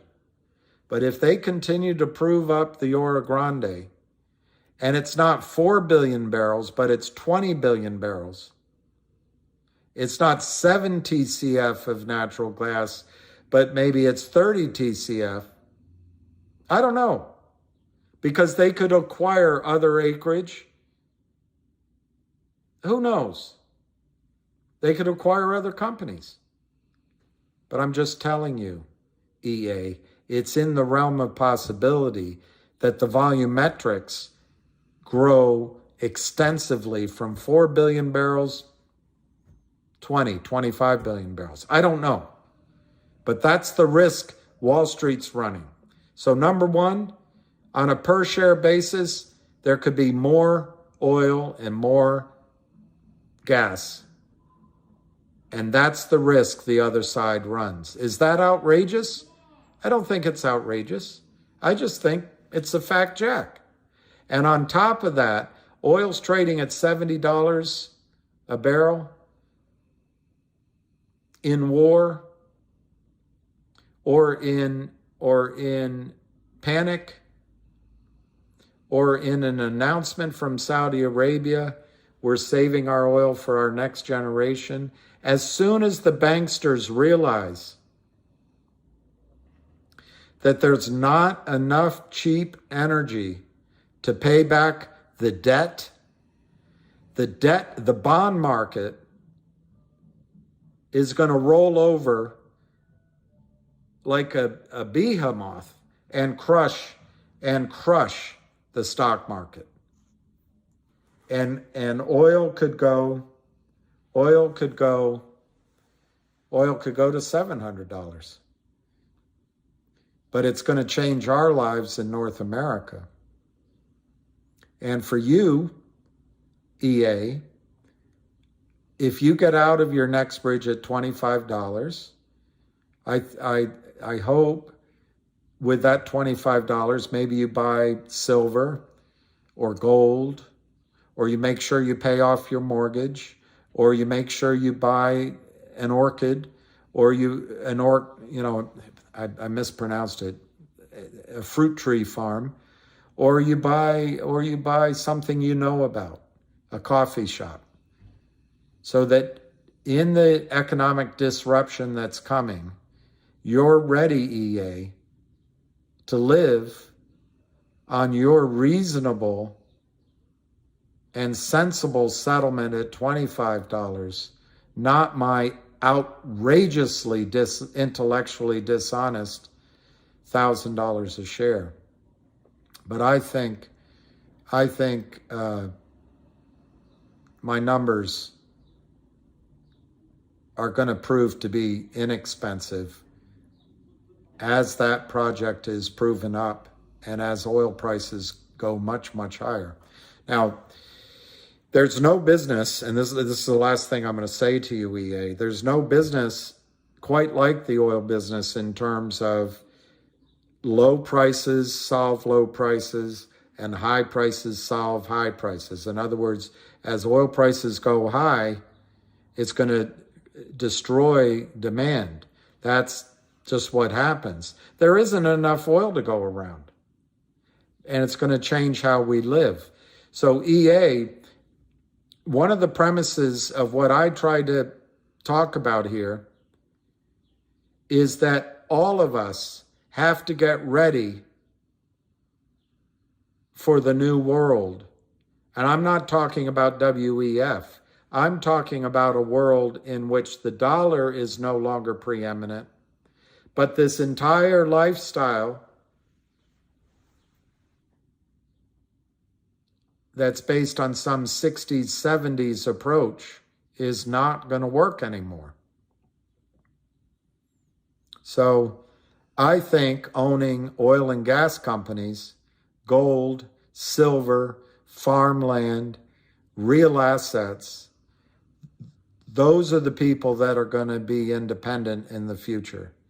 And if we make money in Finger, if we make money in GTII, I encourage you, EA, to think of that as just transitional to help you meet your goals of maybe paying off your mortgage, maybe getting an income stream somewhere else, but living where you may have to live for the rest of your life.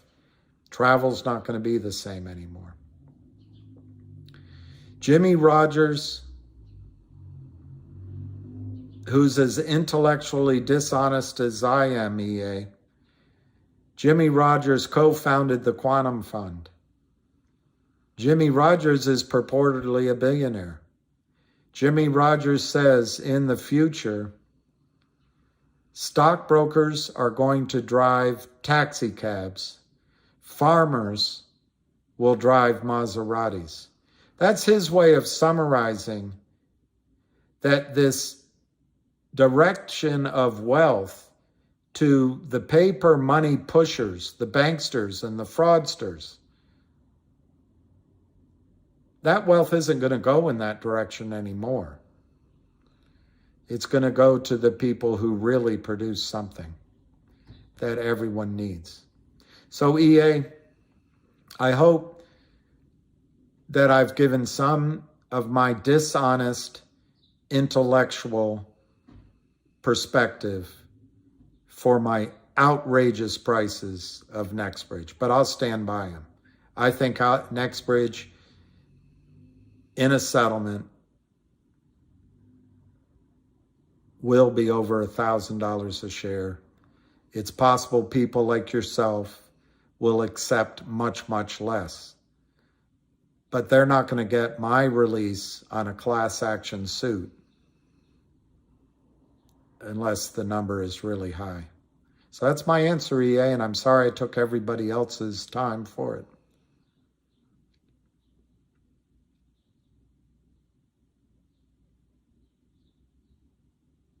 Do not give up. Do you understand how many people are in the ground turning to dust? Are you talking about dust to dust, ashes to ashes? No, I don't know. I remember when I was really young that someone told me that the world's population today is equal to all the people that ever lived. I don't know if that's true.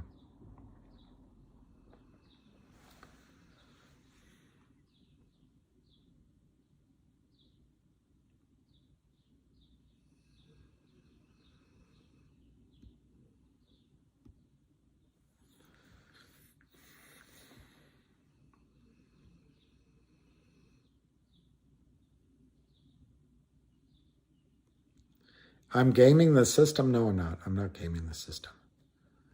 That doesn't make any sense.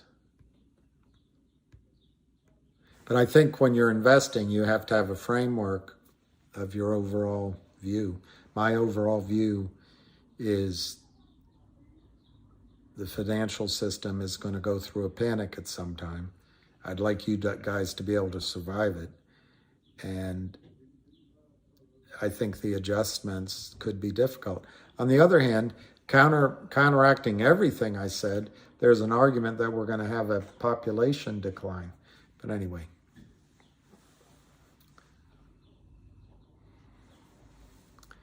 I really like RFK Jr. I think he wrote one book called Crimes Against Nature. That's one of the books that I bought many copies of and gave to friends. I also did that with Hitch 22. And I did it with Christopher Buckley's book, Losing Mum and Pup, or something like that. But anyway, RFK Jr. I think is terrific. And I think whether you agree with absolutely everything he says, I agree.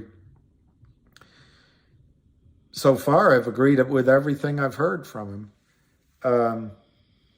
I think he's honest, and I think he's hardworking, courageous. And I think he would be a breath of fresh air in the White House.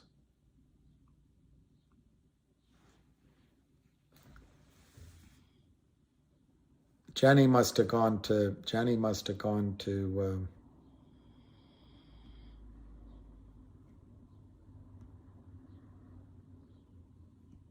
all right, so if this is all turning into spam, Frank McLean, what was Wes Sultan's 50th birthday?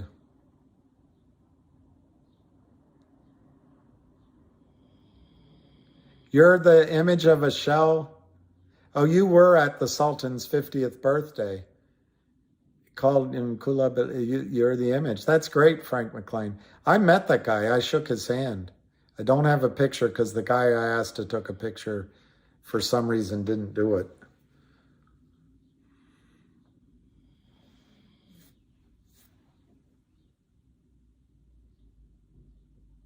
Wow, Frank. Someday we'll have to sit. I'd love to listen to every story you have.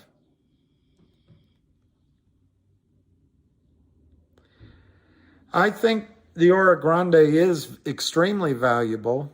And, you know, Craig, one thing I'd point out, even if the Ora Grande sits there undeveloped, as long as the initial results have been good enough, and as long as there's a story to tell, you know, an Apache could buy it for $1,500 a share, put it on its books, and then that can be part of its presentations when it's raising money for the next 20 years. So anyway, Ora Grande is valuable not only for the oil it has there, but the value it can add to someone's balance sheet and add as an investment thesis to a big boy's story, and they can wait.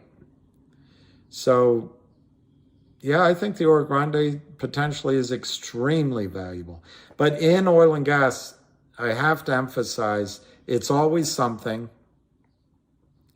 And plays can get limited or condemned. You just don't know. So I'm not encouraging anyone to be greedy. Brianna, how are you? Did you get a chance to listen to the vocal space call the other day? Farmer said he finally accepts what I and Ham have been saying about toxic loans. That's interesting. I think he's an intelligent guy, and I think he's an honest guy, and I think he's an intellectually honest guy, but I think he just didn't quite see it, and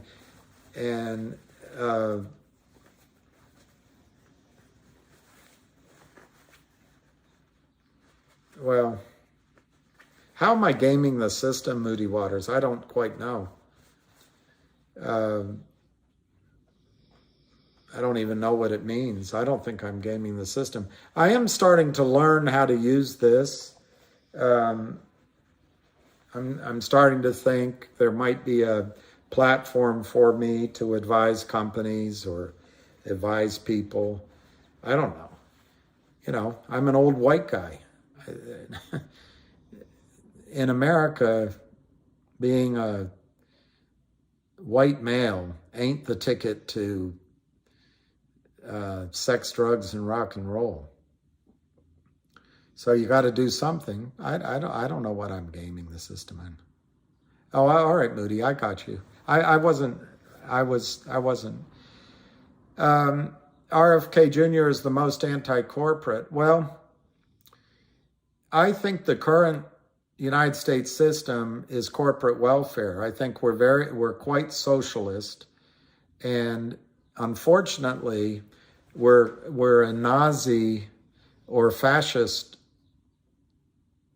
state too, in the sense I'm not trying to get into all the, the Hitler, and I'm not trying to get into all that.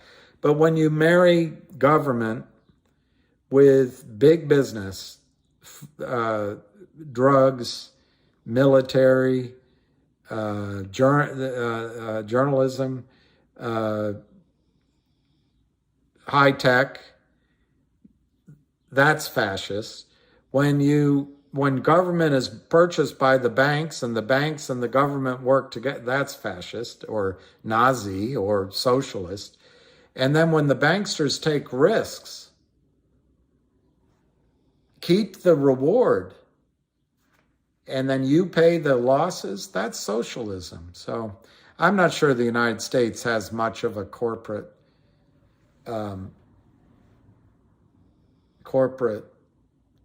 world to protect anymore. I think we're well down the path of everything we used to fight against.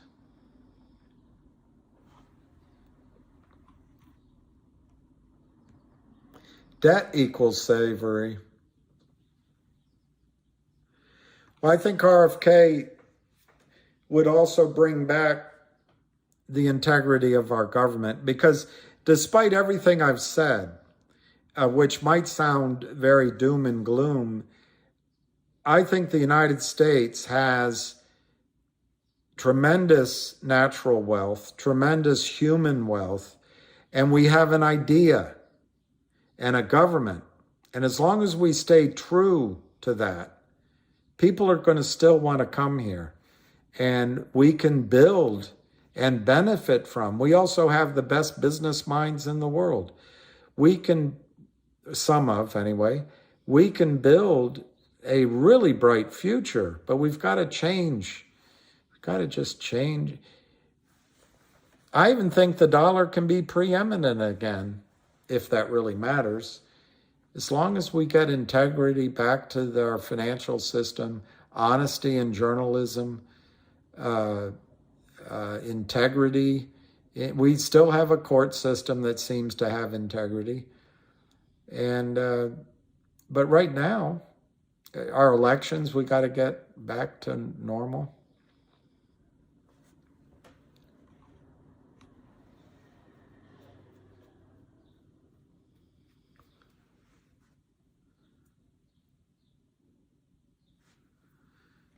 All right, let me see what else is there. I have a feeling that there's so many comments about religion that maybe this has just gone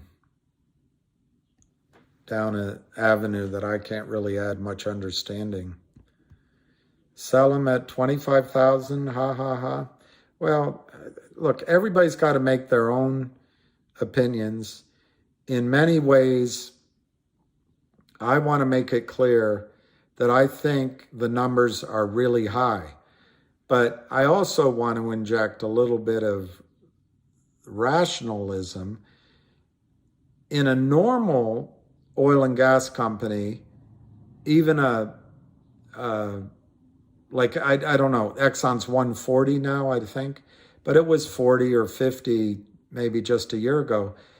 Things go up and down, up and down, up and down, and up and down. And you know, if they give you a decent settlement number and you like it, there's nothing wrong with it. You know, all these high numbers I give or gave in GTII, maybe they'll prove to be pie in the sky. But it's always I always say it's in a squeeze, and it's really by way of saying that there should be an opportunity to get a nice price. What time are Ham's calls? Normally when he has a call, it's at 3:30 in the afternoon. This one came on at 2 p.m., I guess for the long weekend.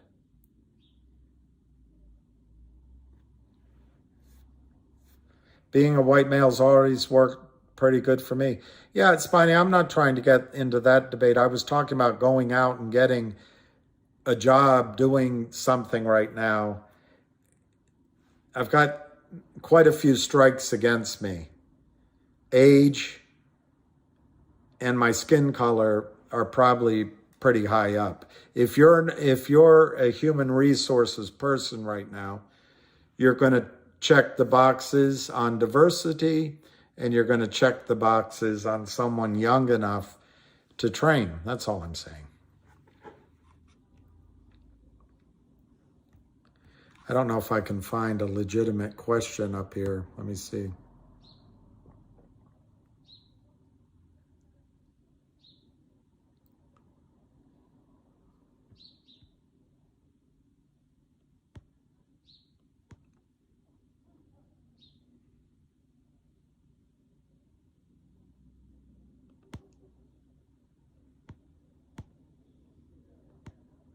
Okay, so I'm getting the sense. Nick Jeff, moving to Panama, I've heard it's great. Tiramisu, I like that name for the Oro Grande.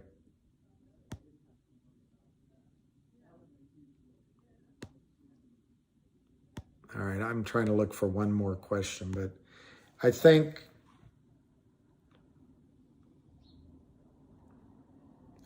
we've run out of questions that make sense. Okay.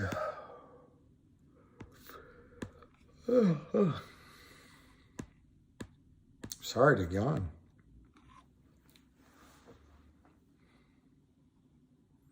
Yeah, I'm indifferent to race or sexual orientation or gender. God. Shouldn't have brought that up, or religion.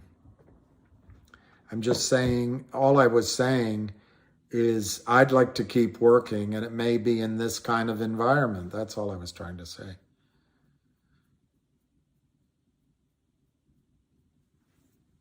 All right, Moody. Where can I listen to Bo Polney? Dramatic Shift, coming at the end of June. Whew.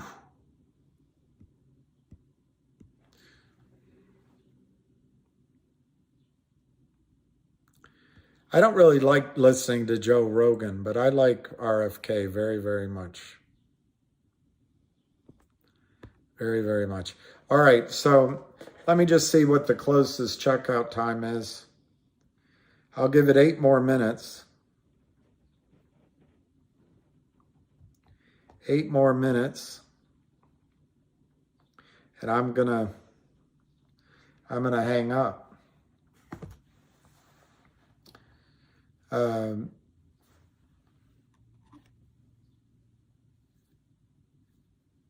Well, Moody, the problem, it's been a long time since I've studied anything regarding oil and gas. So some of my numbers might be a bit off, but the gist is there. And I really think that we all have to be realizing that what worked for the last 40 years or 70 years, this 40-year window has been incredible.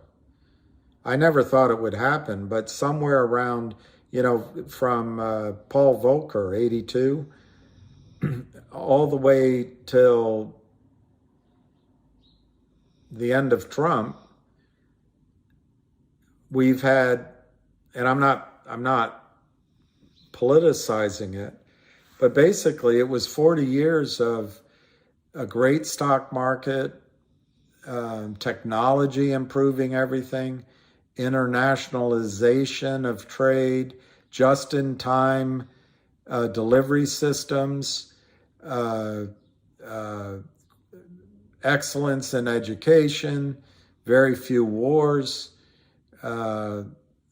calm oil prices, calm climate, plenty of food, and so on. Low interest rates, real estate going up. Unfortunately, that 40-year period is over with. Hopefully, we can recover into something that's livable, but that 40 years is over with. And so if you make money in these trades, I think you have to behave like a central bank. You have to focus out, at least getting out of bad debt, owning gold and silver and maybe other assets. I mean, nothing's going to happen in one night, so it's always going to be ebbing and flowing. But I think you also want to own where you're going to live, because our modalities of transport in the United States are going to get really expensive. And I think it's going to be important to live near ports, near water for cheaper transportation. Live near trains, because that'll be cheaper transportation, although we haven't invested in them. And fresh water supplies, communities that are comfortable, farms for food, and perhaps places where there's energy that's inexpensive. I don't know. We'll figure it out.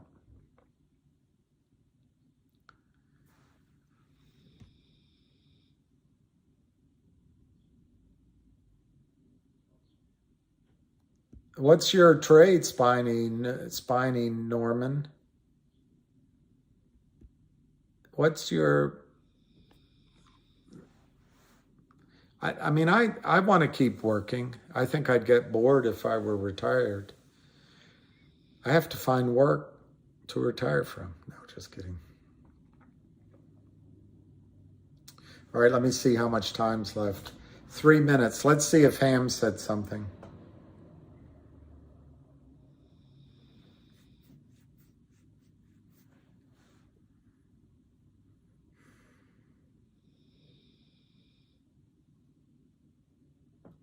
Oh, here, look, Drew Diligence. I like Drew Diligence. With Ra says, within the next 2 days, there will be some kind of material news with regards to Nextridge. My sources are legitimate, credible, and with the same intent with the rest of us. Drew Diligence says, I have been saying that for weeks. I have been in communications with, past information to, and strenuously urging people at NBH to make a statement.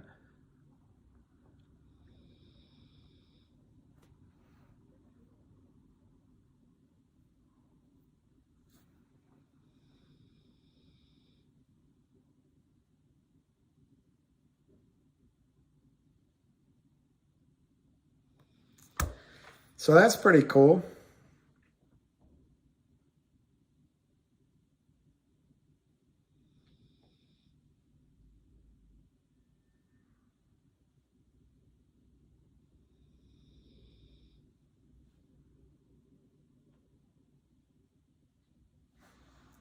So Ham said, look, 100,000 finger crossed at 202 at 359.99. That's probably not suspicious. That's probably not fraud.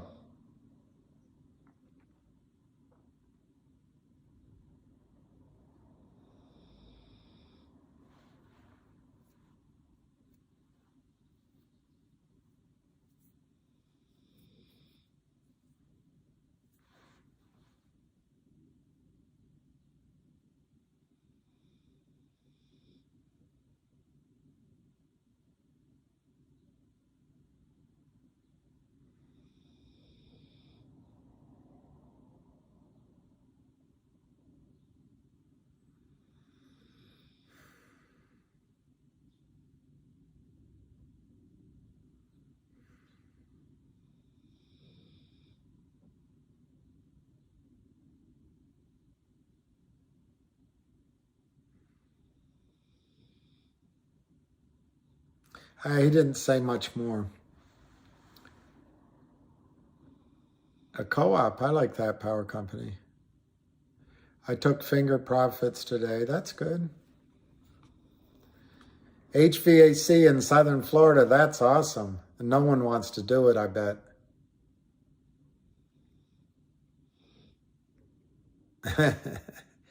Highly skilled. Kids cause more stress than any job.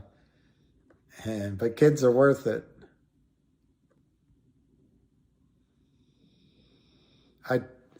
I took finger profits today looking for a re-entry. Well, you might get it on Tuesday, but you might not. It doesn't matter. You can pay more and still trade it.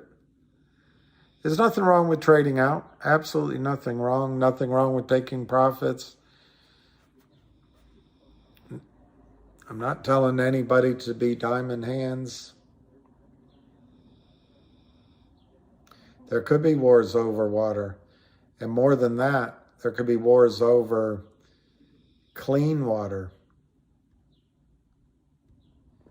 There could be wars over water that is safe to drink. Ah, Spiny, I would hate it. You know what I would hate the most about it, Spiny? Kneeling. I would hate kneeling. You built 110, I don't know what P is, horsepower Corvettes. That's cool. I wouldn't mind owning a Corvette, but I don't think I ever will. I don't think I ever will.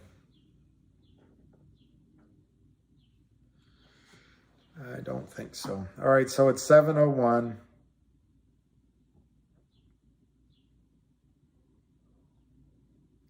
So I think I'm going to say goodnight. Yeah, the shore of a Great Lake would be great.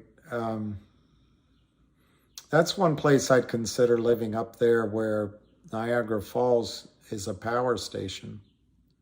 And it's so nice. It's so beautiful. So anyway, 7 o'clock. Been on for what, 5 hours maybe? That's a lot. So thank you for listening, and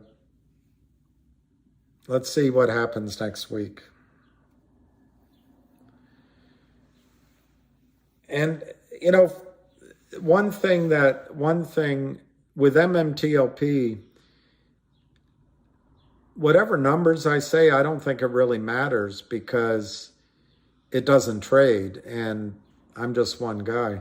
But with the other stocks, sometimes I have high numbers there too, but it's always, the stars would have to align to get those numbers.